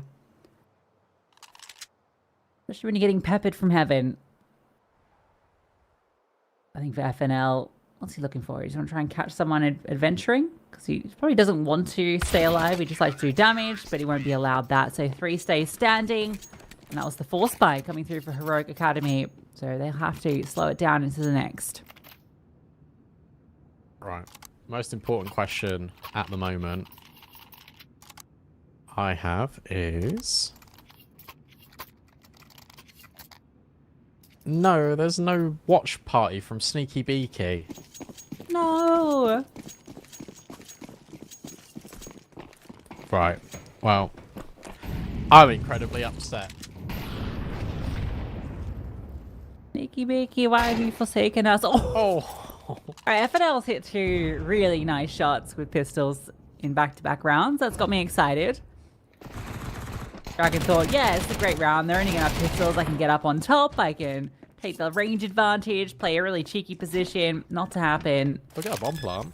Yeah, that's something. You definitely take that. A kill in a bomb plant. Yeah, not too bad. But it is 3-0.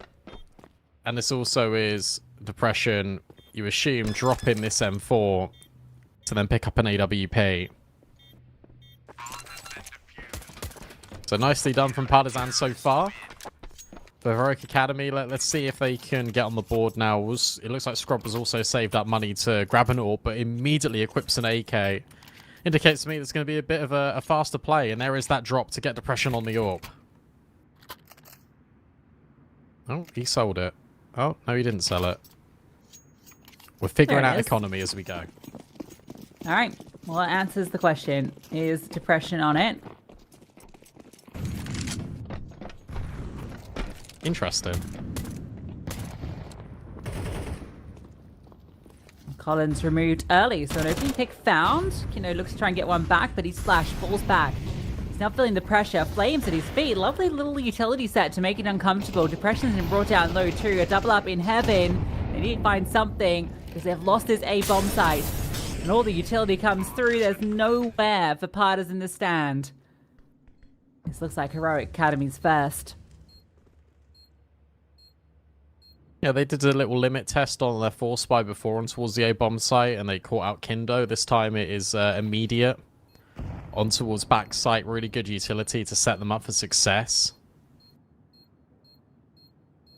Which is a different showing. So 3-1. But for Partizan, they are going to keep the AWP alive. They're going to keep the 2 rifles alive as well. They're going to be feeling pretty happy with that. Considering that they lost, but they only lost with minimal casualties, sort of thing.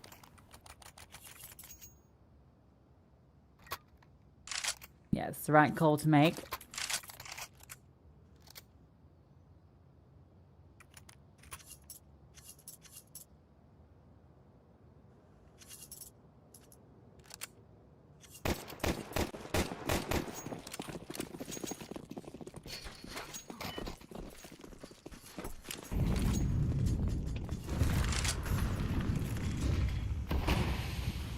Last play towards Secret for Dragon. He's dropped down ramp, immediately starts to run there. So he's starting there early. There are smokes outside, but it's just one player crossing.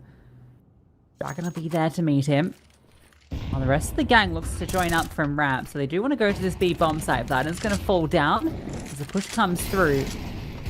Now we're cutting out. They're going to be ready for 2 players down lower. Oh, yeah, well, they know about it now. Amber just has to force back. I love this out depression, just getting active. Holding the line in case they walk back. Heroic Academy are holding for this, but they might not be ready for depression and his AWP on the line. Stormak gives it a consideration. Collins has also traded out the player, which means you commit into depression in this AWP. Drops the incendiary, and there's a player in main to help. Oh, but he's gone down. He tried to reaggress towards door. That puts back in 3-on-3, and then Stormak chimes in for 1 as well. Oh, Kindo's dead to heaven now. Yeah, he's about to get flanked upon. Although this reposition, the timing of it, I think he should still be dead. In a second, he is. Scrub finds the perfect moment to slide out. And I don't think Vladim's going to find one. Nope, Stormak's holding for it. And a convincing round. Yeah, just depression feels like he needs to get more than 1 there. When he doesn't, all he needs to do is hold a more passive line, because you've got the support of your teammate already in main. And in fact, they just swapped places, but depression was so in the open that if he misses 1 shot, he's not going to be allowed to escape. So I think it was the right setup for Partizan. It was the right idea, and then it was a flawed execute after they were able to get those opening kills. If they just fall back and play passive, that's so much easier for them. But instead, they allow Heroic Academy the opportunity to get back in the round.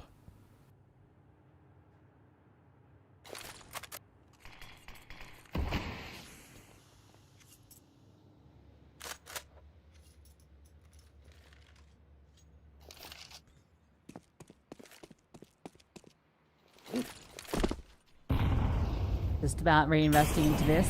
That utility's super light.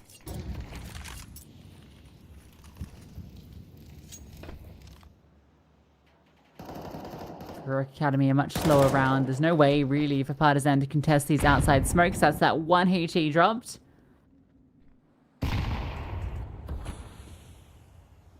Now, every bit of utility, save a couple of flashes, has been used.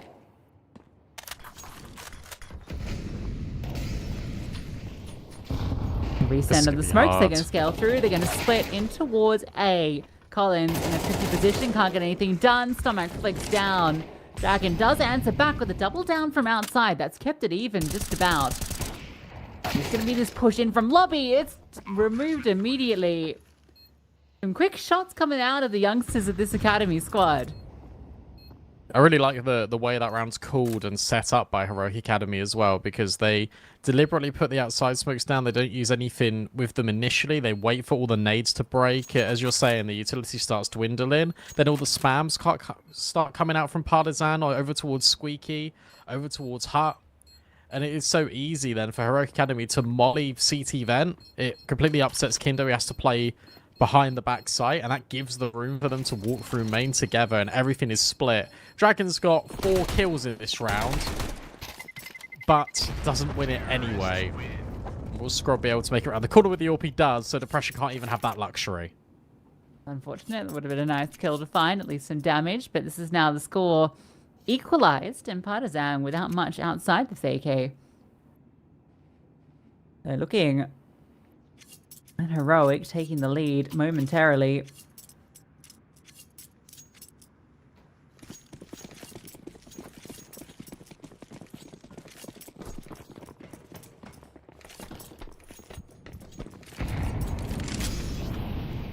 At least they've managed to bring in another rifle. It's a forced invested one.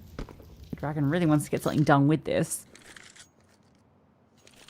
At least the rifles are going to be in the right place. It's just a straight up A hit. They might even force them. Oh. Away? No. FNL is able to get the pick. A lot of damage being inflicted on towards FNL. Depression will at least find one. Dance around the back of the bomb site, but FNL is eradicating them. Not my bomb site, says FNL, and he is going sicko mode against Partizan. That's an outrageous swing. I cannot believe he hits that shot. That should have been a freebie for Depression, and then he would have been on full HP, ready to keep fighting. That could have been a completely different round. An outrageous wide swing. He had no right to win that. I can't believe that's how that plays out.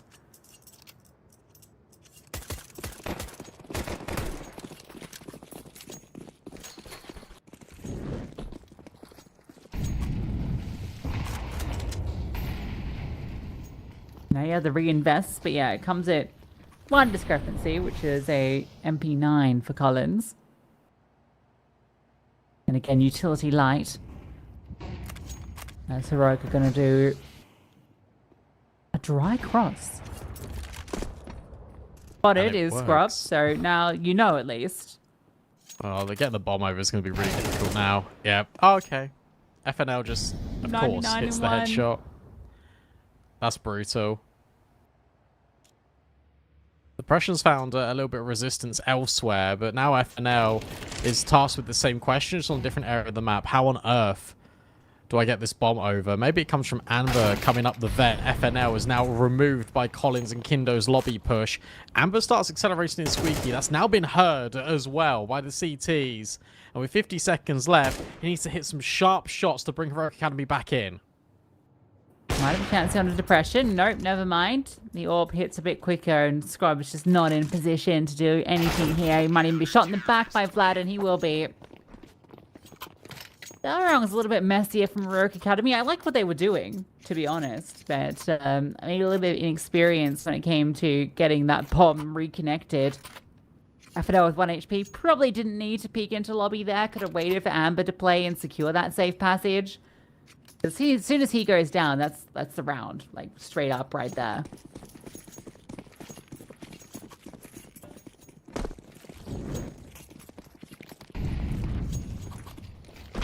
Yeah, I really actually love the way Depression plays that, because he's constantly looking for little different pockets of space to ensure that his team have got control elsewhere. It's so important you have this tug of war of map control, and Partizan are doing a really good job at reacting in time if things don't go to plan initially. 4 rounds already on the T side, though, is still a good look here for Heroic Academy.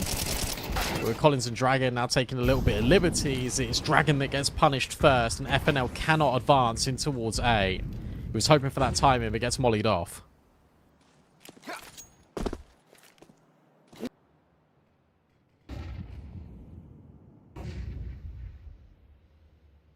Might have the Ops meeting in lobby, an unusual place for that head-to-head to take place.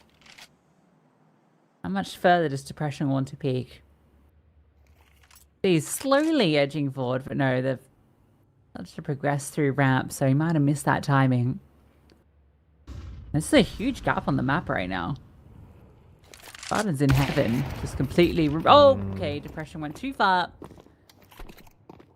So the head-to-head does come to fruition. Flatten in heaven, and with Kinder in main, maybe something to be said. Oh no, he gets tagged as he went to drop. Wait, hang on. Close, close. The swing, surely. Amber's gonna lock it in. He does. Poor Vladden. Oh, well, that round, look, we credit Depression in the previous. I'm saying, look, I really like the way he does this. This round, I don't like it because it's completely by himself. And again, he's done this a couple of times now where he's setting himself up to be in a position where he's relying so much on hitting that shot, which is cool from a confidence POV, but it's not good from a realistic point of view. Because if he gets one and escapes there, brilliant. But he's put himself in a position where he can't escape. He's put himself in a position where he has to at least get one kill. Because, hey, look, if he gets one kill there, maybe that round is won by Event Cruel and the bomb denial. Maybe Vladimir doesn't have to be as pressured and doesn't drop in towards the site, ultimately to his death, you know? Like, it feels like the AWP is a real double-edged sword right now as to winning the round and then immediately losing it.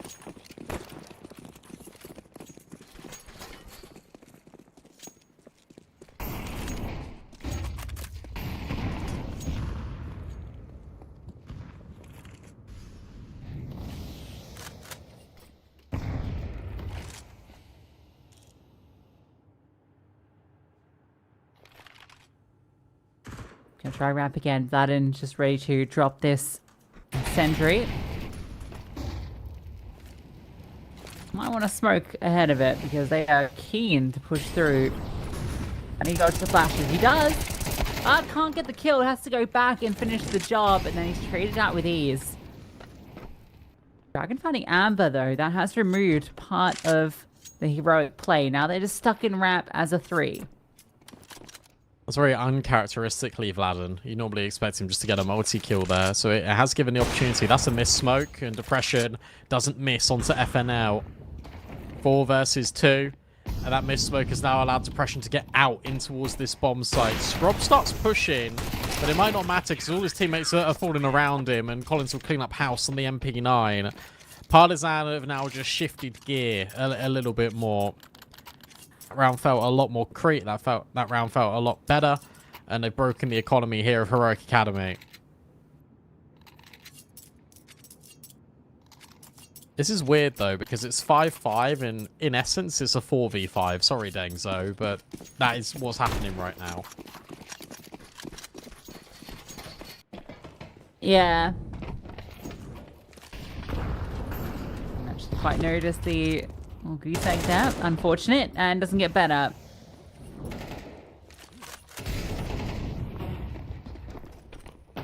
This is a full fight with Tech 9s, and it does not feel like it. No damage inflicted at all, and now you're going to have the same money into this round. And it sounds silly, but again, it's worth commenting on. The rounds in which Depression plays more passive is the rounds that Partizan are winning guaranteed. I feel like he's lost 3 of these rounds for Partizan by himself, but he's also won probably 4 or 5 of them. It's really interesting just watching him going forward here for the rest of the series and his journey in the Partizan banner. So if he cuts that out of his game, I think this team's going to be quite scary because he is very reliable under ordinary circumstances.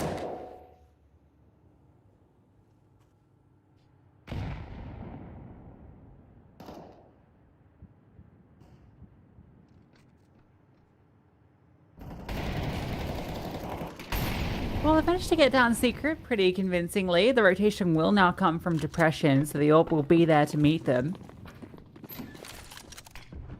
Smoke down, try and allow this bomb plant, and there's nothing really to deny it either.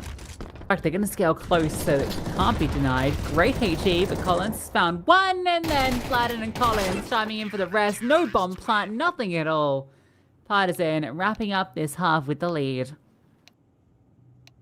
Yeah, just about edging it out. But look, if you're a Heroic Academy, sure, you could have got a few more, but you should still be happy with 5. 5 is more than enough on T side. You just got to make sure your defense is pretty concrete. It's interesting because we spoke about this head-to-head, and we haven't really got it, to be honest, out of Dragon. It's been more Depression. It's been Colin stepping up in a big way. Everyone from Partizan leading on the front foot. Scrubber has not been performing. I think he only had an AWP in a couple of these rounds. It's really been FNL, Amber, Stormak, that core of Heroic Academy riflers that has been paving the way to gain these rounds. So a little bit more effort from the AWPer, from Dengzo. We have got a competitive game on our hands, but that's if that happens. Because if that doesn't happen, if they get bowled over quite quickly, you can just already see the vision of Partizan running away with the map.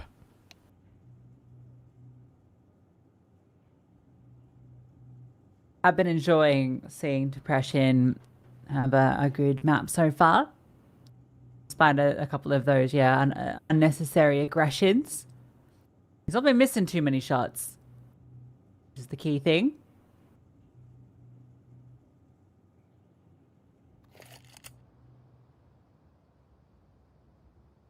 Now they go onto the T side, where we get to see what the defense is going to look like from Heroic Academy. Remember, this is their map pick.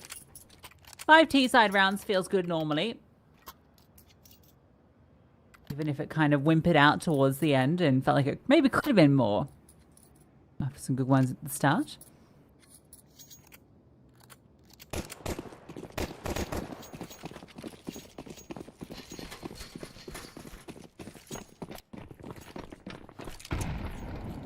Right, come on, I'm excited for the CT side. I'm excited to see Heroic Academy, and Partizan are just out A. So that feels a bit short-lived. There was only one defender here, and he got annihilated. And now, look at this rotate. Look at this rotate in, and Collins has just denied them any access in towards lobby. Stormax trying to break it back open, but instead it's just heads being burst towards radio. And Depression keeps up his good form. You need your AWP to be good on pistols, and he finds a 3K. Yeah, it would have been the perfect setup if it had been a ramp play from Partizan. But for any other pistol round, it just does not do the job. You can see the idea, though. It's a fast retake setup, but when you don't get past the trophy room, it doesn't make things much easier, does it? They have to fall straight in. So kind of putting it all on the line here. You're really going to be playing hard mode if this one falls afoul.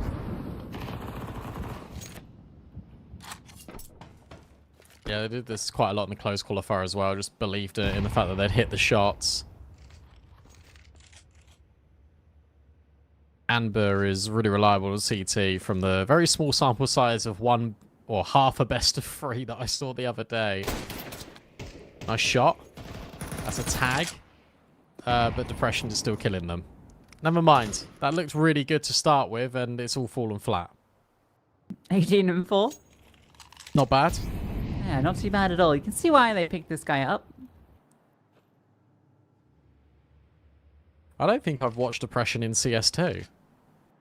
No, I've I can't I've experienced it, him. but I've not watched him. Sorry, I broke in on your funny joke. Yeah, that's alright. Uh-oh. For now? Oh my gosh. Oh, Not like this. Not like this, Partizan. Surely not. Oh my Oh god. my gosh. It's It is happening. like this. Oh no, Dragon's whiffed. FNL's going to get the kill. You assume Dragon, but look at this rotation out of Stormac. It is perfect. And Heroic... What? They just... I don't know. They cut all the kills and then they just walked around. Oh, it looks like they experienced it as well. Just group. Oh dear.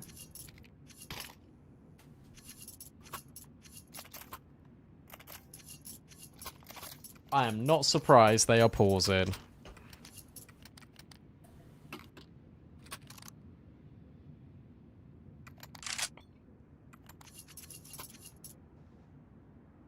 That is such a throwaway round, and that is a round you're going to look back on and regret if Heroic Academy can build back into this game. You're in complete control, and now you're working with Tech 9s. You lose this, your eco, and it's 8-8. You allow the CT economy to build up. What a disaster. Heroic Academy were just about to be eco themselves.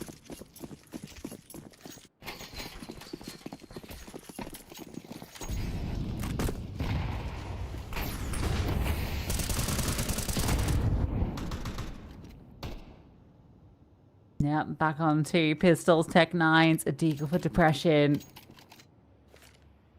I'm going to try and pop onto this A bomb site. So that looks pretty good. And it's removed immediately. Kindo gets a double down. The bomb's gone down. Oh no. And they think it's A. But they're realizing now the bomb is planted on B. But still weaponry advantage and it's even. It's in the player count. Default plant. Vladin waiting to see if someone's going to scale out. HE can go deep and do some damage, surely. Yeah, Collins brought down to half, but that's the extent of most of the utility. Vladin finds that shot he was waiting for. And now Stomach trying to remove him, but he has to worry about this swing that's going to come from default. There is a flank on its way, but Vladin's doing everything by himself. Depression chimes in, and the full spike goes back the other way. No way. Vladin getting 2 there. Like, the first one, sure, he's set up for that by Collins, but the second one is ridiculous. I can't believe that's how it ends up. 9-6, and never mind, all of the criticism that we throw on Partizan is completely ignored because they just win it the hard way on Tech 9s. And our Heroic Academy are all in, and we're almost just accelerating the clock by a round.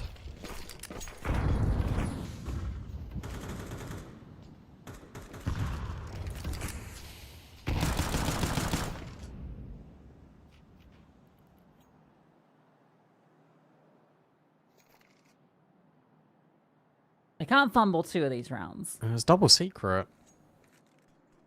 Yeah, but it's a PT-50 and a 5.7. And it's a guy that hasn't got a kill. No, he got 1! He got 1! He got 2! He got 2. With the PT-50! Let's go, Dengzo. We're so back, Deng Bros.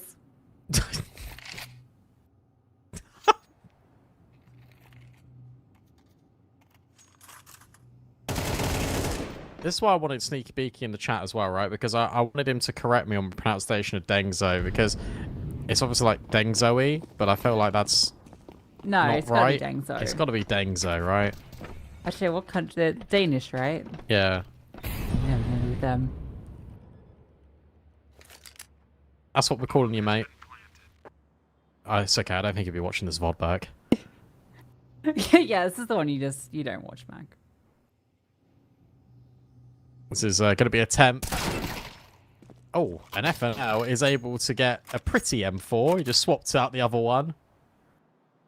FNL's impressed me a lot. FNL's really good. This is an FNL that really, I think, grew in Monty Gen and provides a lot of needed experience at this level for Heroic Academy. And I don't know, he's crisp. Like, he's so much crisper than I remember him being.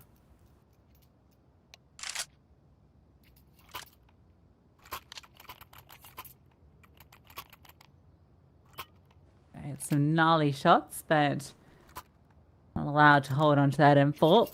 Stormak as well. I think if we're talking about the 2 players that impressed me the most on this team, well, actually it's 3, but if we've got to pick 2, definitely Stormak and FNL.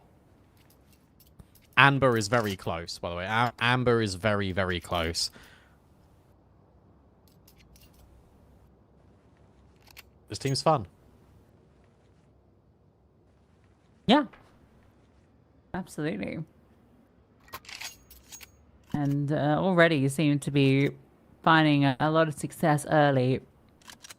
Heroic, pretty good at developing players. At least at the top level.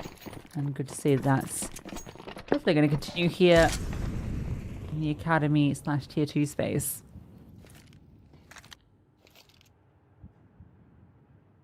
Come to ramp, Partizan.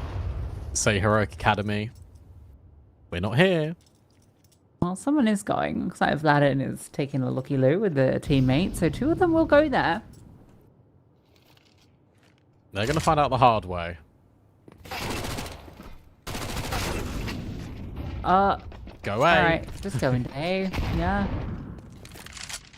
I get the bomb over. It's going to be tricky. No, They get eco'd. They're actually getting eco'd. And Depression wants to take the fight. Oh my gosh. Depression. We have to be 1v5, yeah, but a player Oh, I thought was on site. No, rotated away. He's now been given the space to plant.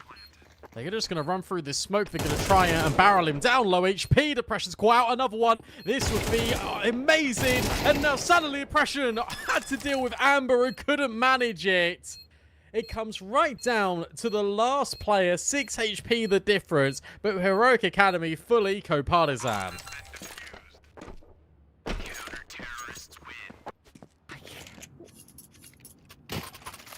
For a full eco into an almost 1v5, you feel like he's won it. You feel like he's won it. But it's that slight delay on that last player swinging. Amber converts the most ridiculous round.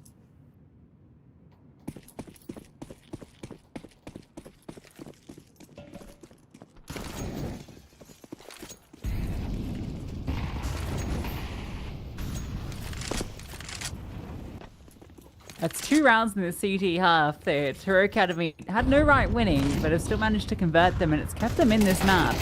Up&L's getting aggressive. At the same time, a play comes through in towards Hut, which falls flat. Oh, I think you've heard that AWP drop down as well. I think they know that Scrub is here at backside. Collins, meanwhile, is carving out a path for himself. There is that AWP being eliminated at backside, as mentioned. Just the audio gave it away. And Heroic Academy got no idea that Collins is down secret. Now they know. Now they know. It's a bit too late. FNL? He drops the bomb, but not going to last too long. Dragon swipes him out. Partisan back on it. 11 and 7.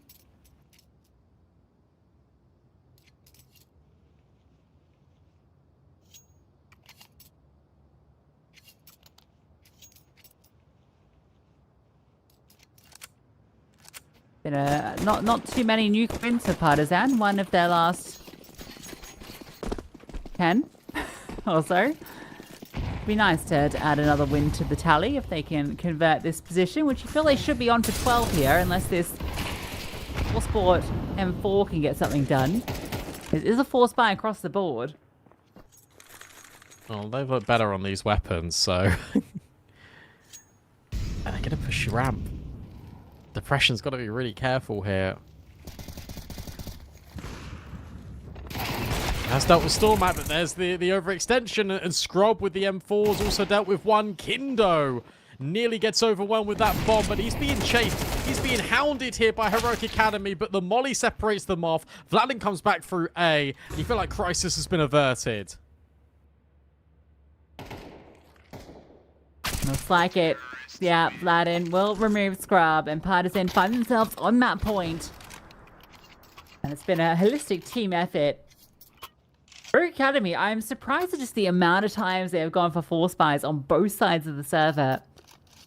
I guess maybe I'm not after seeing the sort of rounds that they've been able to pull out, even with the full eco. They do have the ability to pull these out of nowhere. But it has been their economy in the second half has just never been in a position of any sort of strength. I don't know if we saw the AWP like once, maybe, but like, yeah, it's been really dire for them.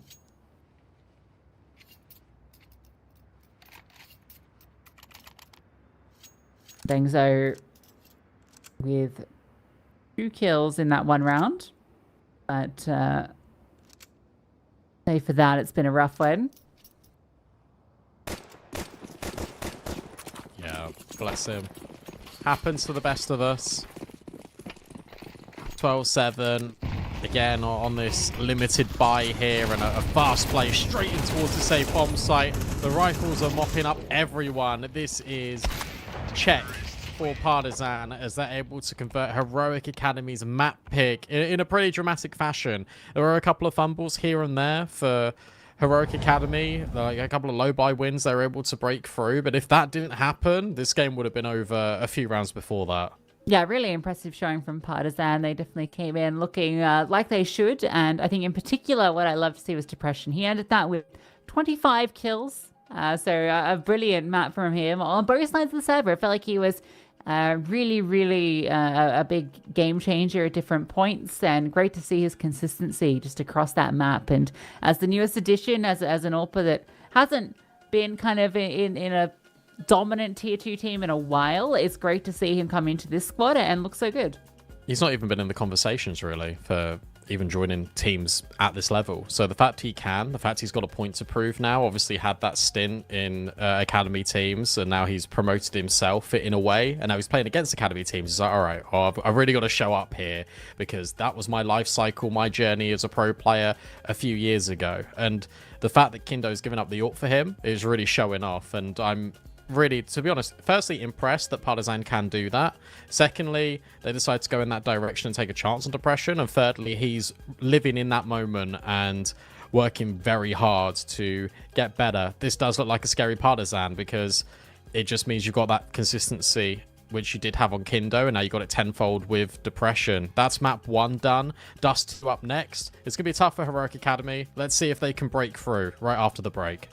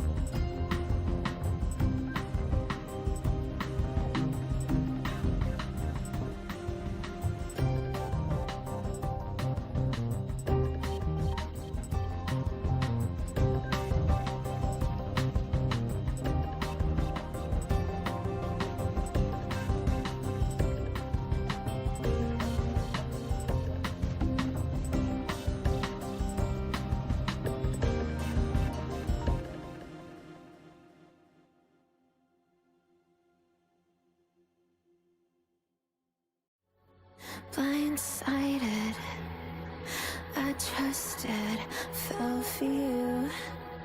What a stupid thing to do. Blindsided, high hopes, but they fell away the moment you lied to me.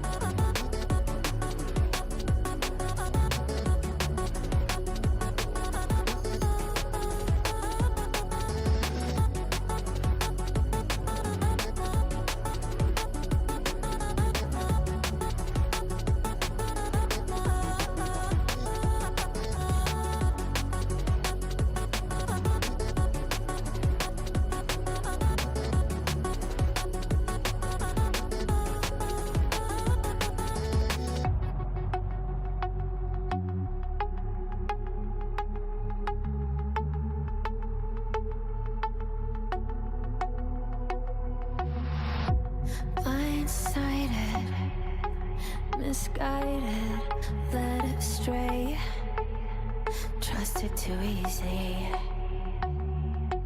Blindsided, strung out on the smallest string, had me questioning everything. I don't know where I am now.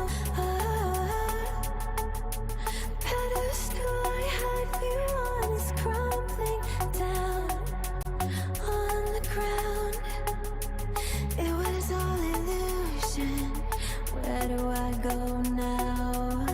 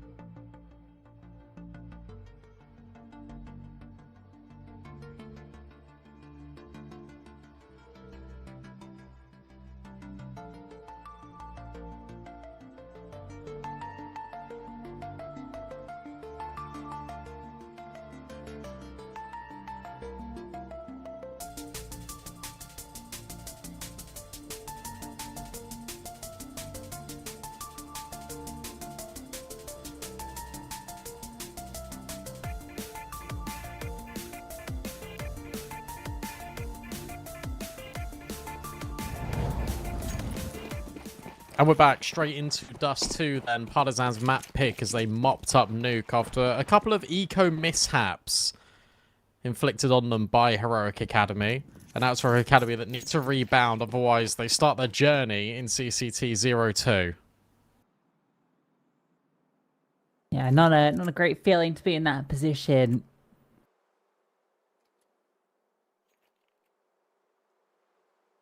Dust 2. Good map for Partizan. And Depression. Good map for him previously, and he's looking to make this one good too. Great kill and short, but FNL, we know how good he is with the pistol, but it helps to have bullets. Finds that he has none in that one, and he will be taken out. But at least try and step in, and they step out. So Partizan, a great pistol off a fast acceleration off short. Yeah, I love the fact that they just go immediately after dealing with FNL. Such a shame for the players rotating in, but it gives them no time to react whatsoever. And as soon as you see the tip top of the head of one player, you're immediately removed by another, scaling in from short. So good space, and immediately a pause from Heroic Academy. There's obviously a discussion about whether they force spy in or whether they save. And Dragon's going to take this opportunity to DC and reconnect.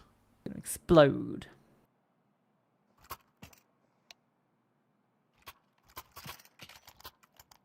They are going to force in. Okay. Yeah, I mean, that doesn't surprise me. I don't love this on Dust 2, though, especially with, like, no scout. Well, they might get one. With Scrub buying armor, I don't think there will be one. Yeah, it does feel like it's reliant. Like, I quite like the double scout, triple dig kind of force buy. Or 5/7s often feels very strong. Get a couple of tags on a map like this. FNL's got the MP9 and a fast spawn, so they might be able to take tunnels quite quickly. Wouldn't be too bad a move.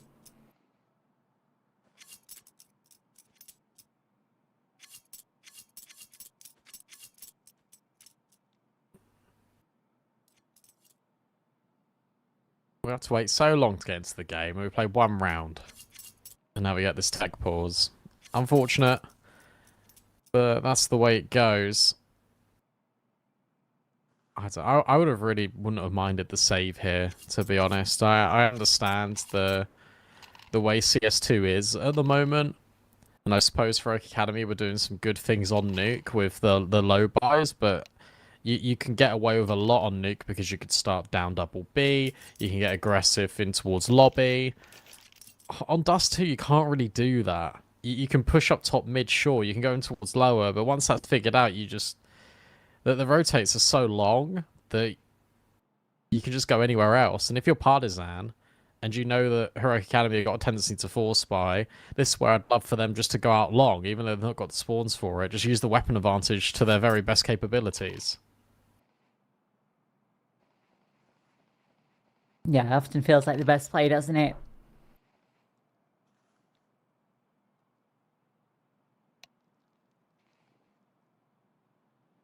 Not sure if we've got a reason for the DC. Dragon has reconnected, which bodes well. Yeah, we've got to reset the round because he was lost one of his the armor. one of the alive players.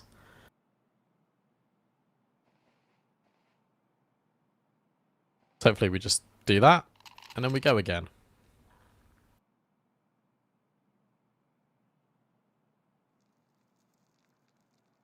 It's a map that I'm hoping to see a bit more out of Scrub on. Yeah. Definitely had,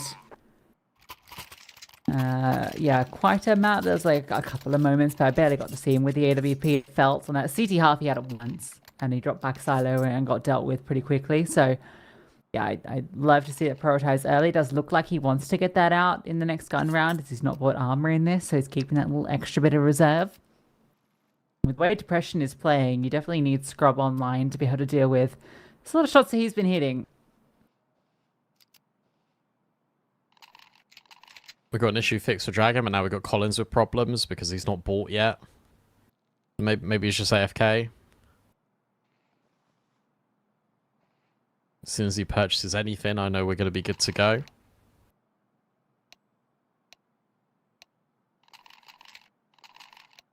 Type in's good. Type in normally means we're okay. And yeah, Collins is brought up now.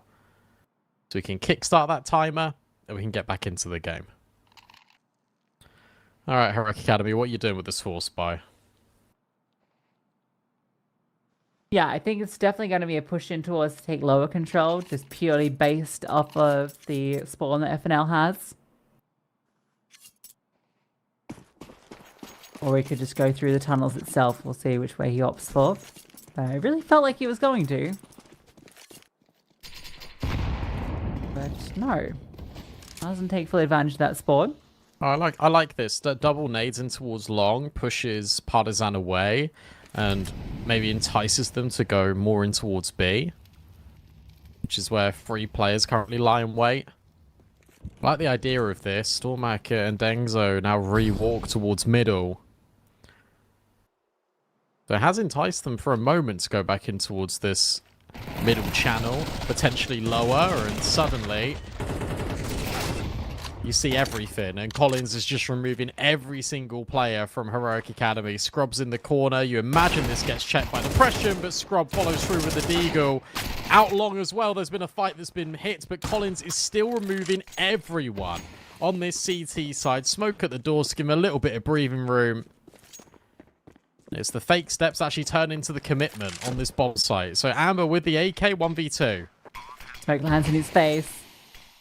Up his own ahead to try and lurk out in front of, but Collins is just going to get around the corner of it. Oh, and exposed, but it's still going to be the fight coming through. Vladden needed to hit that. Amber, nice try and good attempt on the force buy. Comes so close. Down to one player standing, but it's still Partisan that edged their way through. Really surprised that they let it get that expensive, especially after Collins kills 3 and there's only 1 trade in the meanwhile. Some individual fights being taken. Partizan feel like they've already won the round, but instead it's a little bit expensive. You see that Depression is now just on a scout. And 5 players commit long this time. It all depends on the timing of this flash from Dengzo. Well, they're going to walk into it.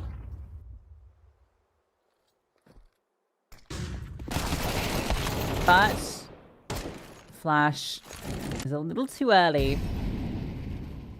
It's just the SMG that goes down.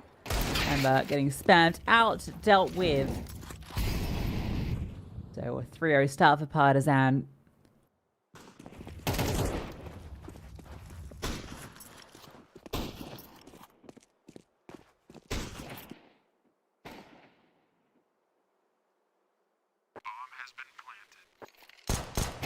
Oh, I was hoping you get one early.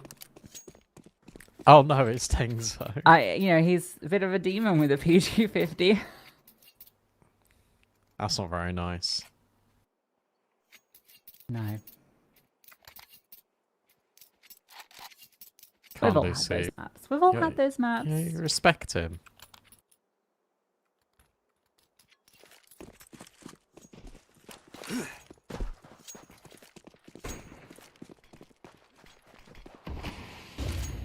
If that was an AWP, that would have been a kill.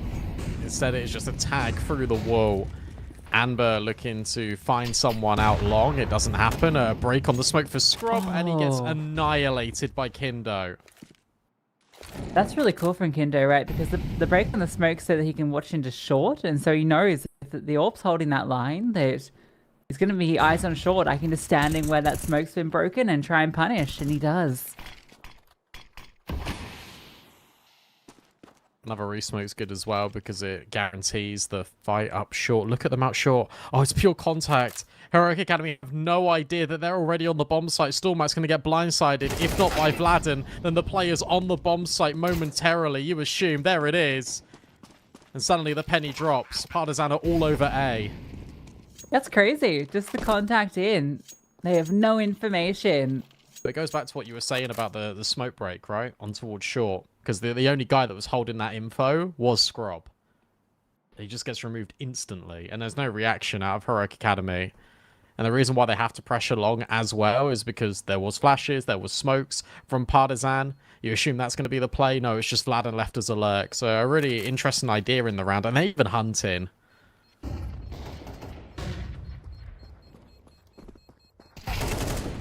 A shot. Oh no. Oh dear. Come on. It's just unfair.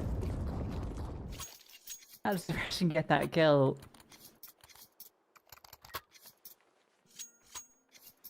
Well. For Partizan, this has started very well. Expected them to come into this T side and look very solid.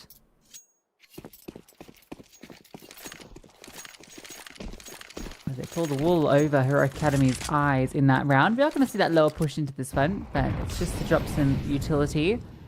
Or maybe they wanted to extend and try and crunch, but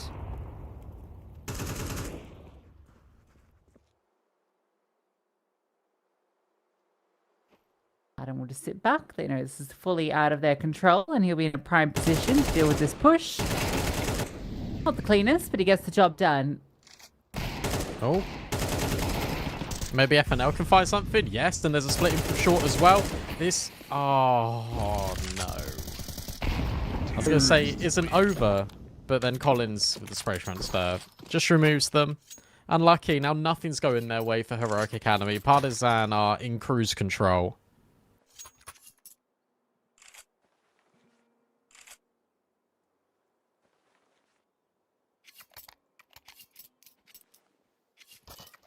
I have to also... there's another tournament going on. Obviously, Galaxy Battle. We spoke about that in our last Best of Truth Nexus. There's a game going on right now. One of my favorite player names in Tier 2. Moda Me is a team. This guy is called Fattest Yoshi. Fattest Yoshi!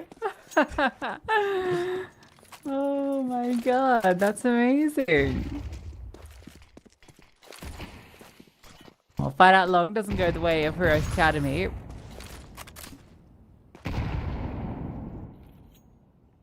Look at the B. Look at B.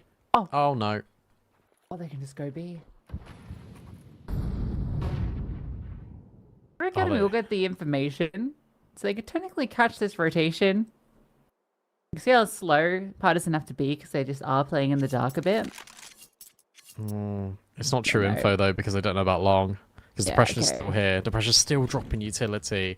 He's lurking with the orb. Oh, this is awful. And now Dragon, who's cleared all this site, who's given the round over to Partizan, now just holds for the rotate. This is done. Yes, it's like the round before. It just feels like they're just around 2 rounds prior where they just walked up short, right? They're just completely finding these gaps and exploiting them. And Heroic Academy have no idea what's going on. They still don't know. Oh, they will. And you got to save. You absolutely have to save. Depression can hold off Long. All the riflers can now converge in towards middle and CT. And they will be hunting this.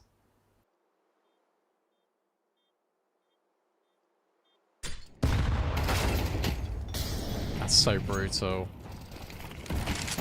Oh no, they might walk away with nothing again, dropping towards CT. Collins deals with Amber, and FNL revealed on the side by Depression.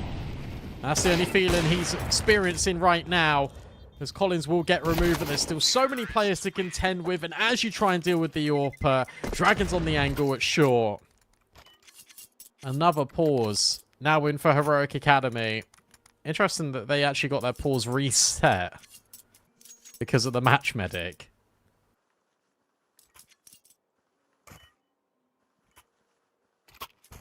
I didn't know that was a thing, actually. What? So they took a pause in round 2. So it should say 1 out of 3, but we got match medic. So I think they got their pause back. I see. Oh, well, I don't know if it's going to help, but... Considering it doesn't feel like many teams in online Tier 2 use all of their timeouts anyway. Or any of them sometimes. It's so funny how the inverse is that we've got Depression that was owning on Nuke, and now he's 2-2. Not needed. But might have a chance here. Actually, he's the one that gets tagged by the scout. But for Partisan, they're making the right move, taking long control against the pistols. Depression is dealt with. So a player advantage for Heroic Academy. But it's just these pistols and this scout. And oh my gosh. Dragon ahead of the smoke will remove Scrub, and this allows them to scale straight into A. Yep. And this should be the 7th. FNL's now been tagged and brought down even lower. No kits, no nothing. Just a desperate now search for kills. Kindo just tucks into the corner at Long. Dengzo gonna be removed and not traded either by Stormak. So this goes from bad to worse and worse again. Partizan 7-0 up at least. Amber can get an AWP. And he can hold for Kindo. That's a really big save, to be honest. Yeah, it'd be great to hold on to this if he is allowed to, and should be. They're going to try and hunt, but I don't think I'll get anywhere near him. But it's just a small consolation with how this has been going. Yeah.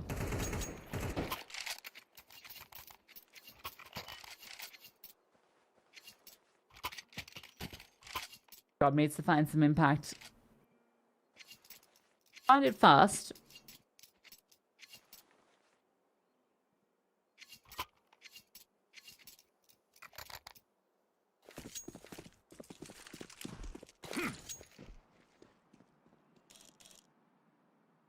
Aggression boost up this time. Ready for the flick up. Not even need to flick. It's easy enough for him to remove Scrub. So that all ineffectual immediately. And but punished on the aggressive peak. Nothing is going right. No, they're getting desperate now. They're just trying to have hero plays, and this isn't going to work. Break on the smoke is good for Dengzo to at least get rid of Kindo, but all his teammates are falling in the interim. And Dragon pushes the smoke literally as he picks up the AWP. So that timing couldn't have been worse. FNL on B. Not spotted by Dragon, but at least that's confirmation for Partizan. They will go 8-0 up. And Heroic Academy need to start playing a little bit more together because these individual pushes, the desire to get an opening kill for your team is now slowly infecting and corrupting these good defaults, this structure that we're used to seeing out of them. So it's a shame, and it obviously is easy to do that when you're chasing the game, when you're a little bit inexperienced, but Partizan are going to love that all day long. They're going to be more than happy with you doing that because that's just going to guarantee they're going to win the series quicker. Oh, FNL.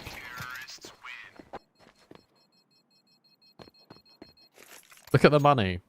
Collins, Dragon are nearly maxed out.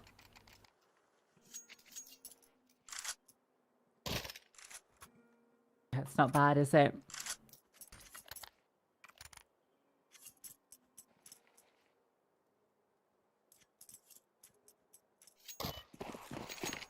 Good streak of deaths too for Partizan. And 5 of their last 6.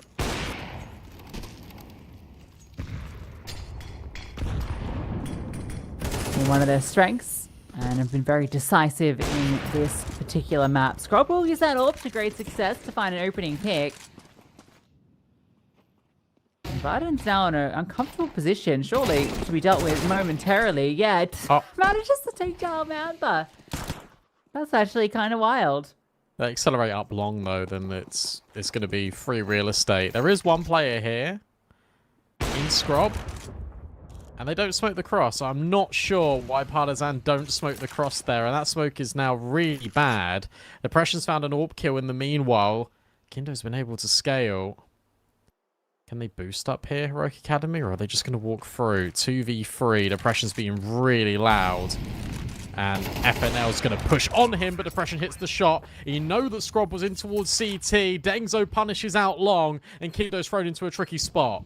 He doesn't seem to be fully aware of Scrub's position. Worried about the short reroute, but that's not where this play is coming from. The swing comes up. Kindo hits the shot. You know his last player was around here, but Dengzo picks up the AWP. And off his multi, will find Heroic Academy there first.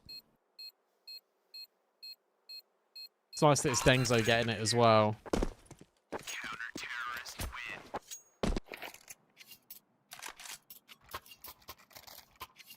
Yeah, they weren't sold on where Scrub had gotten off to. All that needs to be relayed in the comms there is one more long. That's it. And suddenly you're in a prime position potentially to win the round. But that is Heroic Academy's first round on the board in this map. Let's see if they can build on it, because Partizan can buy pretty much for the next couple of rounds. Depression not being challenged this time. Scrub might give it a swing in a moment. It's just the jump over. And then the re-walk back in. But Dragon's already found the opening on Dengzo. Alright, Scrub will time through on that attempt to swing. Very Amber. fast play. Ooh. Amber just pushed us through. Alright, Heroic Academy with some aggressive timing, some little pushes that have come through as catch Partisan off guard. Biden removes another. This kill is key, and Stomach will convert it.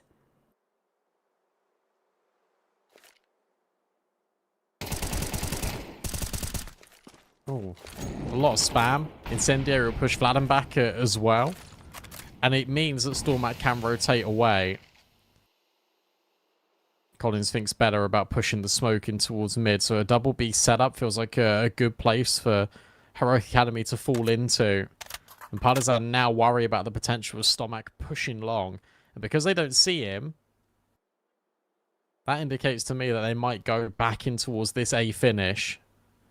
If Collins sees nothing close as he clears everything, that limits where Stomach can really be.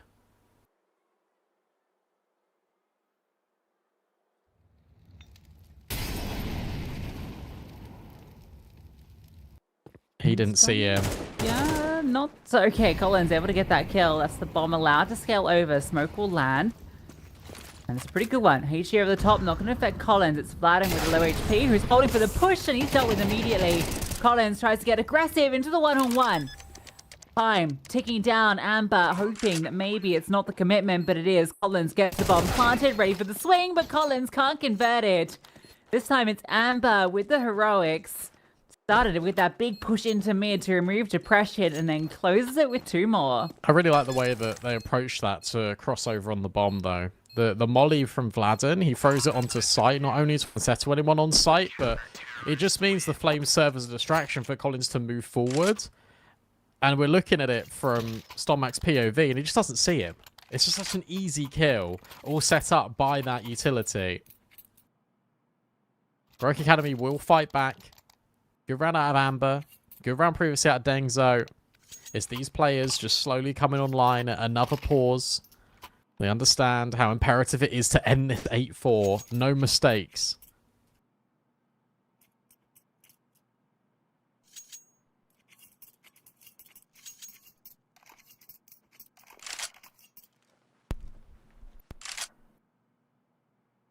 Yeah, a great start. Don't want to let her Academy find their way back into this. I've already seen one ridiculous almost come back today.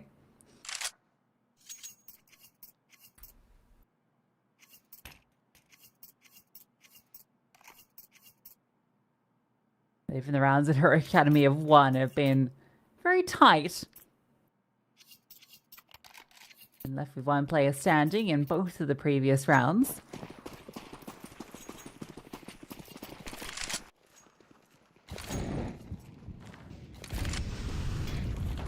Fast play up onto the mid box. That's a cool way to get an opening kill. An attempt to trade out towards long and looking to scale quickly. Stomach forced back.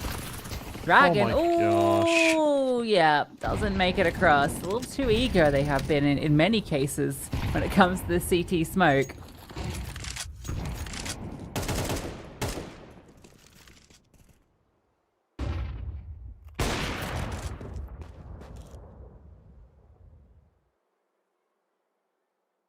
Scrub. Getting depression would be everything here, but instead it's Kindo. I'm so used to seeing depression on the up. Didn't even recognize it was Kindo, but he's a reliable player if depression falls on this sniper. I guess this gives you a little bit more options. 1 more smoke can be deployed by Kindo to cross. They got to get going on this. There's a timer on this smoke, and he's holding for Stormac to be tucked in this corner at Gandalf. Yeah, no molly thrown to Gandalf, though. They had 2 flames, and it's just to clear the close angle and short, so Gandalf definitely a threat. Attempt on the swing, and he'll remove that Gandalf player. Now the boost up from Amber, the flick over from Kindo is clean. Collins has another chance to clutch. Up on the bomb. Scaling come out. Yeah, Dengzo just starts to swing. He'll be dealt with, and Collins loses out against FNL. Another round comes down to 1 heroic player standing. But that's enough to get the round done. Kindo's still really sharp on the AWP. The fact he's able to get stomach, he's able to flake forward, and because he pressed out a little bit on towards short to hold the tight angle, you're never ready for that if you're jumping up. Such an off angle you never expect, but the flick is still true. But FNL this time clutches up. They're giving themselves chances, they're giving themselves opportunities here, Heroic Academy. But for Partizan, they're going to reply by sprinting out long. They got the control so early in the previous, this time they want to make the most of it.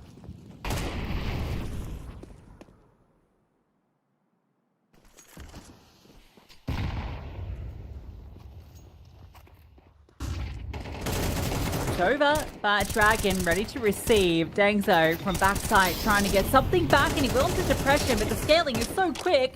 Collins and Kindo push their way through. Despite letting Heroic Academy pick up a slew of rounds, this will be a 9-3 half. FNL, they know exactly where he is. There's a late flank coming to deal with him as well. So 9-3, Partizan will still finish it dominantly, but some signs of life from Heroic Academy towards the end. At least there is that sign of life. That's the main thing. It's just whether they can uphold this and convert. Because Collins has been on one. Kindo's been really good at it as well. It feels like all the pieces are here for Partizan, whereas a couple of pieces have showed up in moments for Heroic Academy, but not on a consistent basis for this map, and to be honest, for this series. Getting the pistol imperative. We've seen a 10-2 come back, and unfortunately not quite make it over the line, but this would be a really big ask for Heroic Academy here.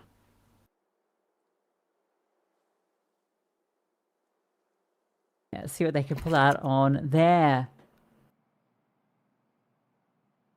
Side.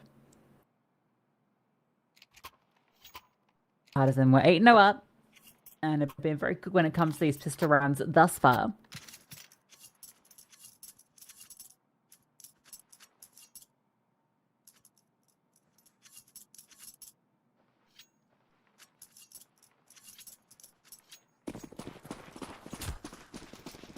Release of Laden as he moves over to that B bomb site with depression.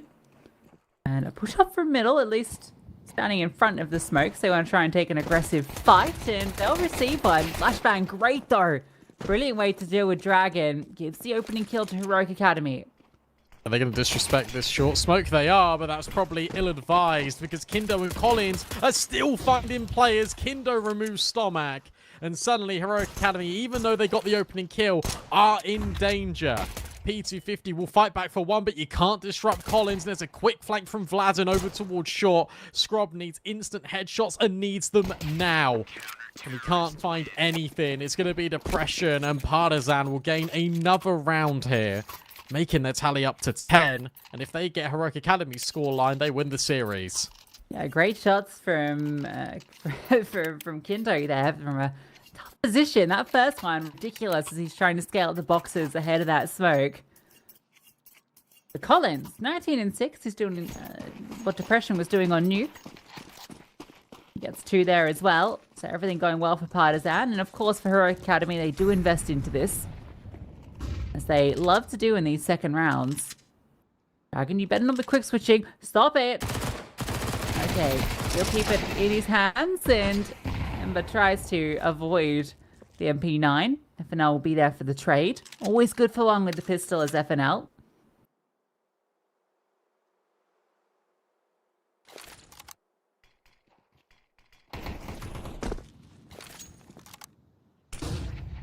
You gotta think twice about disrespecting the short util again.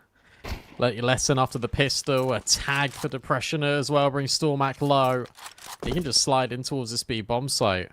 Meanwhile, Kindo's getting active over towards long. The net is starting to tighten around Heroic Academy. They are holding for a long push though, but Scrub, if he drops the bomb, they're in danger. Yeah, can't lose that.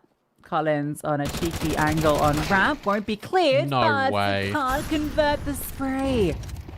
All body shots, and that's allowed the bomb to go down. Sure, 2 players are barely standing, but, well, gives them that slight advantage. At the retake in from CT. Never feels good. This long play is going to be key to it. Kindo is on his way. And Vladen removing Dangso. They need to find something, do the tease to get this space, and they're finding nothing.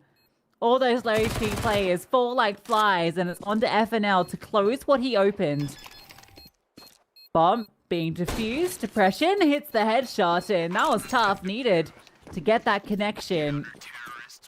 That bomb was being stuck by Kindo. Partizan will succeed against the force buy. And they're just going to keep forcing now for the rest of the game. Yeah, I really like the way Kindo approached that as well. The fact that he could have had the option to retreat in towards short, but he comes forward long, takes space in CT, and then the way he diffuses, he puts himself on the angle, so it has to be a full commitment out there from FNL. Depression hits the shot anyway, but he had to deliberately wide swings. Even if he gets rid of Depression, that bomb potentially could have just been stuck anyway. And a little bit cheeky with it. Our Partizan, 11-3 up. They take a pause. They want to make sure that they just win the map outright. Yeah, you know her academy got to invest into this, and your money isn't in the best spot with how that round came down to just 2 players living.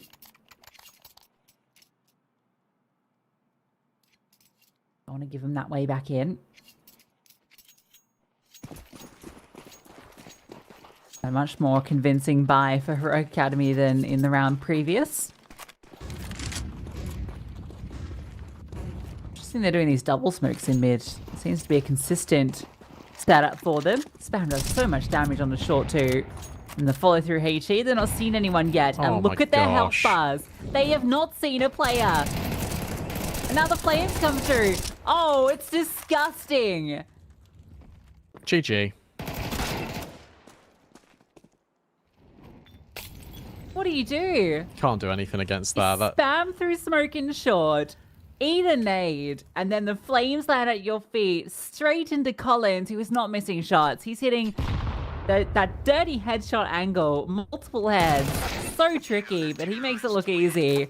And so do Partizan as they find themselves on 12. Yeah, unfortunate for Heroic Academy, but that's the reality of the situation. It's a step up in competition. And they are being mauled by Partizan.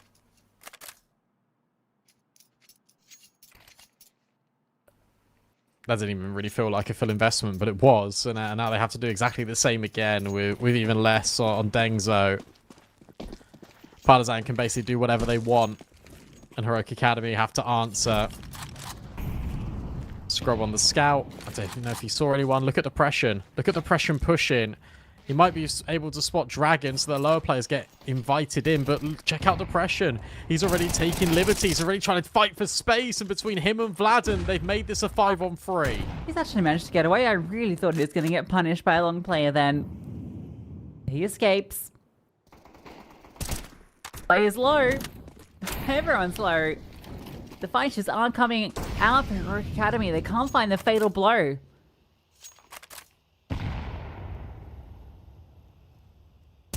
Looking to play around the edge of this, will be punished for it. You know, it's the only one with HP here.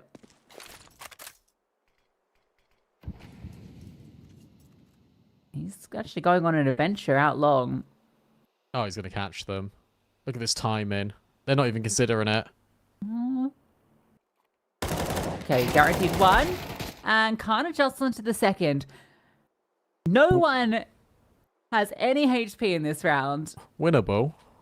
By everyone. This is winnable by either team. I don't even know who wins this. It all comes down to who gets the first bullet. That's interesting. They didn't get the M4. So they're still rocking Galil and Scout. Oh, yep. Now you know where they're coming from. They have to dry run this.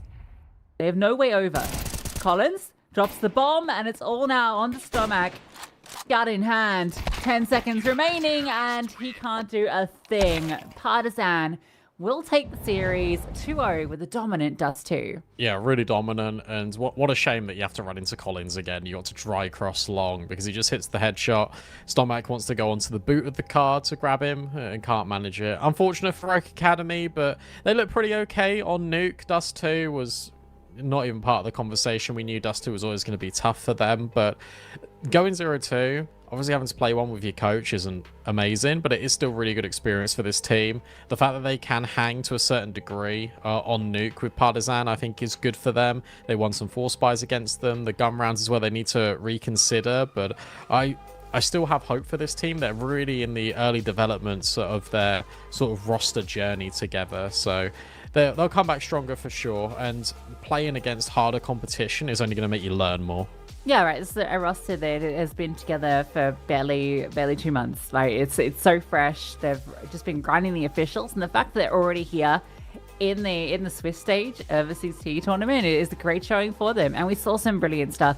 Really impressed by FNL as an individual. Saw Scrub, I think, on that last map. Wasn't quite the AWP beast that kind of we needed, but we definitely got to see him have some impact there. You know, depression was nullified in a lot of moments. Like, I feel like Scrub won that out. In fact, I think the one AWP highlight we saw was from Vladin, of all people, funnily enough. But yeah, a good showing overall for Heroic Academy, and they still have another chance, right? They're not eliminated, down into the O2. For Partisan, they move on to 1-1, and I'm excited to see more of this Partisan. I was a little curious coming into this what we'd see from them, given that they lose such a big figure in Emmy, but Depression, that Nuke game has convinced me that this team has got a strong future if they stick with this guy. Yeah, they're playing very much like more explosive CS, which I think benefits them a lot more as well. Like the fact that you got Vlad and Dragon that can do that. Collins is more than happy being a little bit more of a punchy anchor.